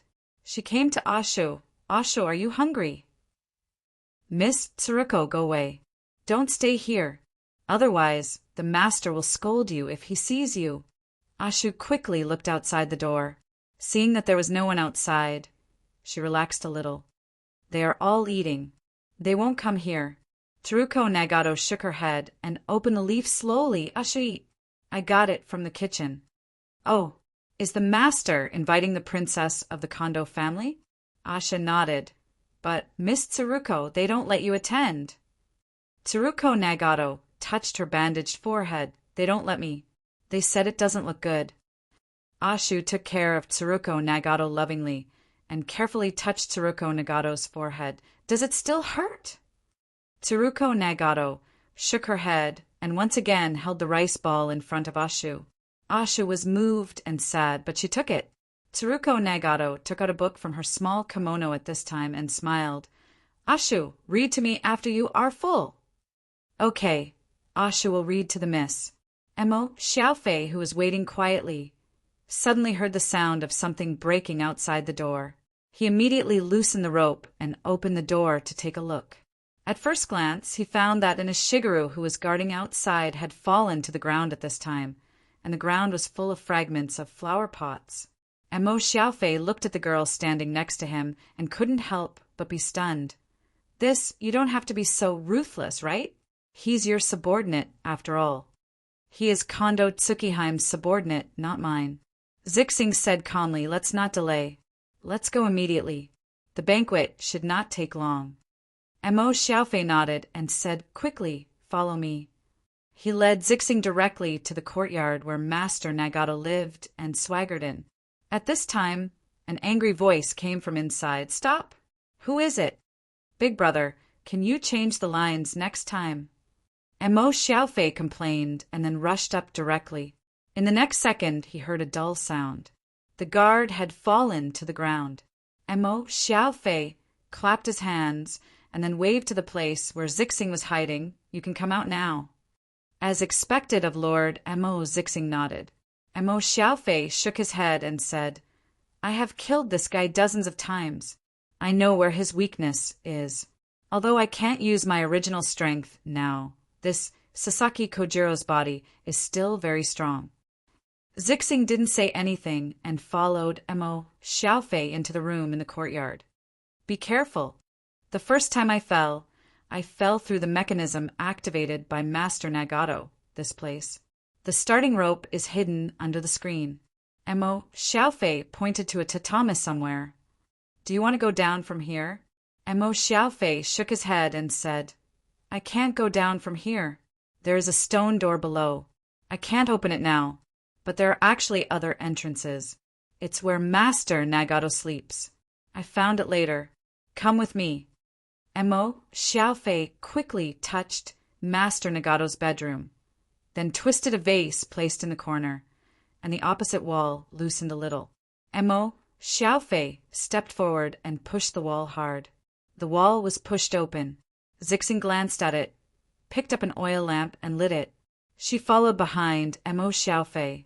Behind the wall was a staircase that led downwards. What did the Nagato family build this underground prison for? Zixing couldn't help but ask curiously. This dungeon doesn't seem to be built by the Nagato family. Emo Xiaofei said slowly. Unripe Rice Village was occupied by a demon a long time ago. The demon built a dungeon here to lock up the captured people and use them as his food. Later, the demon was captured. Later, the ancestors of the Nagato family made contributions and were rewarded with Unripe Rice Village as their territory. I think this dungeon was discovered when the Nagato family's mansion was built. Then, the Nagato family transformed it into what it is now. Zixing nodded. Emo Xiaofei suddenly said at this time, Speaking of which, the women born in Unripe Rice Village are very beautiful. Even if they are a little older, they can be described as charming, right? Lord Emo, I don't know what you want to say. Zixing didn't understand the meaning of Emo Xiaofei's words at this time. He didn't seem like a playboy who would keep silent about women. Have you seen the old people on the way here? Emo Xiaofei suddenly asked again. Not the old man, but the old woman. Zixing frowned, but she recalled what she saw on the way. No, why? On the one hand, it's because in ancient times the medical technology is not better. People have shorter lives. Emo Xiaofei said indifferently. On the other hand, it's man-made. Do you remember the curse I told you about? Zixing nodded. Mo Xiaofei's face turned gloomy. We can keep the young and beautiful ones, but we can only abandon the old ones. But since it's all the women in the village who are cursing, not everyone is willing to help those old people. The cell over there. Speaking of this, Mo Xiaofei's face turned even uglier. The crazy woman I told you about is locked up at the end. But the other cells are used to lock up those old women. Do you know why they are locked up? It's to cover up the fact that the curse doesn't exist. In addition, they are also fodder to feed something raised by the Nagato family. Zixing frowned, but she looked at the passage on the other side, still analyzing Mo Xiaofei's words. And this side is the real source of the Nagato family's income. Mo Xiaofei gritted his teeth. A den of lust. Because of the curse, the young girls in Unripe Rice Village have to accept the fact that they must have intercourse with men to save their lives. When the women in the village have become accustomed to having intercourse with different men, they no longer have scruples in this regard. But in fact, Unripe Rice Village still needs a final fig leaf. So, there is this place with an ironic name, Longevity Underground Palace. Mo Xiaofei led Zixing to the passage here and sneered. The Nagato family told the women in the village that in order to protect the village, they are willing to spend their family's wealth. Every month, they will hire some men from outside the village to prolong the lives of the women in the village, so that the women in the village will be grateful. But in fact, those men who come are paid. Ah, Zixing exclaimed in a low voice. It was not because of what Mo Xiaofei said, but because Mo Xiaofei quietly opened a door at this time and let her see everything behind the door. It could be described as magnificent. Chapter 702. The lights were brightly lit, but the room was full of unsightly scenes.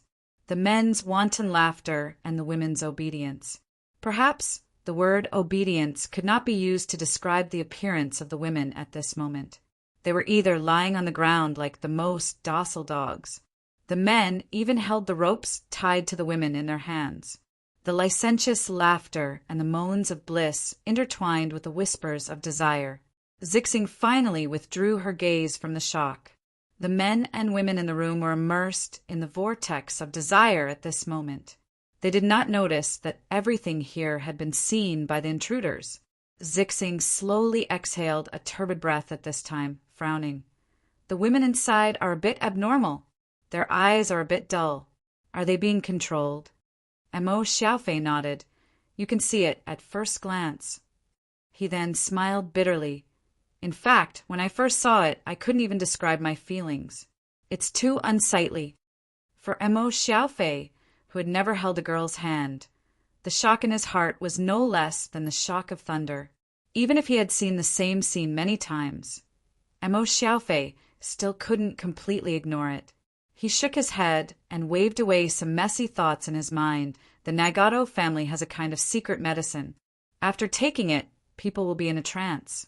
Well, we also have things like ecstasy in our society. The effect of this secret medicine may be similar. These women in the village won't remember too many things afterwards. They will only vaguely remember that they had intercourse with men before. However, they had no choice but to give in to men in order to survive, so they won't care too much about it. But I still don't understand. Zixing also shook her head and said, I came all the way from the main city of the Kondo family. I have also passed by prosperous places. There are also places for men to have fun in those places. It stands to reason that men outside don't have to come to such a remote place from afar. Mo Xiaofei said, This will return to the question I asked you at the beginning. Do you think that the women in this village are more beautiful? Mo Xiaofei sighed. It is said that there is a strange well in the early rice village. As long as a woman drinks the well water, she will gain unimaginable beauty. The daughter of the woman will also inherit such beauty. Didn't I say that this place was originally built by a monster? For a long time, the villagers of Unripe Rice Village had kept the secret of the well.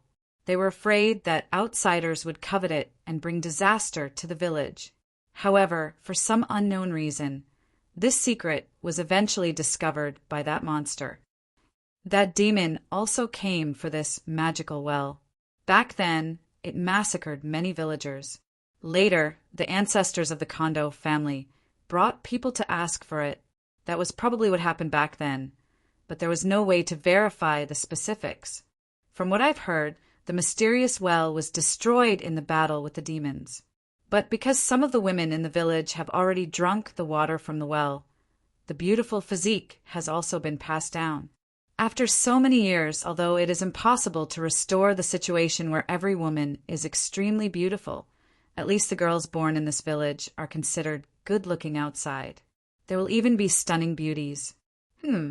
I heard that Saburo Nagato's wife was the most beautiful in Unripe Rice Village. Zixing shook her head. Even if it is a beauty, there are many in the outside world. Is there anything special? I'm talking about these women who can attract men from the outside world. Amo Xiaofei said in a flirtatious tone, "It is said that the women in this village are a little different." Amo Xiaofei's tone was even more flirtatious. He squinted his eyes. I also caught one of the men and asked. He said that when the women in Unripe Rice Village use, when doing that kind of thing, it will bring a particularly refreshing feeling. It can make people feel very comfortable. After trying it, they can't stop. Just because of this? Zixing frowned. Amo Xiaofei finally said, "There is also a rumor that if you can often have sex with these women, the man may recover his energy and youth." Isn't this place called the Longevity Underground Palace? That's probably the reason. Longevity through sex? Zixing looked solemn and then disdainful. She shook her head again. Is there really such a thing? Impossible. Even the existing Zen of Joy lineage can't do it. At most, they can use yin to supplement yang. However, it is also an unorthodox method that harms others to benefit oneself. Sooner or later, it will be punished by heaven. What the hell is Zen of Joy? Aren't you taking it too seriously? This is clearly a gimmick made by the Nagato family. Amo Xiaofei did not want to discuss this sensitive topic with a girl too much, especially in such an environment. He shook his head and said, "In short, because of the existence of this underground palace, the Nagato family actually made a lot of money secretly." That's right. This Nagato family has started to make this underground palace since they landed in Unripe Rice Village? No, it should have started in the current Master Nagato's generation. The curse of the village began only 7 or 8 years ago. Zixing muttered, "By the way, Lord Amo, you just said that there are other things in captivity here." She would not ignore Amo Xiaofei's initial statement about feed, the cell on the other side of the passage. "I don't know what that is." Amo Xiaofei said with a hint of fear at this time. "Every time I get close to it, I will lose consciousness. No matter how many times I try, I will only feel extreme pain. My body seems to be torn apart by something. I think I should be dead. If he died, he would reincarnate to the beginning again." With an inexplicable fear in his eyes, Amo Xiaofei looked at Zixing and asked, "Do you want to take a look?"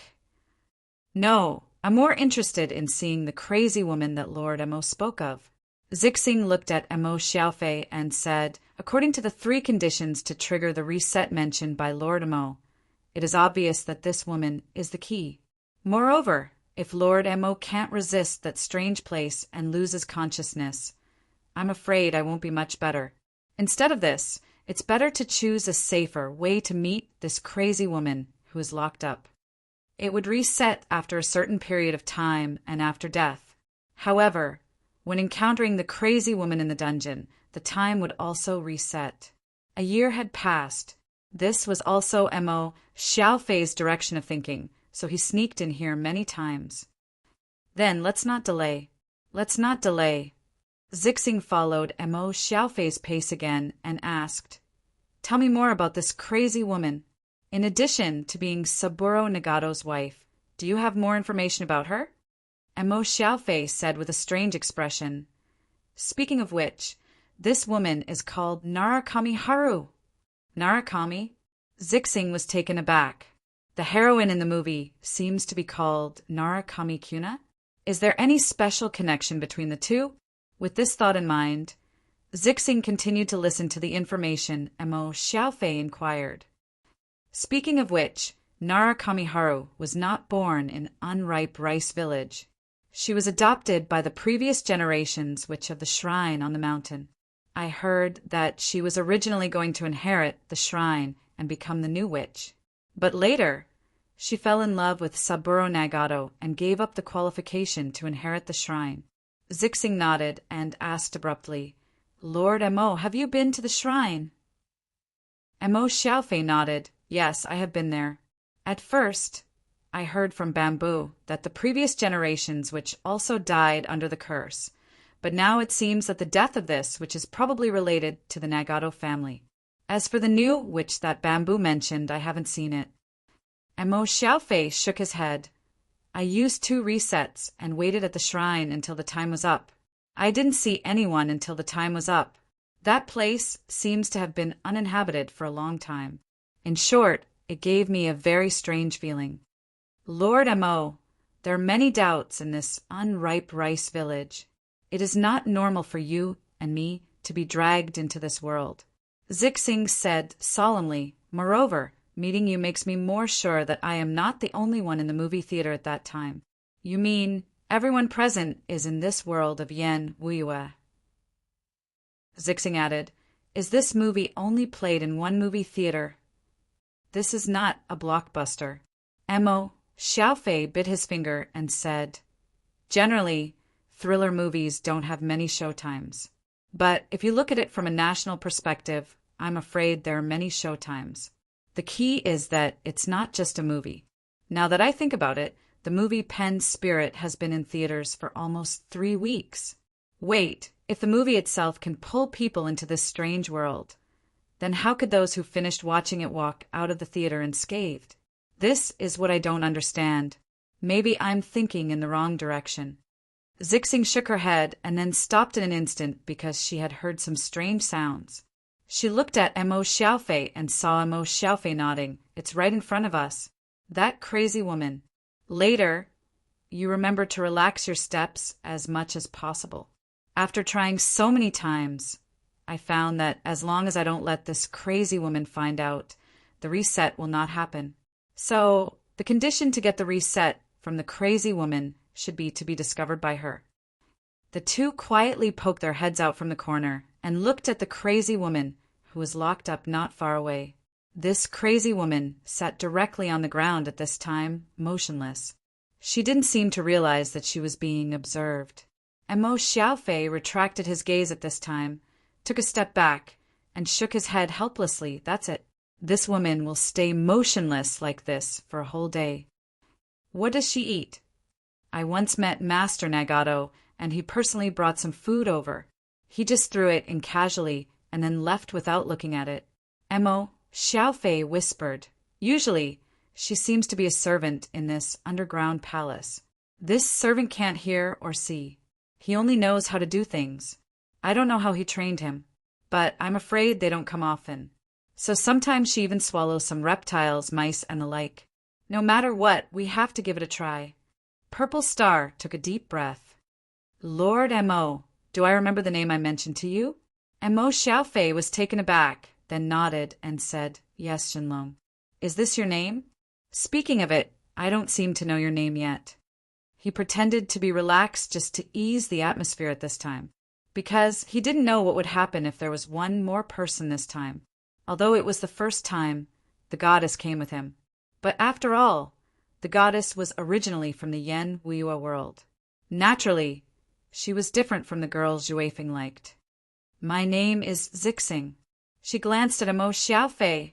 Zhenlong Lord Mo can just treat it as a secret code. Okay. Mo Xiaofei nodded, then his heart moved. Zixing, where did I hear this name? It's so familiar. He couldn't remember it at once. The nightmare of reincarnation for a year made him a little vague about some things in the past. Zixing? Wait, Isn't this the young master of the greedy clan that teacher asked me to find? Is it just the same name? Just when Emo Xiaofei was about to ask, Zixing had already walked out and approached the crazy woman. At this time, Emo Xiaofei didn't have time to think about anything else and quickly followed up. The crazy woman in the cell didn't seem to hear the approaching footsteps. She just sat on the ground silently. Zixing and Emo Xiaofei glanced at each other, then looked directly at this crazy woman, Narukami Haru. Narukami Haru moved at this time. Zixing continued, Narukami Haru, right? Narukami Haru moved again at this time, but she still didn't raise her head. Obviously, she had reacted to Zixing's voice. At this time, Zixing approached the fence again, squatted down, and whispered, Mom, I'm Tsuruko. Tsuruko. My daughter? Narukami Haru, whose hair was disheveled, slowly raised his head at this time. His eyes that seemed to be about to split opened even wider at this time, staring at Zixing outside the fence in a daze. Every time Narukami Haru found him, he would feel dizzy and reset to daytime in an instant. But this time, this feeling of dizziness didn't appear this time. Emo Xiaofei looked at Narukami Haru's appearance at this time in disbelief. Although she was still a little crazy, she was obviously not crazy. She even kept repeating the name Tsuruko as if she was recalling something. Mother, it's me, Tsuruko. Zixing continued softly. Tsuruko finally found you. Mother, I missed you so much. Her voice and expression changed.